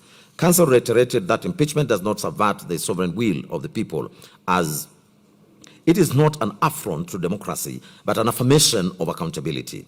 That the Constitution provides for removal of elected officials for gross misconduct, constitutional violations, and crimes, and that the joint ticket of the President and the Deputy President does not create legal inseparability, as they are separate constitutional offices with distinct and accountability mechanisms and with distinct accountability mechanisms. Counsel gave comparative analysis of the US Vice President resignations while President Nixon remained, and Brazil's President Rousseff's impeachment while Vice President Temer assumed office when they submitted that removal of deputy does not require removal of the principal. They contended that Article 150 of the applies Article 145 with necessary modifications, and that this acknowledges distinct offices and not a merger. On the validity of His Excellency Kindiki's nomination, approval, and appointment, the National Assembly and the clerk submitted that a lawful vacancy arose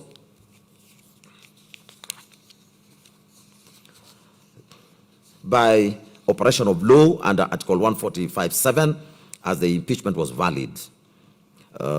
They stated that IBC clearance was not constitutionally required for a deputy president nomination under Article 149, and that the president merely sought information of the voter registration status and MP qualifications from IBC as a matter of prudence. Counsel submitted that IBC Secretariat acted within administrative mandate by providing information which is not commission-led constitutional function.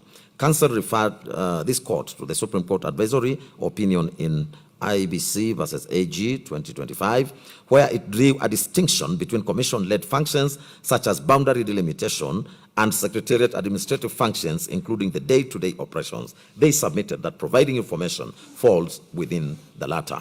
It was their submission that His Excellency Kindiki met constitutional qualifications for appointment, as he is a Kenyan citizen by birth, qualified to be an MP and nominated by a political party, UDA, thus satisfying Article 137 as read with Article 148, and that his party membership was properly documented with the register of political parties. They contended that allegations of misconduct during His Excellency Kindiki's tenure as Cabinet Secretary were mere allegations, and that no judicial or quasi-judicial finding of culpability exists, and that the court in International Center for Policy and Conflict and 5 others versus AG, reported 2013, held that unproven allegations cannot disqualify a candidate.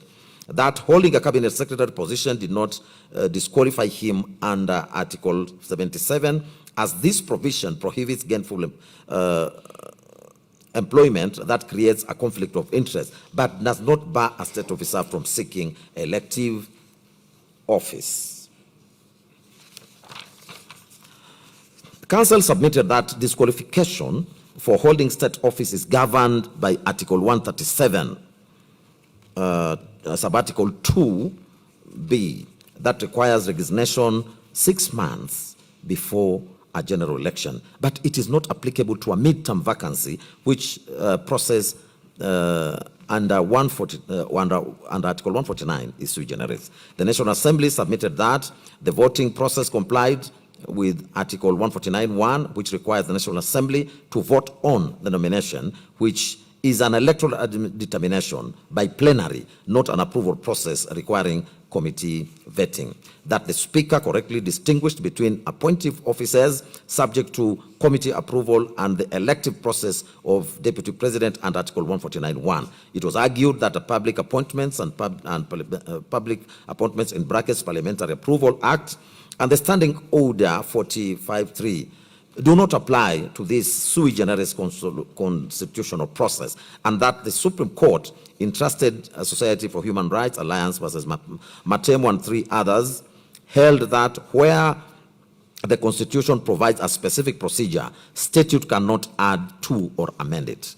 It was also their position that no public participation was required for the nomination under Article as Article 149, Subarticle 1, does not prescribe public participation, and that the nomination and approval is an executive-led elective process, not legislative business, under Article 118.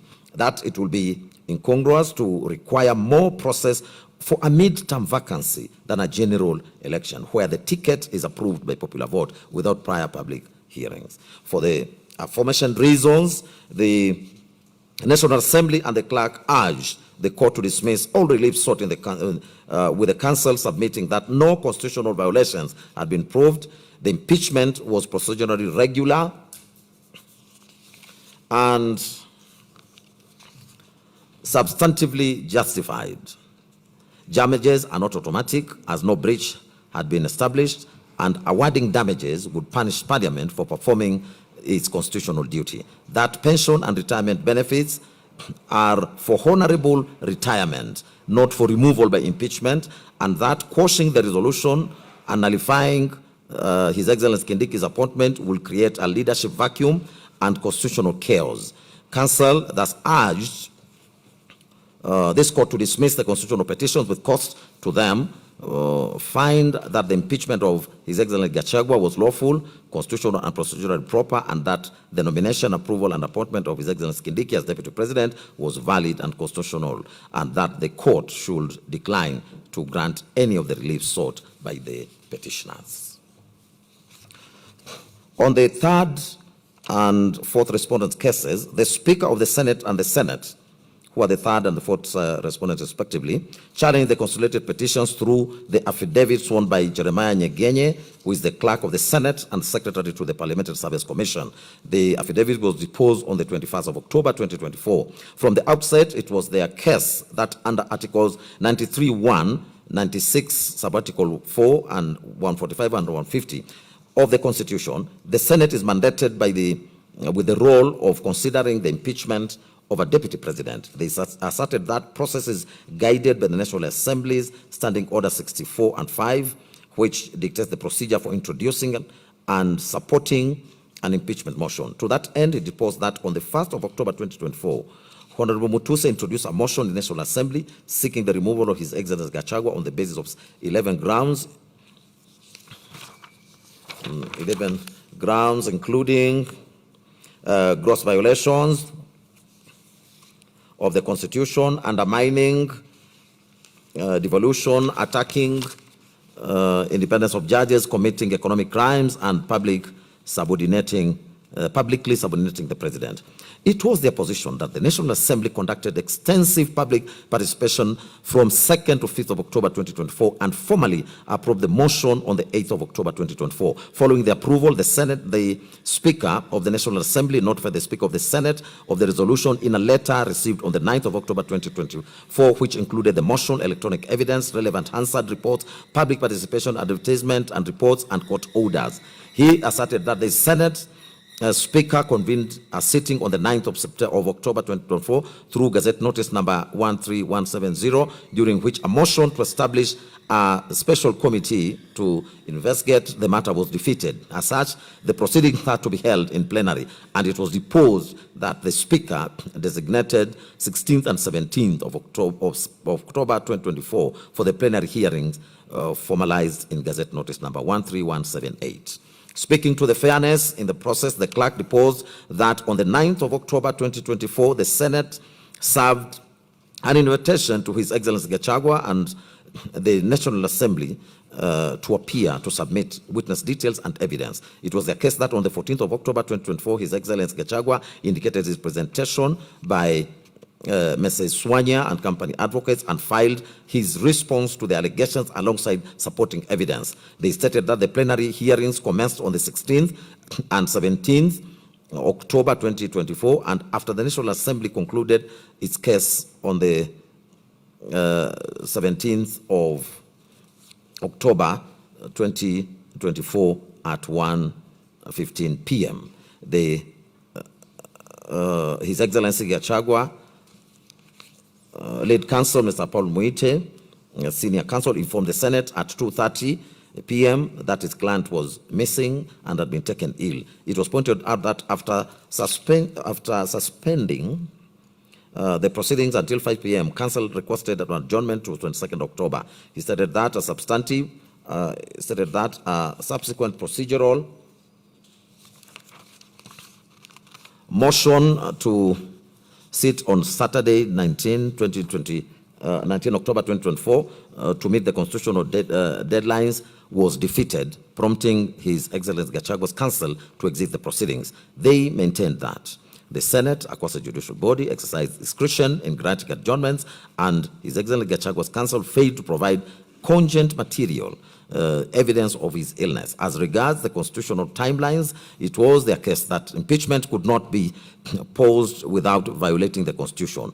They refuted the claim that the trial occurred in absentia since His Excellency Gachagua had actively participated through his advocate's opening statements, cross-examination, and the National Assembly's witness and filing of the respective witness affidavits. In challenging the claim that the public participation was not conducted, the Senate and the Speaker stated that an order of the High Court in Kerugoya did not mandate the Senate to conduct public participation, as the Senate functions exclusively as a trial chamber akin to a court. In conclusion, it was disposed that the Senate voted on the impeachment charges, where 5 charges comprising ground 1 on gross violation of the Constitution, ground 4 on undermining the independence of judges, ground 5 fidelity to the oath of office, ground 6 on crimes under national cohesion, and ground 9 on gross misconduct and ground 9 on gross misconduct concerning NAS were substantiated by the required majority. The clerk deposed that the Senate resolved to impeach His Excellency Gachagua, a decision officially gazetted on 17th of October through Gazette Notice number 13400. On the foregoing, this court was urged to find that the impeachment power is inherently political and vests solely in Parliament, which triggered the political question doctrine, thereby inviting this court to exercise judicial restraint. Ultimately, the Speaker of the Senate and the Senate prayed that the petitions be dismissed with cause. The third and fourth respondents filed submissions dated for the 24th of April 2026, and they were highlighted by their legal team led by Professor Tom Obienda, Senior Counsel, Mr. Edwin Mukele, Ms. Mercy Thanji, Ms. Opola, and Honorable Hilary Sigei. They maintained that the entire impeachment process meticulously complied with all constitutional timelines, including standing orders and the principles of natural justice. On the question whether His Excellency Gachagua was accorded a fair and reasonable opportunity to be heard, they submitted that the hearing aligned with the due process and the Audi Alteram Partem rule. To define the threshold of a fair trial, they relied on the Black's Law Dictionary, 7th edition, at page number 725, and the Halsbury's Laws of England, 5th edition, 2010, volume 61, at paragraph 639.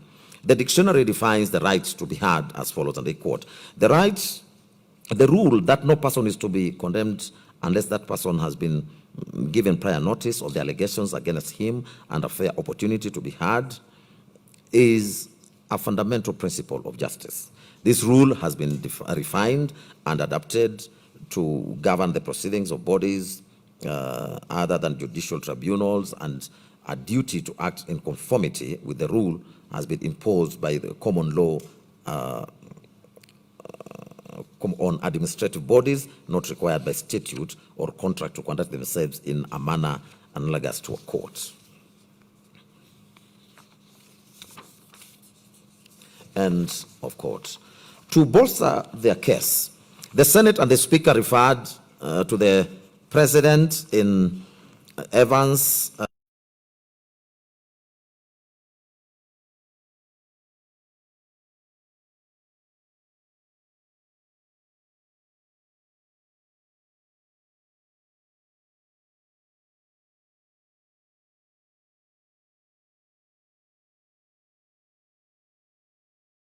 and it must be reasonable.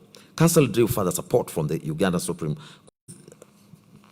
the opposing evidence and given a full venue to present their case, comment, or call witnesses.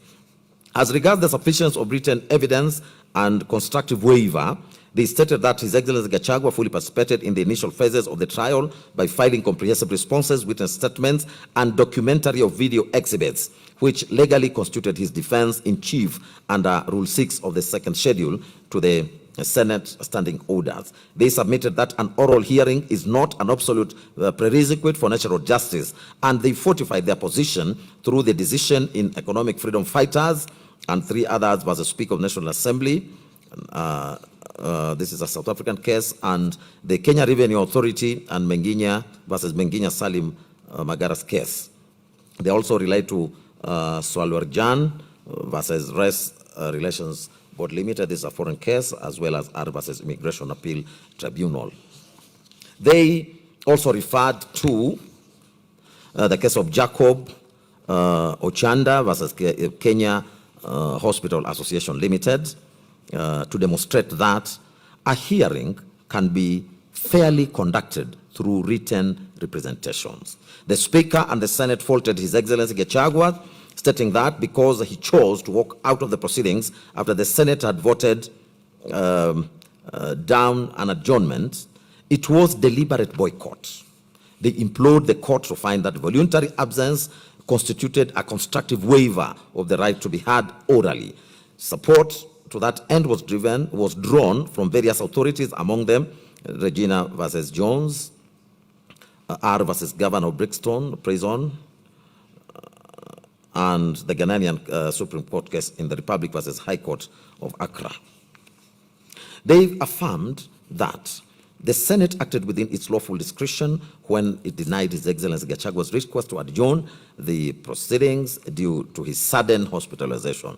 In reference to the decision of the Supreme Court in Sonko and the Mate, the Senate, and the Speaker emphasized that courts must be slow to interfere with the internal affairs and the procedural discretion of Parliament. Further support was drawn from the decision of the Supreme Court in the famous Cycle Agencies case and 4 others versus Mansukulal, Ramji Kuria, where it was observed that an adjournment requires sufficient cause based on proper materials.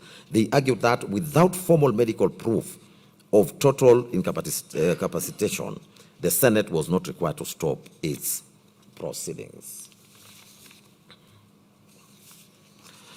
To further credence to the foregoing position, they found support from the decision in Serem versus Republic, Court of Appeal decision, and Okaka and another versus Odundo, High Court decision, and it was their case that the strict approach was dictated by the mandatory 14-day timeline to dispose of special motions under Senate Standing Order number 74-2A. On the question whether investigation of charges met the requisite standard of proof, the Senate asserted that it thoroughly investigated and voted on each individual charge according to the established intermediate standard of proof, which is above a balance of probability but below reasonable doubt threshold. It was their case that the standard was set by the Supreme Court in the Sonko case, which declared that proving even a single charge is legally sufficient to sustain an impeachment. Consequently, they submitted that the court must decline to reevaluate the evidence or substitute its own finding for the political question decided by the Senate under Article 96, Sub-Article 4 and Article 145, Sub-Article 3 of the Constitution. On the question challenging His Excellency Gachagua's claim that the Senate acted unprocedurally by failing to form an 11-member special committee under Article 143, Sub-Article 3B, the Speaker and the Senate submitted that the word may in the Constitution and Rule 2 of Part 1 of the second schedule to the Senate standing orders grant the Senate absolute discretion to choose between a committee or full plenary. They submitted that such interpretation is anchored in the Supreme Court case in the matter of the Speaker of Senate rendering or referencing the matter of interim independent electoral commission and the Court of Appeal decision of Cooperative Bank of Kenya Limited and versus Banking Insurance Finance Union, which is a Court of Appeal decision. They contrasted Article 135, Subarticle 3B with Article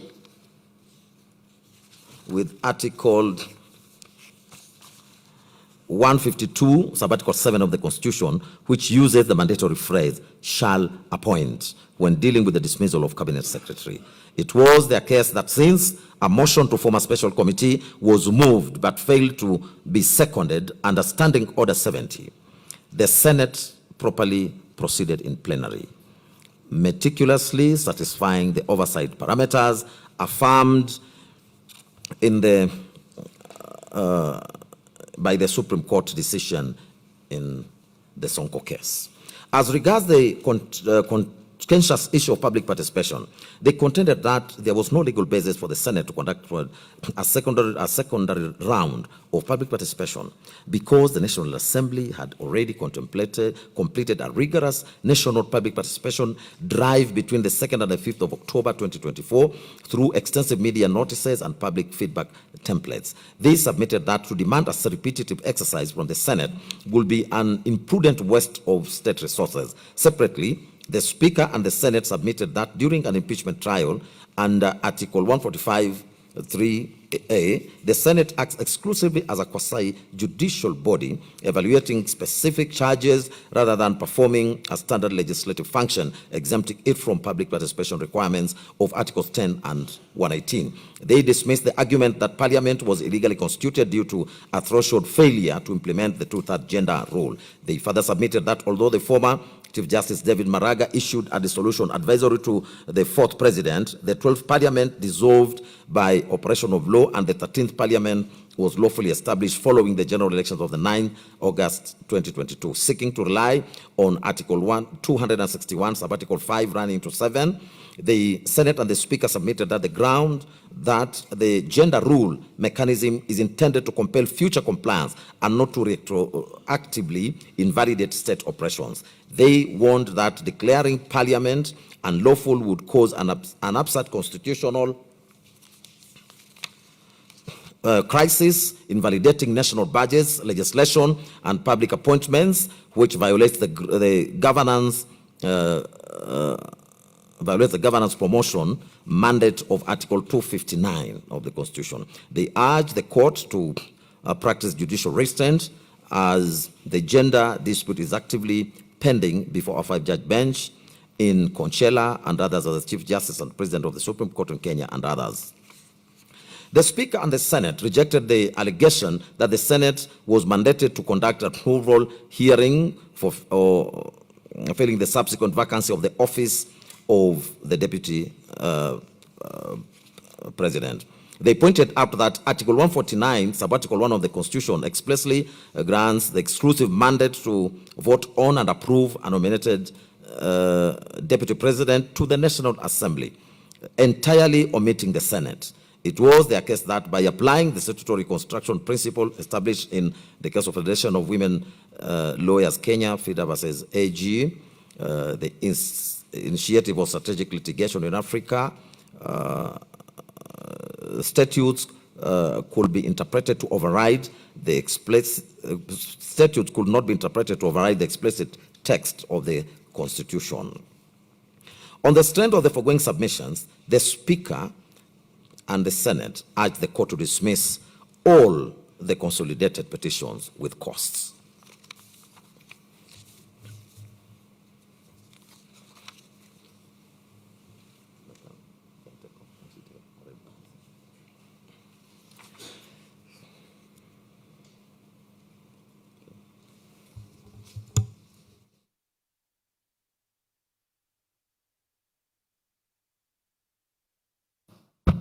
I will take over from the 5th respondent's case. The Attorney General, that is the 5th respondent, challenged the petitions through grounds of opposition dated the 7th of November 2024. She She argued that the court should not elevate Parliament's factual assessments since its role is strictly to ensure that reasonable inferences were drawn from the available evidence. It was her case that the removal proceedings against H.E. Gachagua were purely legislative, neither entirely administrative nor judicial, and therefore were not subject to standard administrative or judicial review as suggested under Article 47(3)(a) of the Constitution. Further, the Attorney General asserted that the court could not substitute the legislature's discretionary decision with its own, as doing so would constitute a usurpation of the constitutional functions of an independent branch of government. She maintained that the proceedings before the legislature were lawful, efficient, expeditious, and procedurally fair, since the adopted procedure successfully balanced the need to protect H.E. Gachagua's constitutional rights, safeguard the process from abuse, and prevented unnecessary disruptions to public administration. Regarding public participation, the AG clarified that the Constitution did not permit members of the public to vote on an impeachment motion, as that discretion was expressly reserved for legislators who constitutionally represent the sovereign will of the people. It was explained that the National Assembly's role in the impeachment process was strictly preliminary and did not bind the Senate, which acted as a distinct state organ responsible for substantive proceedings and the ultimate decision. It described the consolidated petitions as disguised appeals regarding the merits of Parliament's decision and argued that the judiciary lacked an appellate mandate over the impeachment of a deputy president, since it is ill-equipped and constitutionally not designed to review or reevaluate the socio-economic and political utilitarian calculations made by elected officials. Finally, the Attorney General defended the subsequent nomination and voting into office of His Excellency Kindiki, and it was her case that the replacement process under Article 149(1) of the Constitution was sui generis, qualifying neither as an election nor an appointment, which meant that the provisions of Article 137 did not apply. The Attorney General concluded that there were no procedural infractions that affected the outcome, that the transition process was conducted within constitutional timelines by the proper constitutional repositories, and that the consolidated petitions lacked merit. The fifth respondent submissions are dated 4th March 2026. They were orally highlighted by a team of counsel led by Professor Githu Muigai, Senior Counsel, alongside the Solicitor General, Mr. Shadrach Mose, Mr. Emmanuel Bita, now a judge of the High Court, and Mr. Charles Mutinda. The Attorney General submitted that accountable governance was a core part of the Constitution, which established removal from office through impeachment as one of the tools of governance amongst the many avenues of exercising oversight and facilitating accountability. He relied on the Supreme Court decision in Sonko, where the Apex Court stated that its purpose was to ensure integrity in leadership and prevent abuse of public office. It was the Attorney General's submission that the removal proceedings for a deputy president were textually committed by the Constitution to the National Assembly and Senate, and that both institutions were vested with exclusive power to remove the deputy president, subject only to procedural requirements set out in the Constitution and in the standing orders, that both houses were free to determine the procedures for receiving and considering the evidence necessary to discharge their duty to conduct impeachment hearing. With regard to the constitutional basis for impeachment, the Attorney General cited Articles 150, 144, and 145 of the Constitution, which she submitted established a sequential two-stage process. In the first stage, a member of the National Assembly initiated the process by filing a notice of motions supported by at least a third of all the members, which motion, if passed by at least 2/3 of all the members, was then transmitted to the Senate for substantive hearing. On the substance of the charges, the Attorney General submitted that the charges against H.E. Gachagua were substantiated to the prescribed standard to warrant his impeachment. She identified the specific charges upon which H.E. Gachagua was found culpable.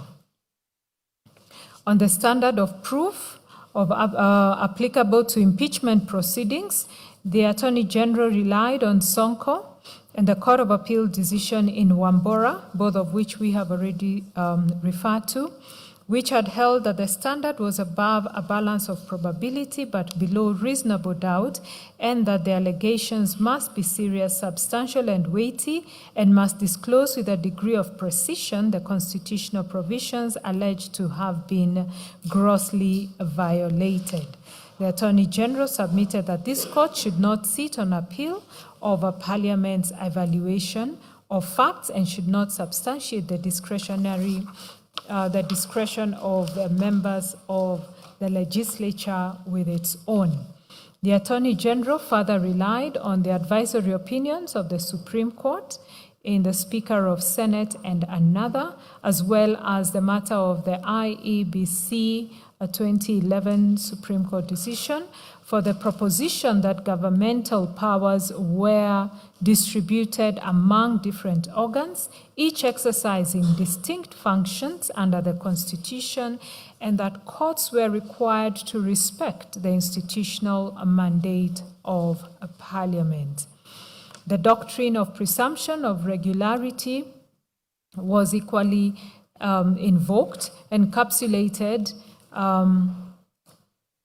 the doctrine of presumption of regularity, and it was submitted that government action enjoyed a presumption of legality and that the burden lay on the challengers to demonstrate unlawfulness. The Attorney General relied on the Supreme Court's decision in Odinga and another versus IEBC, our court and another, as well as it's the same decision, Odinga and another versus the IEBC, including our court and another, the Attorney General and another as interested parties and amicus.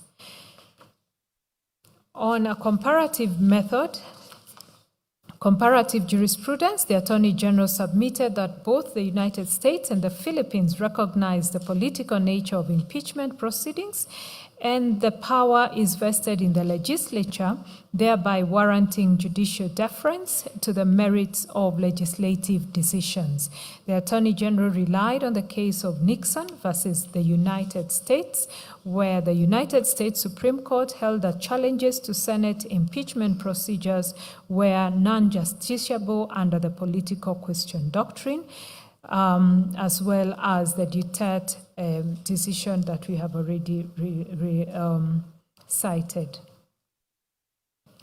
On the part of the petitions relating to the nomination and approval of H.E. Kindiki, the Attorney General submitted that the provisions of Article 149 envisaged a sui generis procedure for the nomination and assumption into office of a deputy president. It was the Attorney General's submission that the process under Article 149(1) was neither an election in the traditional sense nor an appointment, as the text of the Constitution employed neither of those terms. In support of the sui generis nature of the process, the Attorney General drew on comparative constitutional provisions from the USA, Ghana, and Nigeria, each of which provided for a distinct mechanism of filling a vacancy in the office of Vice President through presidential nomination and legislative confirmation. The Attorney General submitted that as H.E. Kindiki was nominated by the President within 14 days after the vacancy arose, and the National Assembly voted on the nomination within 60 days, there had been no infringement of either the text or the spirit of the Constitution. Moving to the 9th respondent's case, the Honorable Mutuse responded to the consolidated petitions through a replying affidavit sworn on 22nd October 2024.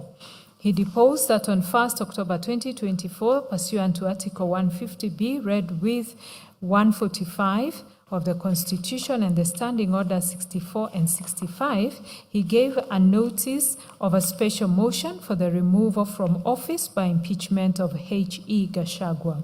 He was aware that the special motion was a time-bound exercise pursuant to the Standing Order 64.2 and 65, which required that it be disposed of within 7 days of the notice being given, failure to which it would be deemed as withdrawn. Honorable Mutuse averred that while Articles 145 and 150 of the Constitution and Standing Orders did not expressly require public participation in a special motion, Article 118(1)(b) of the Constitution imposed on the Speaker of Parliament the obligation to facilitate public participation in legislative and other business of Parliament and its committees. He deposed that it was in that spirit that the National Assembly, with a view to facilitate public participation, invited members of the public to submit their views, and public hearings were thereby conducted across all the 290 constituencies on 4th October 2024. A notice dated 4th October 2024 by the Clerk of the National Assembly extended the period of public participation to 5th October 2024. Honorable Mutuse confirmed that on 8th October 2024, Honorable Millie Odhiambo MP tabled the public participation report before the National Assembly.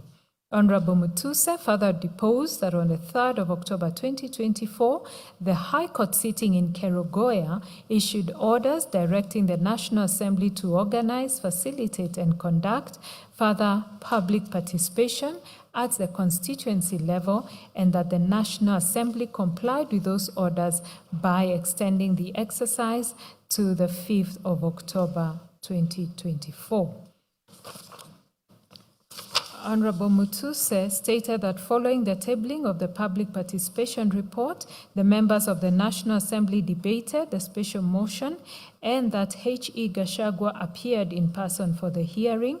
After debating and hearing both parties, the members of the National Assembly met the threshold set under Article 145(2) by passing and approving all 11 grounds of the special motion. Honorable Mutuse affirmed that the entire impeachment process, from the tabling of the special motion dated 26 September 2024 at the National Assembly to the Senate's resolution, had fully complied with all legal procedure provided in the Constitution and relevant laws. Honorable Mutuse emphasized that this court had a judicial and not a political mandate, and that its function was to certify whether all procedural provisions of law had complied with constitutional principles, which was a judicial function. He averred that the issues raised by the petitions raised a political question, a principle of law that referred to cases that courts could not resolve because they involved questions about the judgment of actors in the executive or legislative branches and not the authority of those actors. Honorable Mutuse also cited the position taken by courts in Paraguay, India, Lithuania, and the Philippines to demonstrate that jurisdiction practicing a presidential system of government had been appreciative of the political question doctrine in impeachment matters. He tabulated comparative examples of impeachment proceedings of USA presidents to show that in those jurisdictions, the fate of impeachment was left to political devices as opposed to judicial determination. Honorable Mutuse further deposed that under Article 94(2) of the Constitution, the National Assembly and Senate manifested the diversity of the nation and represented the will of their people and exercised their sovereignty. In conclusion, he urged the court to appreciate the prudential standing principle of self-restraint as a jurisdictional limitation on its power and prayed that the petitions be dismissed. Honorable Mutuse filed written submissions. Those were dated the 15th of February 2026 and were supplemented on 5th of May 2026. They were anchored on two issues: whether H.E. Gachagua was validly impeached, and secondly, whether the impeachment process was procedural. He submitted that H.E. Gachagua was impeached on grounds on various grounds under the Constitution, violation of national laws, and gross misconduct arising from his conduct. It was Honorable Mutuse's submission that the question for the court was not the political wisdom of the impeachment, but whether the grounds for removal had met the constitutional threshold under Article 145(1). Honorable Mutuse further reiterated his position that public participation was not expressly required under Article 145 and 150 or the standing orders, and relied on the case of BAT, submitting that even if there were allegations of lack of public participation, the same would not automatically vitiate the process. He further submitted that the petitioner's demand for public participation in the Senate was legally untenable, as the Senate acted as a quasi-judicial forum during impeachment processes. He submitted that the duty of Senate was to ensure a fair hearing for the accused, not to solicit public opinion on the charges. Honorable Mutuse further relied on the mandatory constitutional timelines governing impeachment proceedings and relied on the Supreme Court's decision in Mate, which held that constitutionally prescribed timelines were of mandatory character and binding on governance processes. In his supplementary submissions, he expounded on the six-part Baker test to Kenya's constitutional framework. On the first formulation, on textual commitment to a coordinate political department, he submitted that Article 150 expressly delegated impeachment to the National Assembly and Senate, satisfying the first condition. He relied on the Supreme Court statement in Sonko that where the Constitution required Parliament to determine a matter in the first place, the courts would be slow to interfere. On the second formulation, on the lack of judicially discoverable and manageable standards, he submitted that Article 145(7) envisaged the finality of the Senate's determination with no provision for judicial appeal or standard or review.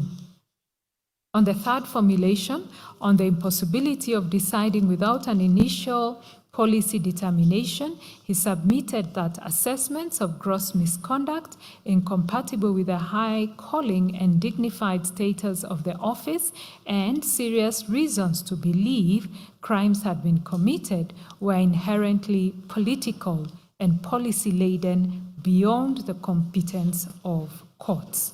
On the fourth formulation, on the impossibility of independent resolution without expressing lack of respect for coordinate branches, Honorable Mutuse submitted that a merit review of the Senate's determination would substitute the court's judgment for that of elected representatives, constituting a profound expression of disrespect for a coordinate branch. On the fifth formulation, that is the unusual need for adherence to political decision already made, Honorable Mutuse submitted that the vacancy created by the Senate's resolution had already been filled through the nomination, approval, and swearing-in of His Excellency Kindiki as Deputy President. He submitted that to reopen the impeachment question at that stage would create constitutional chaos, cast doubt on the legitimacy of the current office holder, undermine executive suitability, exposed the political life of the country to prolonged chaos as cautioned in Nixon. On the sixth formulation, on the potentiality of embarrassment from multifarious pronouncements, Honorable Mutuse submitted that if the court entertained a merit review and reached a different conclusion from the Senate, conflicting pronouncements from different arms of government would undermine political, rather public confidence in all institutions and weaken the constitutional order. Honorable Mutuse therefore urged the court to appreciate the prudential principle of judicial self-restraint as a jurisdictional limitation on its power to hear and determine consolidated petitions on the basis that they raised a purely political question whose determination would be tantamount to subverting the will of the Kenyan people. He accordingly prayed that the consolidated petitions be dismissed with costs. The 10th respondent's case, the 10th respondent was the United Democratic Alliance, UDA, who challenged the petitions through grounds of opposition dated 6th October 2025. UDA claimed that the petition is untenable since it irregularly and craftily sought to convert political grievances into constitutional disputes, contrary to the Supreme Court decision in Sonko. Pursuant to the Supreme Court's advisory opinion in Speaker of the Senate versus the Attorney General, UDA urged this court to exercise restraint and avoid interfering with the proceedings of Parliament, except in the clearest cases of constitutional violations. The 10th respondent filed written submissions dated the 24th of August 2026, which were highlighted by Counsel Dr. Adrian Kimotho.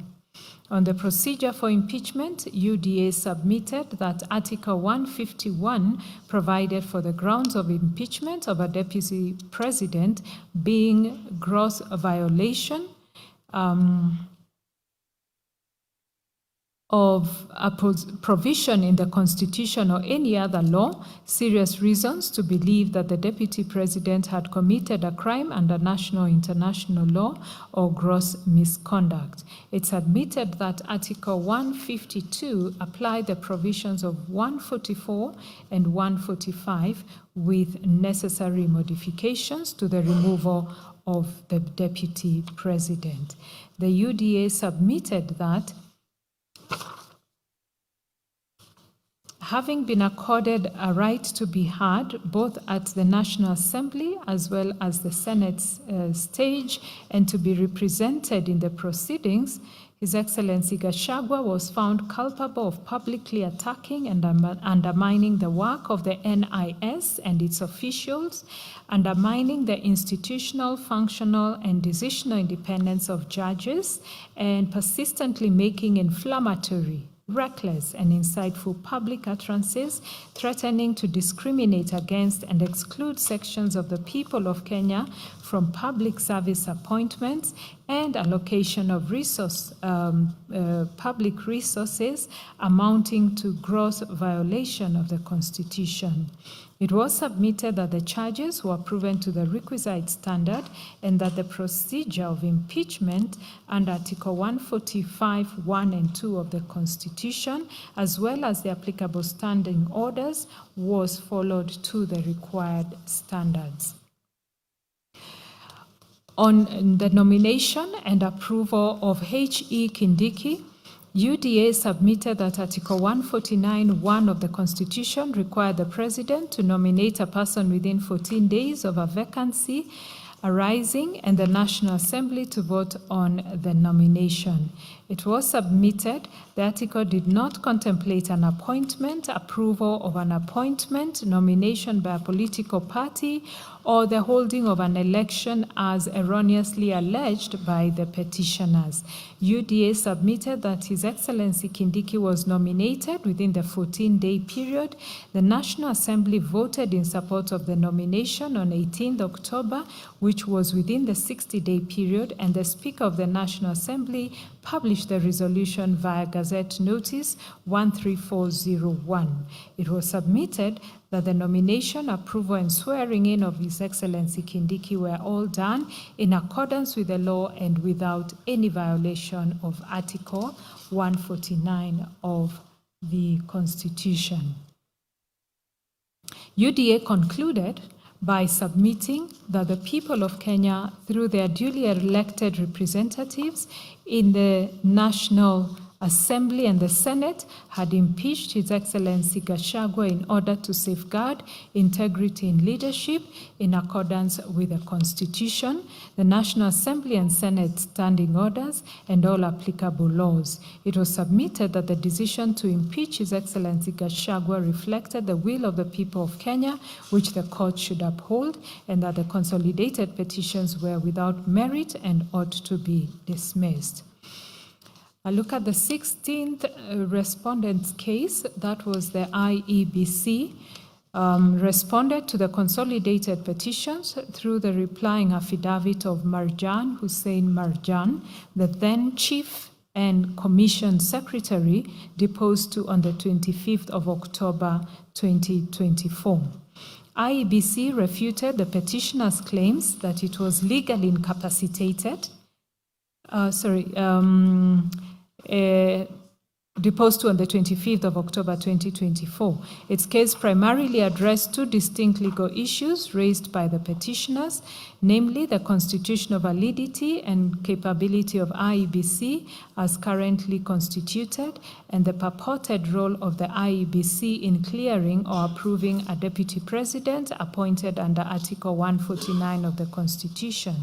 IEBC refuted the petitioner's claims that it was legally incapacitated due to the vacancies of the commissioners, and that it is an independent commission with perpetual existence established under Articles 88(1) and 253 of the Constitution, as read with Section 13 of the IEBC Act.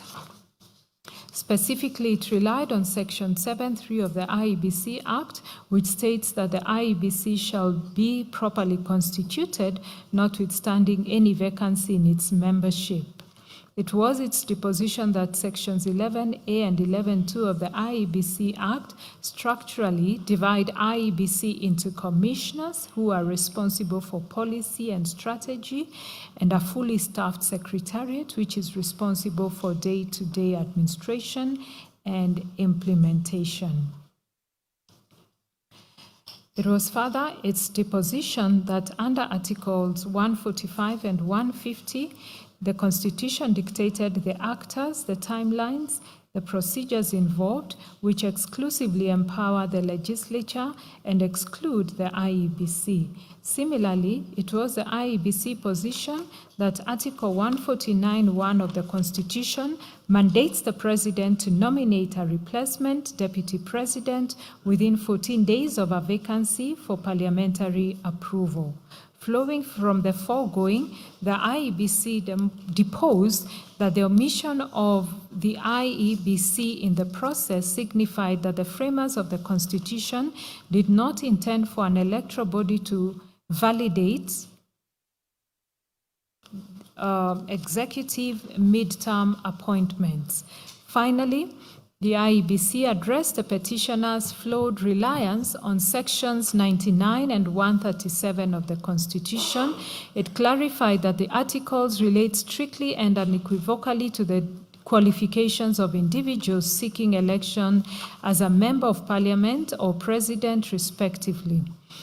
The IEBC claimed that because a midterm vacancy under Article 145 and 150 trigger a nomination rather than a by-election, the clearance protocols under Articles 99 and 137 were not activated.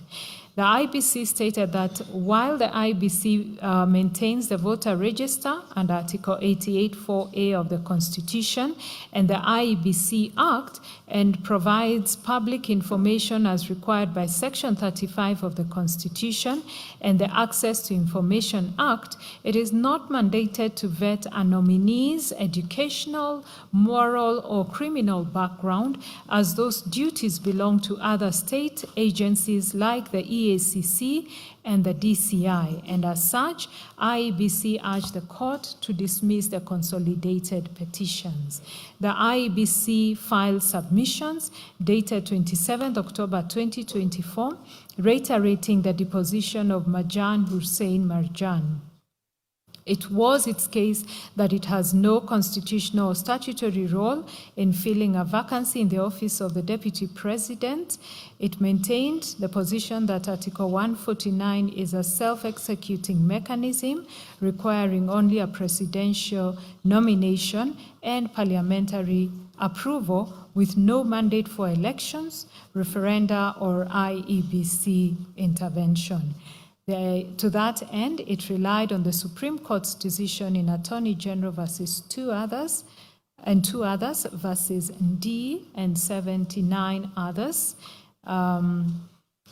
which is a Supreme Court decision which established that constitutional and statutory bodies must operate strictly within the four corners of their mandate and cannot extend their powers through implication or interpretive craft. It submitted that compelling it to participate in the deputy presidential appointment process would validate the doctrine of separation of powers, violate the doctrine of separation of powers by encroaching on the explicit functions of the President and the National Assembly. It called to its aid the Supreme Court's holding in the matter of interim Independent Electoral Commission, which underscored the mutually countervailing roles of different government organs. It also cited the South African constitutional case of Affordable Medicine Trust and others versus Minister of Health and others. Lastly, the IEBC reiterated that it enjoys perpetual succession and corporate legal personality under Article 253 of the Constitution and Section 13(1) of the IEBC Act, and it was its submission that despite temporary vacancies in its membership, it remained properly constituted. The IEBC therefore invited the court to dismiss the petitions against it as unmerited. The case presented by His Excellency Kithure Kindiki, who was the second interested party in the consolidated petition. His Excellency Kindiki challenged the petition through his replying affidavit and further affidavit deposed on 20th February 2025 and 8th May 2026, respectively.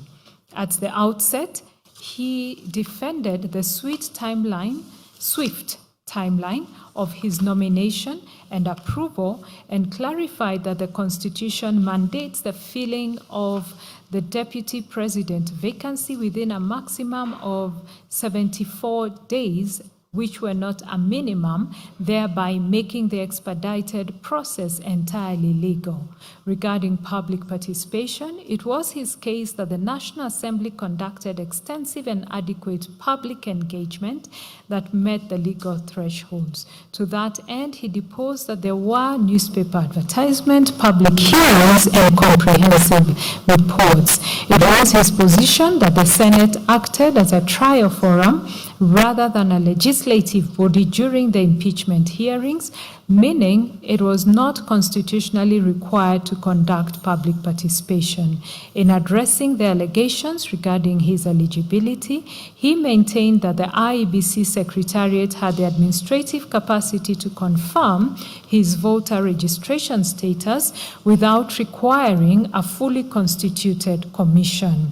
He also dismissed claims that he was ineligible for failing to hold a 3-month political party membership, explaining that this requirement applied strictly to general elections, not to the filling of an unforeseen vacancy. Further to the foregoing, it was his case that he provided Gazette notices proving that he had resigned from his position as Cabinet Secretary prior to his appointment. He clarified that the law permitted Cabinet Secretaries to hold ordinary political party membership.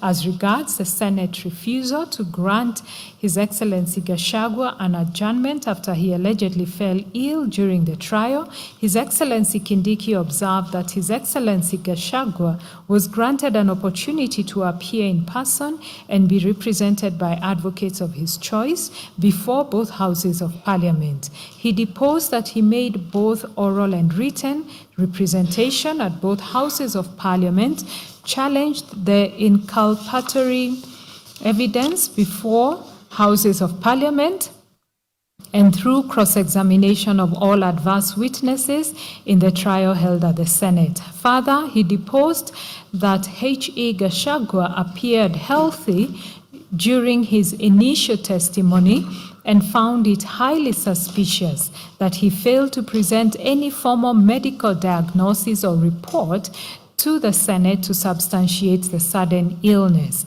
He argued that granting the requested 3-day adjournment would have violated strict constitutional timelines under Article 145(4) of the Constitution that required the Senate to conclude impeachment proceedings within 10 days, failure to which would have potentially plunged the country into a constitutional crisis. In his supplementary affidavit, His Excellency Kindiki opposed the late introduction of medical records by Dr. Daniel Gikonyo. He faulted the affidavit for having been sworn a year and a half after the impeachment events and was introduced only after the primary petitioner had already closed their case. He highlighted material inconsistencies regarding the timing, preparation, and late disclosure of the medical records. Specifically, he highlighted that they were never presented to the Senate, the primary constitutional forum. His Excellency Kindiki urged his case further through written submissions dated the 1st of October 2025, which were highlighted by Learned Counsel Dr. Muthomi Thiankolu, Senior Counsel, and Mr. Kenson Muteithia.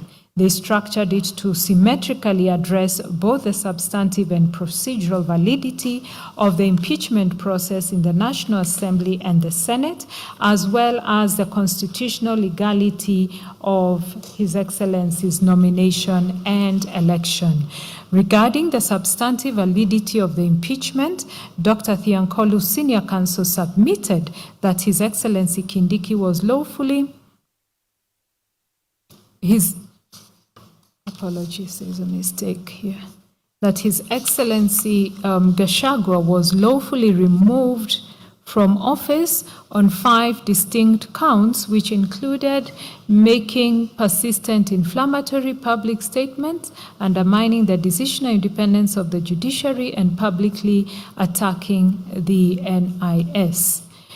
To support the argument that the judiciary should not substitute its own judgment for that of Parliament, it was his case that the Supreme Court, in the case of Sonko, and the High Court decision in Wambora, held that the courts exercised only supervisory jurisdiction over impeachment disputes and could not act as a super legislature to review the sufficiency of the evidence presented to Parliament. In defense of the procedural mechanisms employed, His Excellency Kindiki urged that the National Assembly fulfilled its mandate by adequately informing the public and facilitating public participation, referring to the BAT case. He further implored the court to find that the strict 12-line impeachment timeline was a rigid constitutional framework, and to fortify its position, he referred to the Supreme Court's decision in Mate, where it was observed that timelines were not subject to alteration.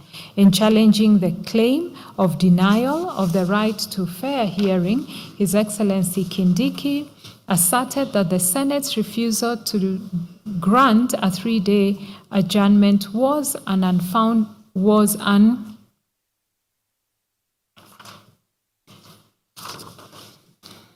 In challenging the claim of denial of the right to a fair hearing, His Excellency Kindiki asserted that the Senate's refusal to grant a 3-day adjournment was an attempt to sabotage the proceedings and trigger a constitutional crisis. It was his position that His Excellency Gachagua had failed to produce medical evidence to substantiate his sudden illness. He reiterated that granting the adjournment would have blatantly violated the strict, non-modifiable constitutional timelines.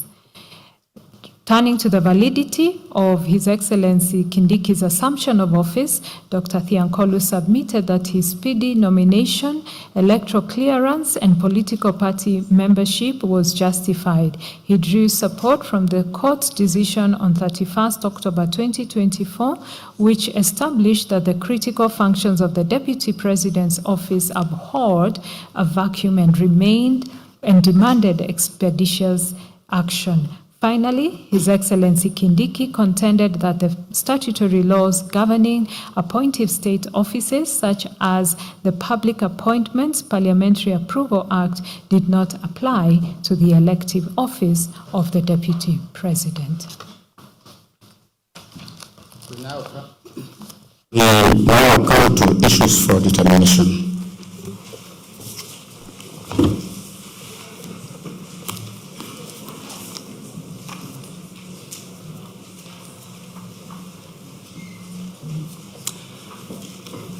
Upon careful consideration of the petitions, the responses thereto, the written and oral submissions of all parties, we have distilled the following issues for determination. For clarity and issue of reference, the principal issues and their attendant sub-issues are set out below. Issue number 1, jurisdiction, and under jurisdiction, the issue is the justiciability of the petitions filed in light of the doctrine of separation of powers and the political question doctrine. Issue number 2, predetermination and bias. Whether there was predetermination and bias by the mover of the motion, the Speaker of the National Assembly, and the Senate during the proceedings. And 2, whether the first to the 11th respondents conspired or schemed to remove Honorable Gachagua from office in violation of Articles 1, 27, and 38 of the Constitution. Issue number 3, public participation. Whether there was adequate public participation at the National Assembly. 2, whether the Senate was obligated to conduct public participation, and if so, to what extent. 3, whether public participation was required at the point of nomination and appointment of His Excellency Kindiki. Issue number 4, constitutionality and legality of the standing orders. 1, whether standing order number 64, sub-order 2, and 65 of the National Assembly are unconstitutional. 2, whether standing order number 75, 78, 79, and 80 of the Senate are unconstitutional. Issue number 5, composition of the National Assembly and the IEBC and the nomination of the Deputy President. 1, whether the National Assembly was properly constituted to consider the impeachment motion in light of the 2/3 gender rule. 2, whether the nomination of a Deputy President can be legally finalized or approved in the absence of fully constituted commissioners of the IEBC under Articles 82 and 88 of the Constitution. 3, whether the nomination of Hon Kindiki while serving as a cabinet secretary is constitutionally infirm for violating the eligibility criteria under Article 148 as said with Article 137. Issue number 6, constitutional processes. Whether the Senate was obligated under Article 150 sub-Article 2 to apply Articles 144 and Article 145 with the necessary modifications to the Deputy President, and whether its failure to do so rendered the process invalid and unconstitutional ab initio. We'll also look at relevant standing orders and doctrine of immunity. 2, whether Parliament was obligated to consider and exhaust alternative accountability mechanisms, that is, criminal, civil proceedings, EACC, DCI, etc., and whether the lack of legislation to operationalize Article 150 of the Constitution vitiates the impeachment. 3, whether the Senate ought to have established a special committee under Article 145, sub-Article 3 of the Constitution. 4, whether the speed of the gazettement of the Senate resolution, the nomination of His Excellency Kindiki by His Excellency President Ruto, and the voting by the National Assembly on His Excellency Kindiki as the DP nominee contravened the Constitution and the law. And issue number 7, fair trial, whether the trial conducted by the Senate in respect of His Excellency Gachagua was lawful, fair, and in conformity with the constitutional guarantees of fair administrative action and fair hearing under Article 47 and Article 50 of the Constitution, respectively. We shall now turn to the analysis of each issue and its attendant sub-issues in the order set out above. Jurisdiction. The position in owners of the motor vehicle vessel Lydian S versus Caltex Oil Kenya Limited 1989 KLR1 remains as instructive today as it was when it was first pronounced, that jurisdiction is everything and a court that proceeds without it does so in vain. It is therefore necessary, before turning to the substantive grievances raised in these petitions, to resolve the threshold jurisdictional question that permeated the pleadings and submissions of almost all parties on whether the impeachment of a deputy president is amenable to judicial scrutiny or whether it falls exclusively within the political domain of Parliament and is therefore beyond the reach of courts. The respondents urge this court to exercise restraint, contending that impeachment is a political accountability mechanism constitutionally entrusted to Parliament, and that courts ought not to transform themselves into appellate chambers reviewing parliamentary decisions. The petitioners maintained that while impeachment is undoubtedly political in context and consequence, it remains a constitutionally regulated process subject to constitutional supremacy, the Bill of Rights, and judicial oversight. The resolution of these competing positions requires an examination of the constitutional architecture established under the Constitution of Kenya 2010. The starting point is the supremacy and delegated authority provisions found in the Constitution. Article 1 vests all sovereign power in the people of Kenya to be exercised either directly or through democratically elected representatives. Parliament, the executive, and the judiciary are therefore not sovereign institutions in themselves. They are repositories of delegated sovereign authority, deriving their legitimacy from and remaining accountable to the people. Article 2 declares the Constitution to be the supreme law of the Republic, binding all persons and all state organs at both levels of government. The inevitable consequence is that no state organ, including Parliament, enjoys immunity from constitutional scrutiny. The Constitution of Kenya does not recognize parliamentary supremacy. It entrenches constitutional supremacy, and that supremacy is absolute and admitting of no exception. The Supreme Court gave authoritative expression to this principle in Justice Kariuki Mate and another versus Martin Nyaga Wambora and another 2017 EKLR, where it emphasized that no arm of government is above the law, that this being a constitutional democracy, the Constitution is the guiding light for the operations of all state organs. It further determined that the court's mandate, where it applies, is for the purpose of averting any real danger of constitutional violation.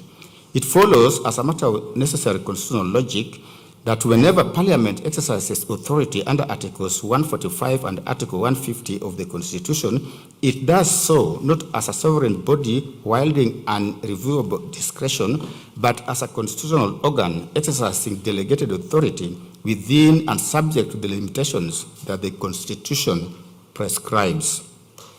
The jurisdiction of this court to entertain these petitions is firmly grounded in Articles 22, 23, and 165 of the Constitution. Article 165, sub-article 3D, expressly empowers the High Court to determine questions of constitutional interpretation, including whether anything done under the authority of the Constitution or any law is inconsistent with or in contravention thereof, and it is precisely that question that lies at the heart of these proceedings. Article 23 vests in this court jurisdiction to enforce the Bill of Rights and to grant appropriate relief where constitutional rights and freedoms have been violated, are threatened, or are likely to be infringed. The breadth of that jurisdiction is a deliberate constitutional design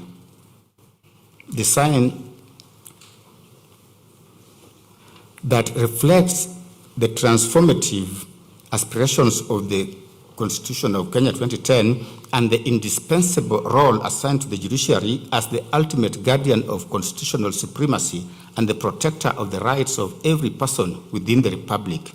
This court does not approach the jurisdictional question as one of first impression. In its ruling delivered on 31st of October 2024, this bench considered and conclusively determined the self-same jurisdictional challenge that the respondents now seek to resurrect. The court held that the broad jurisdiction vested in the High Court under Articles 23, 22, and 165 extends to determining whether the powers exercised by the National Assembly and the Senate in impeachment proceedings conformed to constitutional requirements. Had the framers of the Constitution intended to exclude the High Court's jurisdiction in matters arising under Article 145, they would have done so in express terms, as they demonstrably did in relation to certain proceedings under Article 144. The argument that impeachment proceedings are beyond judicial scrutiny sits uneasily with the constitutional text. The Constitution contains no provision excluding impeachment from judicial review and no clause creating islands of authority immune from constitutional control.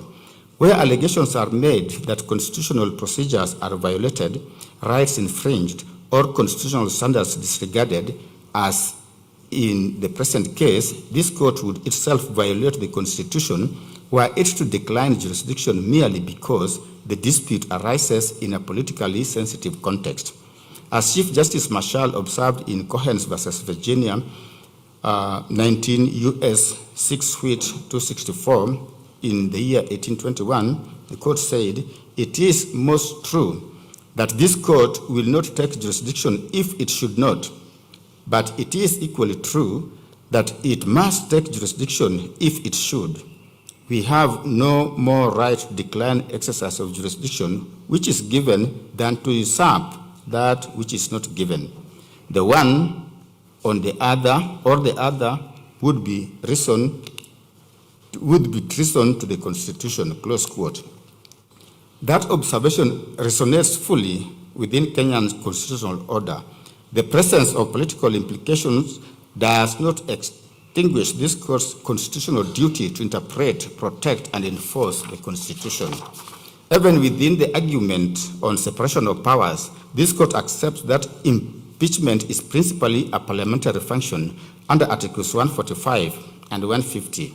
However, separation of powers does not mean separation from the Constitution. As the Supreme Court held in the matter of the Speaker of the Senate and another 2013 KLR, none of the arms of government can claim an exclusive preserve free from constitutional scrutiny, and it is the responsibility of the courts to ensure that the exercise of power by state organs remains within constitutional bounds. The Court of Appeal affirmed in Mumu Matemu versus Trusted Society of Human Rights Alliance and 5 others, that was in 2013, that the Constitution establishes not a rigid wall of separation, but a system of separation of powers tempered by checks and balances within which no arm of government is superior to another. The doctrine therefore requires mutual respect among constitutional institutions, not mutual exclusion, and Parliament cannot invoke it as a shield against constitutional accountability.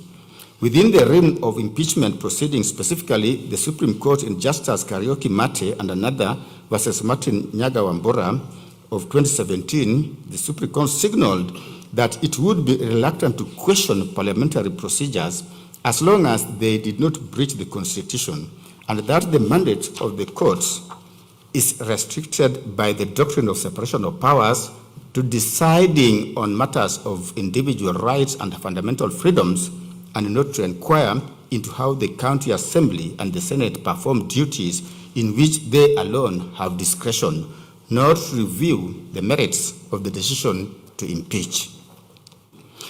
We are therefore satisfied that this court is being correctly called upon to scrutinize and pronounce itself on the constitutional regularity of the impeachment process. To do so neither impinges upon nor offends the doctrine of separation of powers. As the Constitutional Court of South Africa observed in Doctors for Life International versus Speaker of the National Assembly and others, in quote, while the doctrine of separation of powers is an important one in our constitutional democracy, it cannot be used to avoid the obligation of a court to prevent the violation of the Constitution.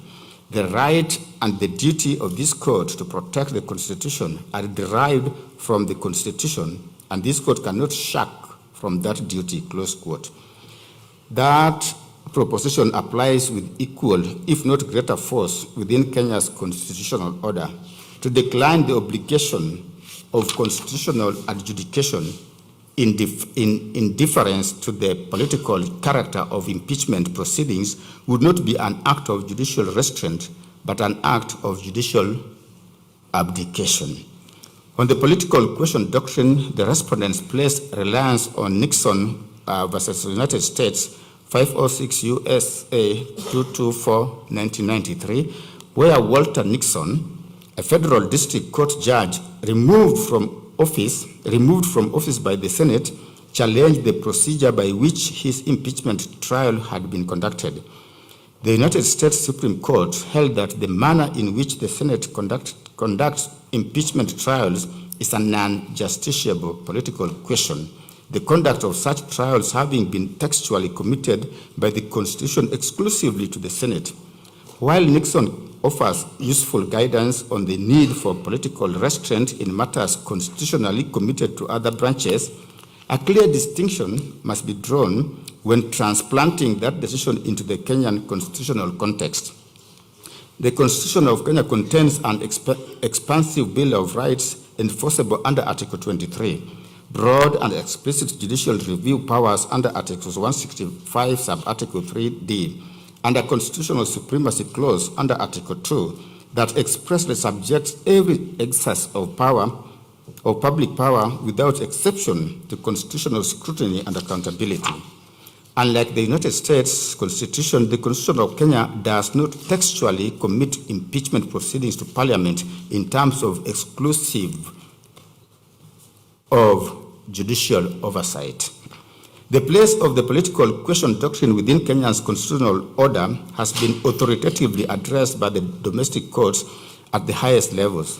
The Supreme Court elaborated upon this position with specific reference to impeachment proceedings in Mike Mbuvi Sonko versus County Assembly of Nairobi 2022. The court held that courts are permitted to intervene where matters of constitutional violations arise in impeachment processes, reasoning that although impeachment is a political process sanctioned by the Constitution, neither the County Assembly nor the Senate can act outside the confines of the Constitution and the law, for to do so would invariably invite the court's intervention. The Supreme Court clarified that the mandate of the courts was to determine whether the individual's rights, dignity, and fundamental freedoms had been preserved and protected in the process without usurping the powers and functions of the legislative branch of government. Those principles were further articulated in a 5-judge bench decision of this court in Ramogi and 3 others versus Attorney General 2020, where the court held that the critical constitutional inquiry is not whether a dispute is political in character, but whether it raises constitutional or legal questions capable of judicial determination. Where constitutional standards exist against which the impugned conduct may be measured, a court is not at liberty to decline jurisdiction on grounds of political contentiousness alone. The court observed that were courts to decline jurisdiction whenever a dispute bore political implications, constitutional violations committed within political processes would be left entirely without remedy, an outcome fundamentally irreconcilable with Articles 2 and 3 of the Constitution. Taken together, these authorities establish that the political question doctrine in Kenya is not a doctrine of abdication, but one of restraint. It requires courts to distinguish between political choices entrusted to the political branches of government and questions of constitutional compliance entrusted to the judiciary. The former ordinarily lie beyond judicial competence. The latter falls squarely within the judicial function. In light of the foregoing, we reiterate that the court is not a political arbiter, but a constitutional one. We agree in principle with the submission that it is not the function of this court to determine whether the charges against His Excellency Gachagua were of sufficient gravity to warrant his removal from office. Those are quintessentially parliamentary judgments, constitutionally entrusted to the National Assembly and the Senate. We decline any invitation to venture into the merits of the charges upon which the impeachment was founded.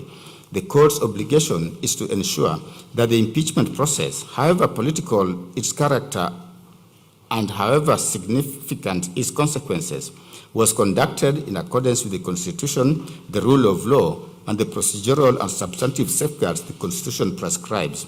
Where that standard was met, we will say so. Where it was not, we are equally bound to say so. For it is in the faithful discharge of that obligation and not in deference to political outcomes that the legitimacy of this court's intervention ultimately rests. Accordingly, we find that the impeachment proceedings challenged in these petitions are justiciable and that this court possesses jurisdiction under Articles 23, 22, and 165 of the Constitution to determine whether the National Assembly and the Senate acted within constitutional bounds, complied with constitutional procedures, respected constitutional rights, and remained faithful to the constitutional safeguards governing the impeachment of a deputy president. Second sub-issue, predetermination and bias. The petitioner has contended that the impeachment proceedings against His Excellency Rigathi Gachagua was tainted by actual bias, apparent bias, conflict of interest, and predetermination on the part of the speakers of the National Assembly and the Senate, members of Parliament, senators, and other constitutional actors involved in the impeachment process. It was their case that various public statements, political conduct, and procedural decisions demonstrated that the outcome of the impeachment had effectively been determined before the proceedings commenced, and that the constitutional actors involved had failed to approach the process with the impartiality and openness required under Articles 27, 47, and 50 of the Constitution. The constitutional foundation of the petitioner's claim lies principally in Article 27, 47, and 50 of the Constitution. Article 27 guarantees equality before the law and the equal protection and equal benefit of the law. Article 47 guarantees every person the right to administrative action that is lawful, reasonable, and procedurally fair. Article 50, sub-article 1 guarantees every person the right to have any dispute that can be resolved by the application of law determined in a fair and public hearing before a court or where appropriate and independent and impartial tribunal or body. The constitutional requirement of impartiality is not confined to courts of law. Whenever a constitutional body exercises adjudicative, disciplinary, investigative, or quasi-judicial authority affecting rights, interests, status, or public office, the process must comply with constitutional standards of fairness, impartiality, and procedural propriety. This principle was affirmed by the Court of Appeal in Sholei versus Judicial Service Commission and 3 others in 2013, and the Judicial Service Commission versus Mbalu Mutava and another civil appeal number 52 of 2014, where the court emphasized that constitutional and administrative decision-making processes are subject to the requirements of procedural fairness and natural justice. In Mbalu Mutava, which I've mentioned above, the Court of Appeal observed that Article 47 transformed the common law principles of natural justice into constitutional imperatives, such that whenever public power is exercised in a manner affecting legal rights, status, or legitimate expectations, constitutional standards of fairness become directly applicable. In Sholei case, the Court of Appeal reaffirmed that public bodies exercising disciplinary or quasi-judicial authority must act fairly and impartially, and that public confidence in constitutional institutions depends not only on actual fairness, but equally upon its appearance.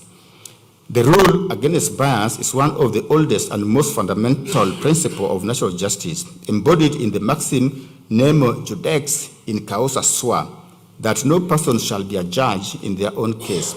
Historically directed at preventing decision makers from participating in matters in which they held a personal, financial, or proprietary interest, the doctrine has over time expanded to encompass circumstances giving rise to a reasonable apprehension that a decision maker may not approach a matter with the requisite impartiality, even in the absence of any direct personal interest.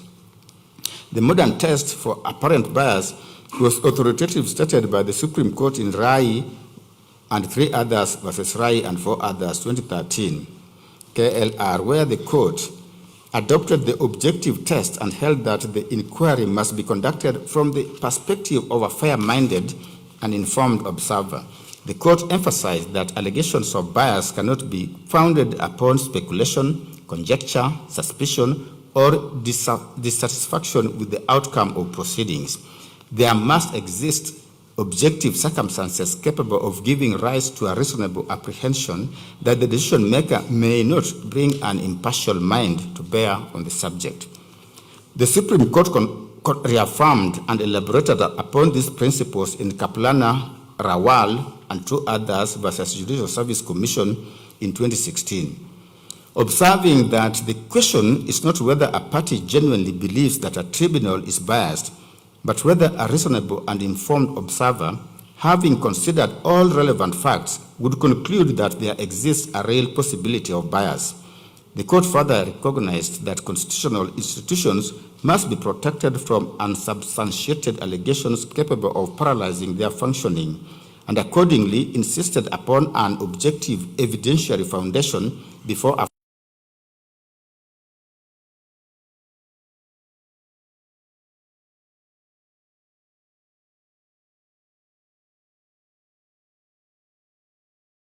juring principle first established in R versus Sussex Justices ex parte McCarthy, 1924, 1 KB 256, that justice must not only be done, but must manifestly and undoubtedly be seen to be done, and underscored that public confidence in constitutional institutions depends significantly upon the appearance of impartiality and not merely its substance.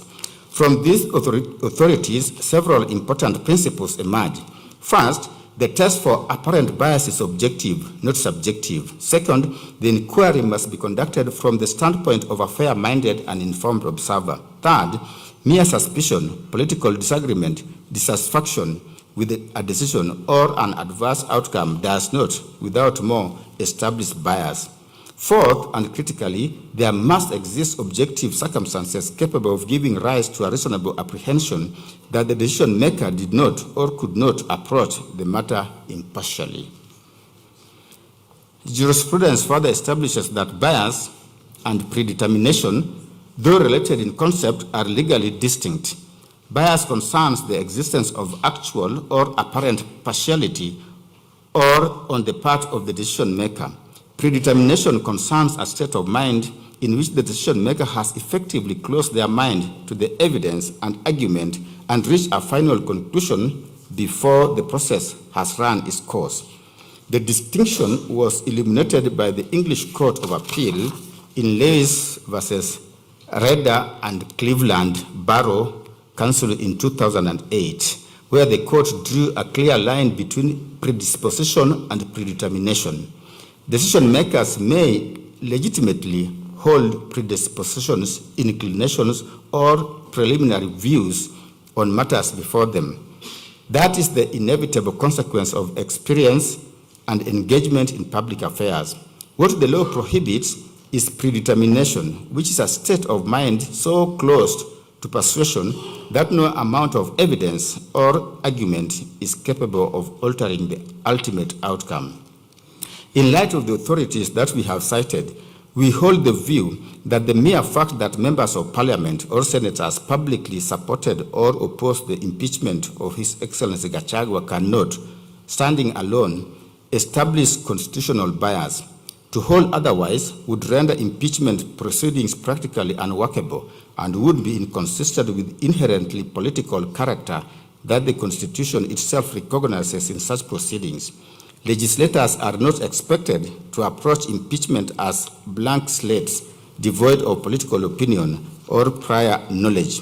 What the Constitution requires is that they remain genuinely open to considering the evidence, listening to argument, and discharging their constitutional responsibilities in good faith and within constitutional limits. We are accordingly not persuaded by the proposition that bias may automatically